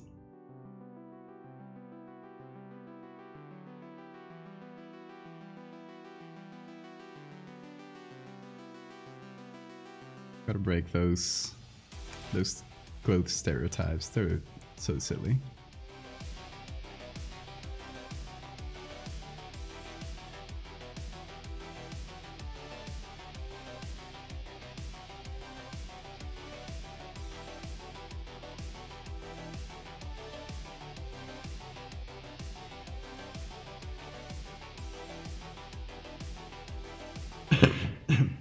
Exactly. It's a social construct.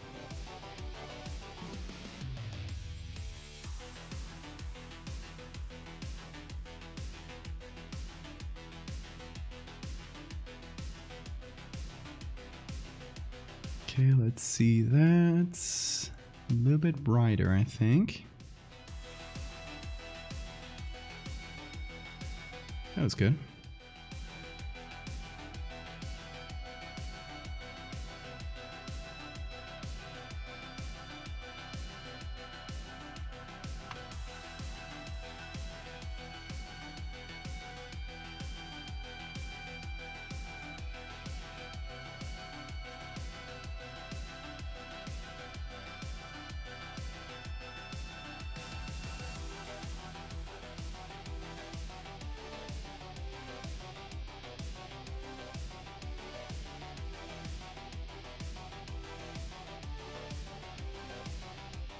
Okay, I think that looks good.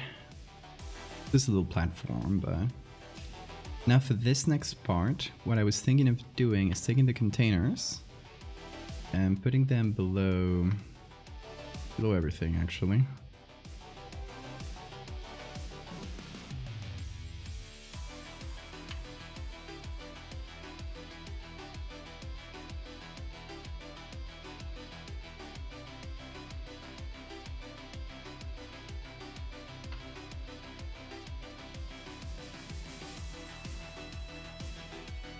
Do a little bit of this.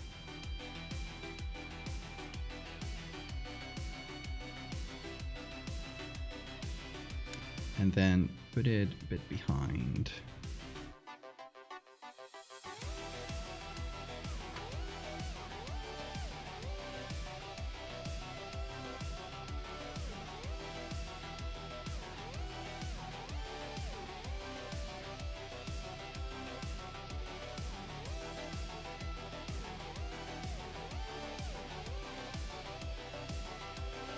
And just kind of have it as a background texture like this. Pretty dark, so it's not super noticeable.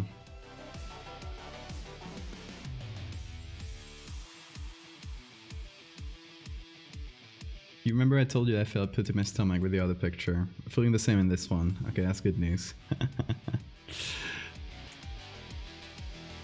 I'm sorry. I'm sorry. But that is good news.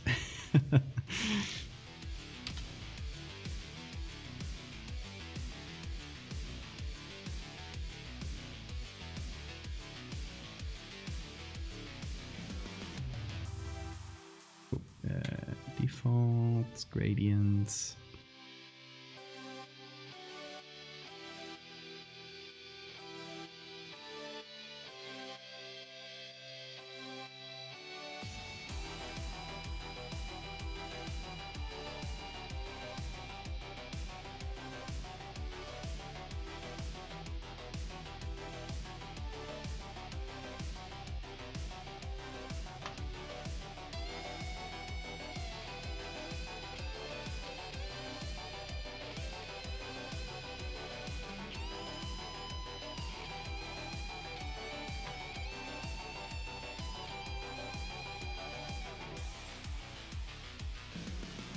Okay.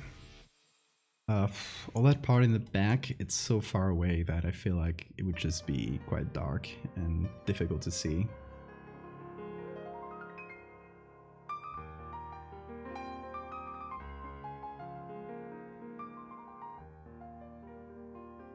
Just joined in.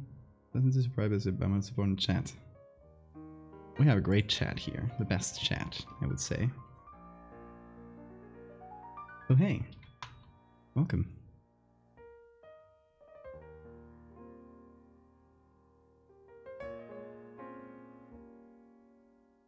Okay.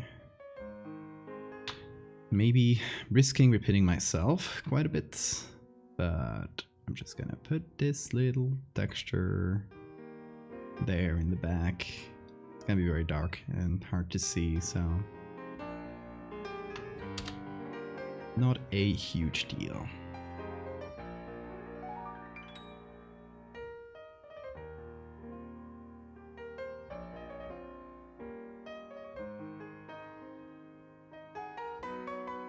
Oh, the composite image? Hold on. With the, I love the Dreamstime logo. But that honestly looks good. And that's a nice way of figuring out the composition.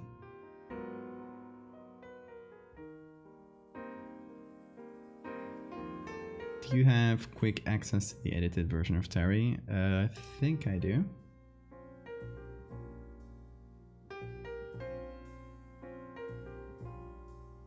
Here.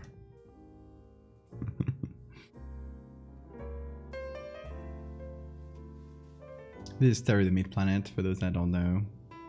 Terry the Meat Planet is also the laughing emote in this chat. We all love Terry. The original image is just this without a text. Here it is.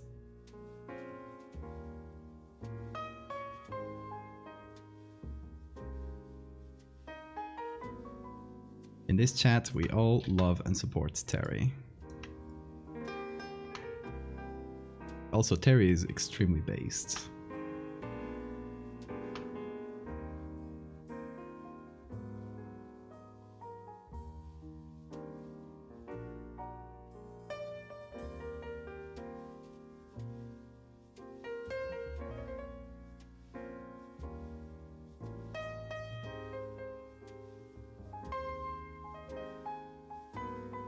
Can we make a religion around Terry?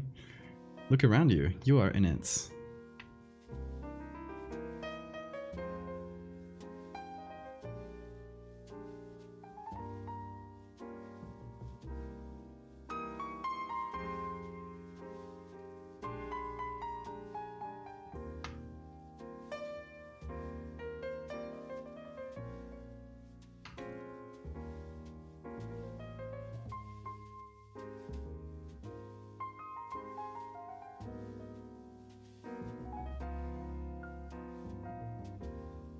Okay, I'm just making this very long so it can just go off into the distance, into nothingness.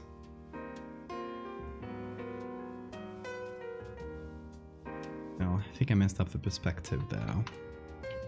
No, hold on. Go back, go back. I'll just do a copy. It's gonna be easier.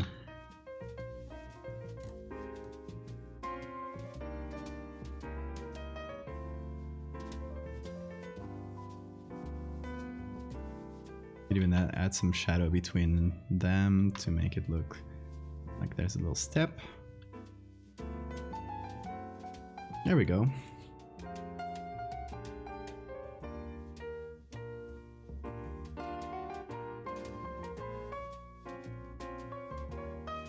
An artist's name? Oh, let us know. Maybe we can help.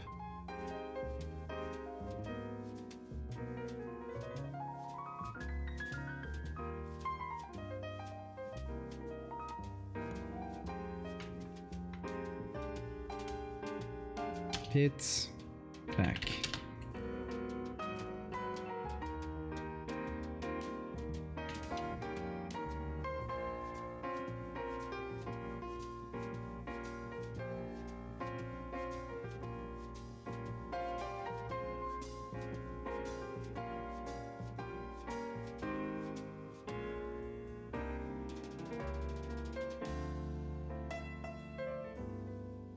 Just gonna cut into this edge to hopefully remove all traces of ground. I don't like ground. I like pits.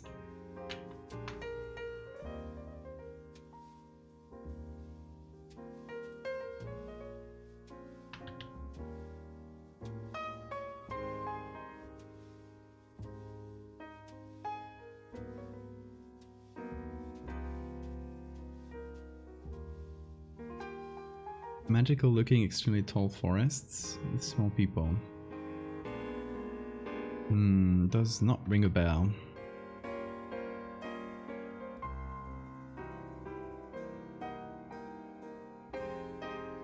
Maybe someone on the Discord might know.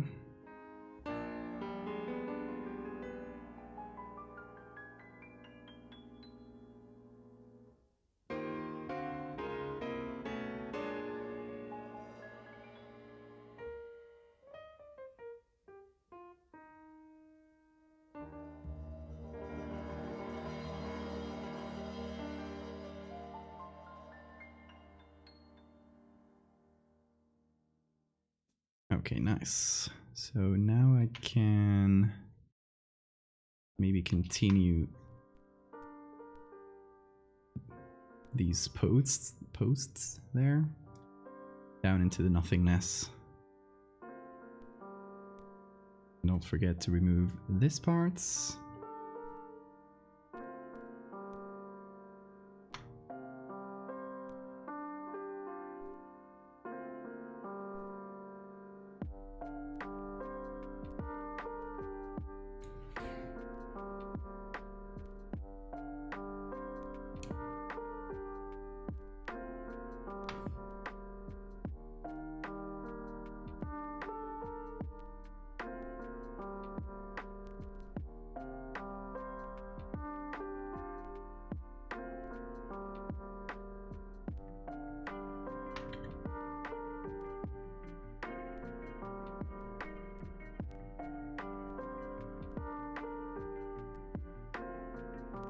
Maybe, if nothing else, ask around in the Discord and see if someone happens to know. That would be my last bet.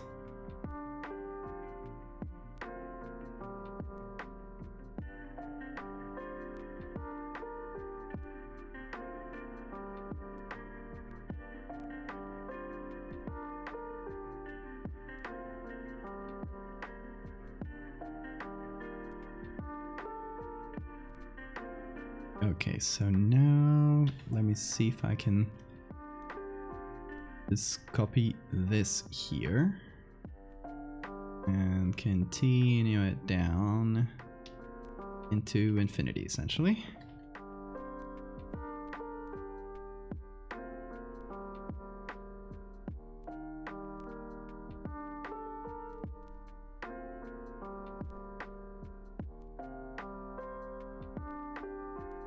And do that for the next one, etc.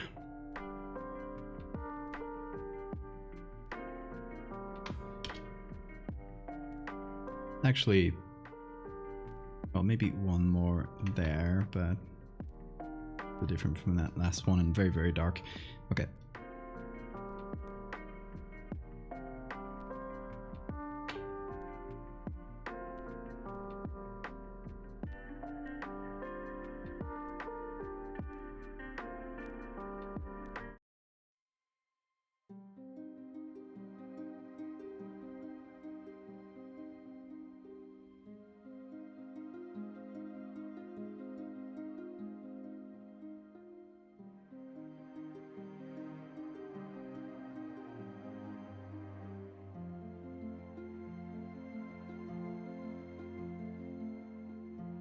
Okay, so I basically darkened them until they're pretty much entirely black here. And I think that does it there. Good, good, good.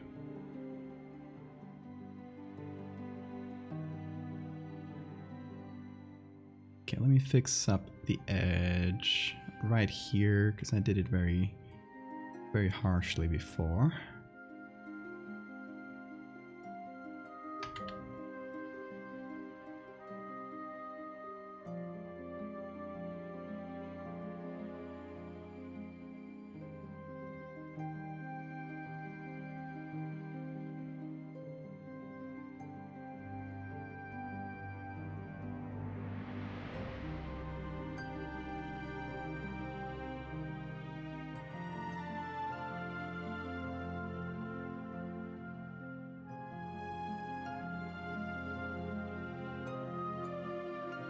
Just some tiny little things. Like this pole going over the edge a little. Find some corners. That's about it.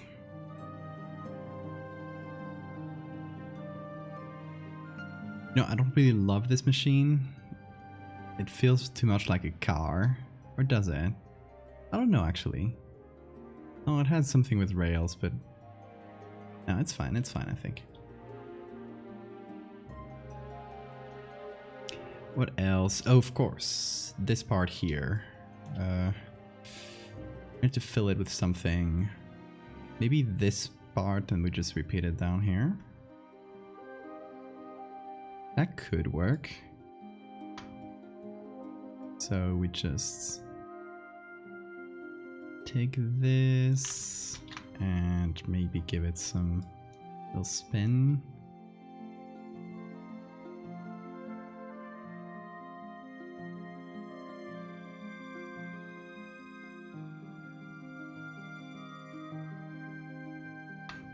Like so.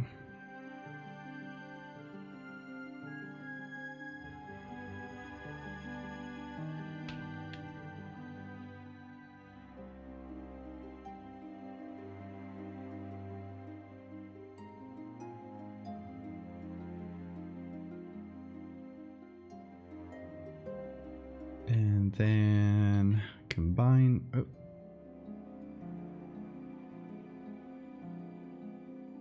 Combine that. We darken it a bit.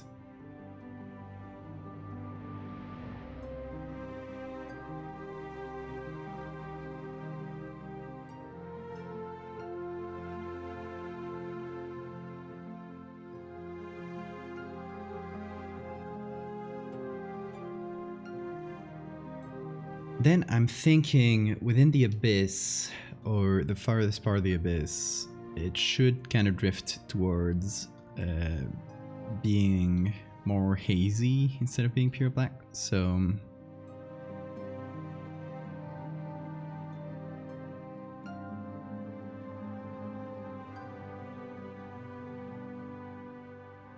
maybe here. Yeah, we give this a little bit of haze as it goes back.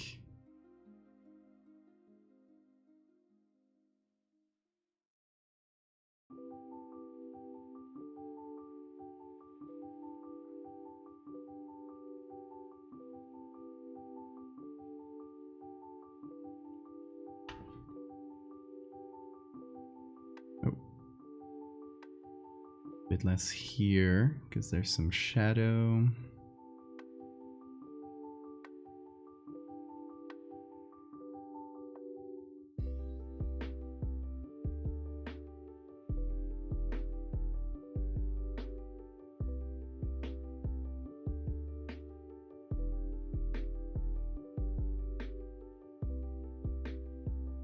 Obviously there's no noise yet, so it'll look a bit weird, but hopefully that helps a little.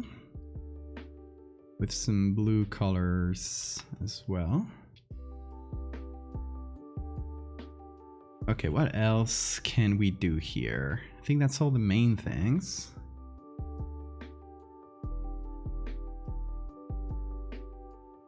In terms of creating this abyss.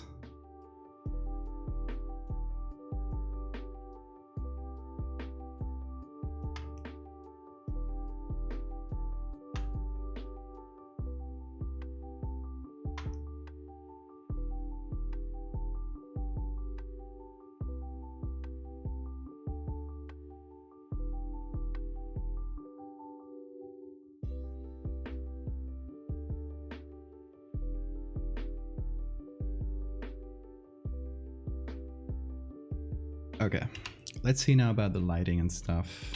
See if we can make it feel like the others, especially this one. This would be like right next to that. Like we can see the tubes here, so I assume we're just off like the other view.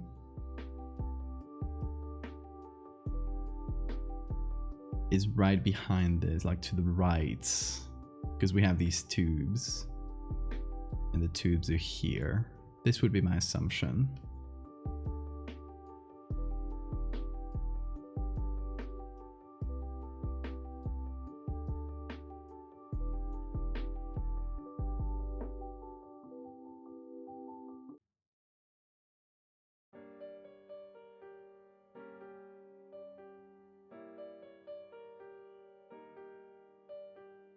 So we need enough grain to blend everything together. That looks good.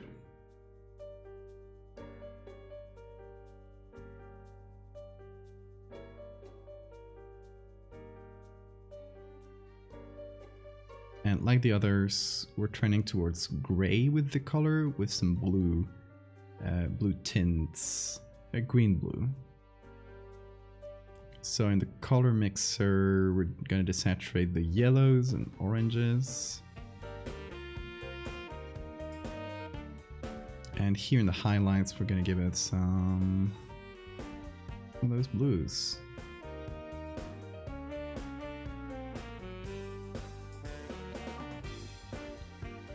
And then, high contrasts, low exposure,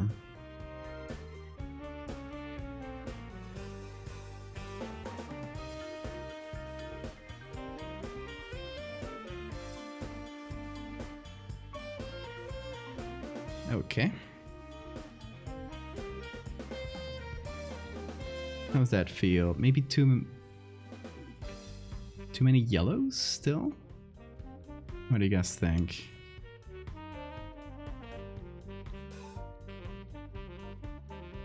We have this one and this one.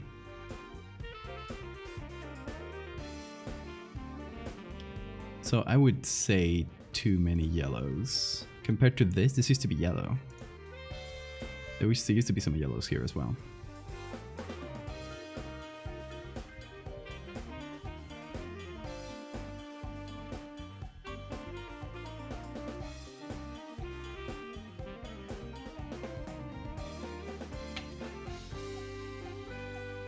And I just realized that we need some pure black in this corner here.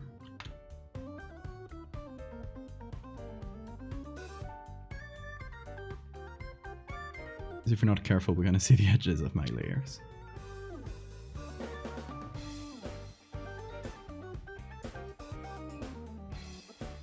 Sour Patch Kids sugar. I don't know what that is. American candy, I assume?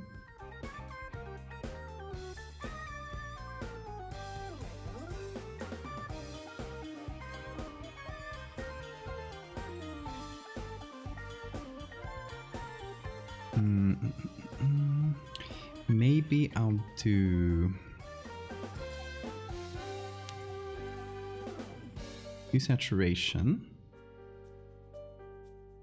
and come here to the yellows. Just knock them down or give them some... Oh, that was weird.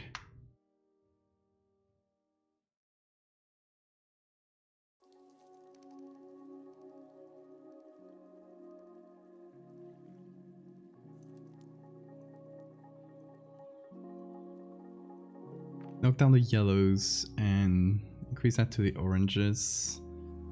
Plus some manual coloring, in which we're gonna take these blue greens, teals, you get what I mean. Gonna add that to the light on top at the very least.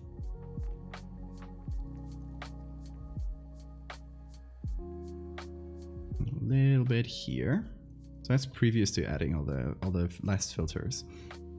And another thing that was kind of bothering me is in the main layer here, this part looks very bright. I want to make it fall back with the others a little bit more.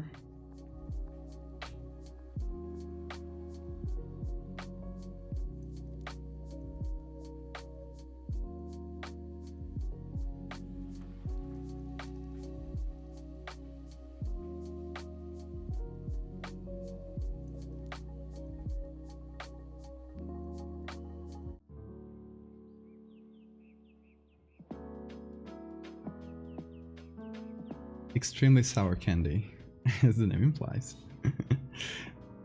I love sour candy. That's good. This was a bad idea. Oh no. You got this.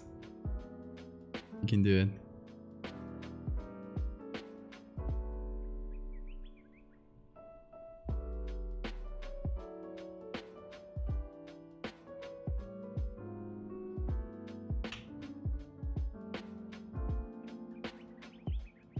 Okay, let's check the difference here. This works better with that shadow, definitely.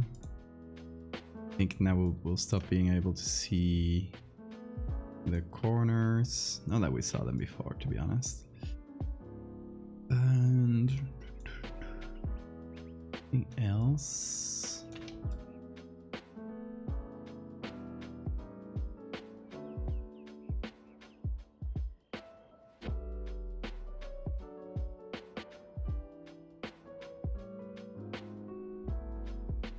Let's see in the color mixer. Still have the yellows and oranges kicking. I want to make them a bit darker.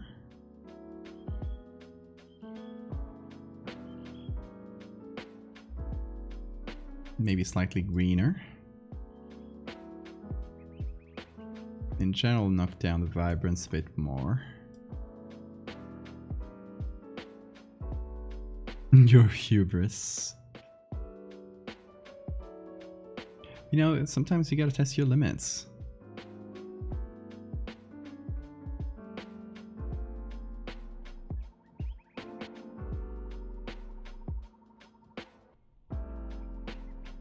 Sometimes you just have to know if you can eat all the sour candy in one go. It's human nature.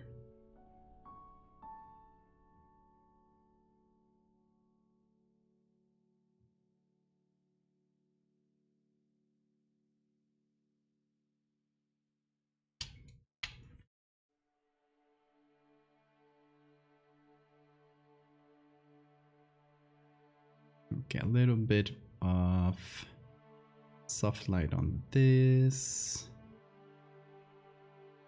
I've gone too dark.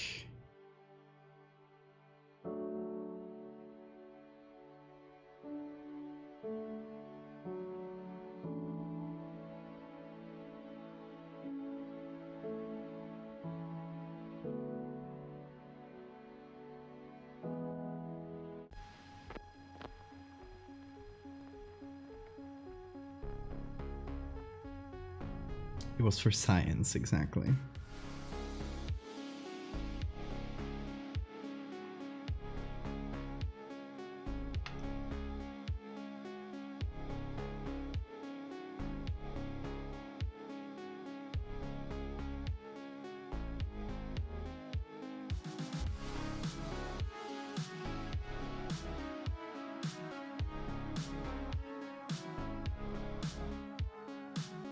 Okay, compared to this,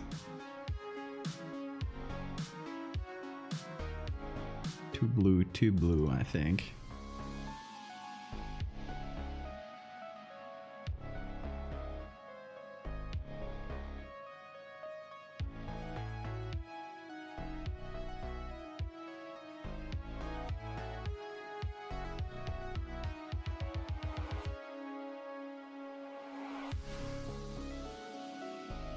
Gotta be careful to not make it too monochrome. It's something I tend to fall into, and it makes the image look like very edited instead of like straight from camera. So I gotta be careful with that. I'm actually thinking of adding some warmer, more orange tones to some areas.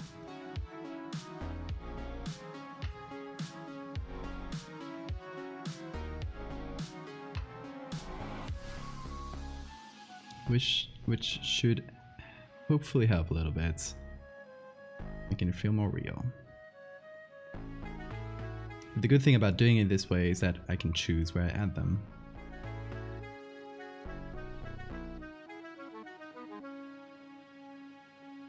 How much I add. Like so. It's a little bit, but it hopefully helps with realism. I have girl boss too close to the sun.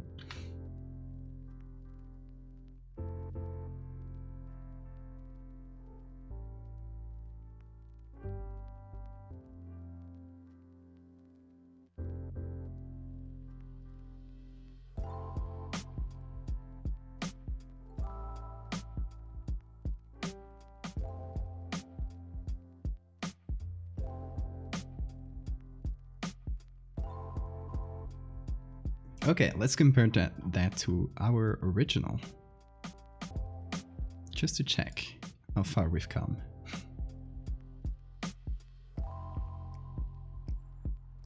This was the original. This is where we are. Into the abyss. What do you guys think?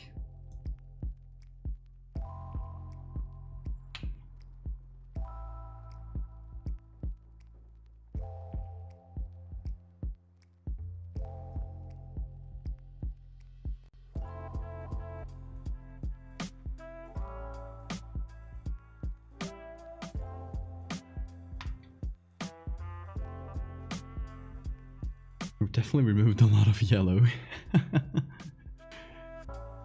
Considering the original image is pretty much just yellow. But yeah, that's been the 11th, or actually 12th picture here. Which is quite nice. So today we would have done this, this, and this. So a lot more on the industrial side of the story, which is going to be one of the hold on, I think I got a note down here. Yeah, one of the steps in the journey is going to be this industrial level before we get to the more abstract one, and this would be like the climax of that level, right? We've reached a place that is just like teetering onto the abyss, and you just find some stairs and you're like, let's go down, let's go into the abyss.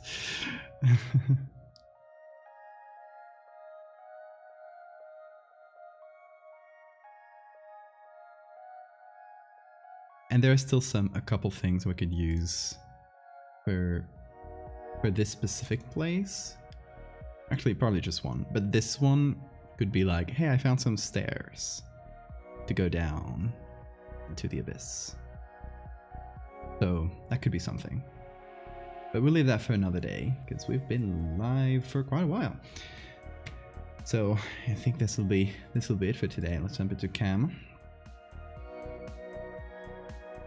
Hope you guys are enjoying this little series so far. This little secret series that you guys are in on the joke with. You guys gotta participate. And we got Oki streaming. So let's go raid Oki, okay?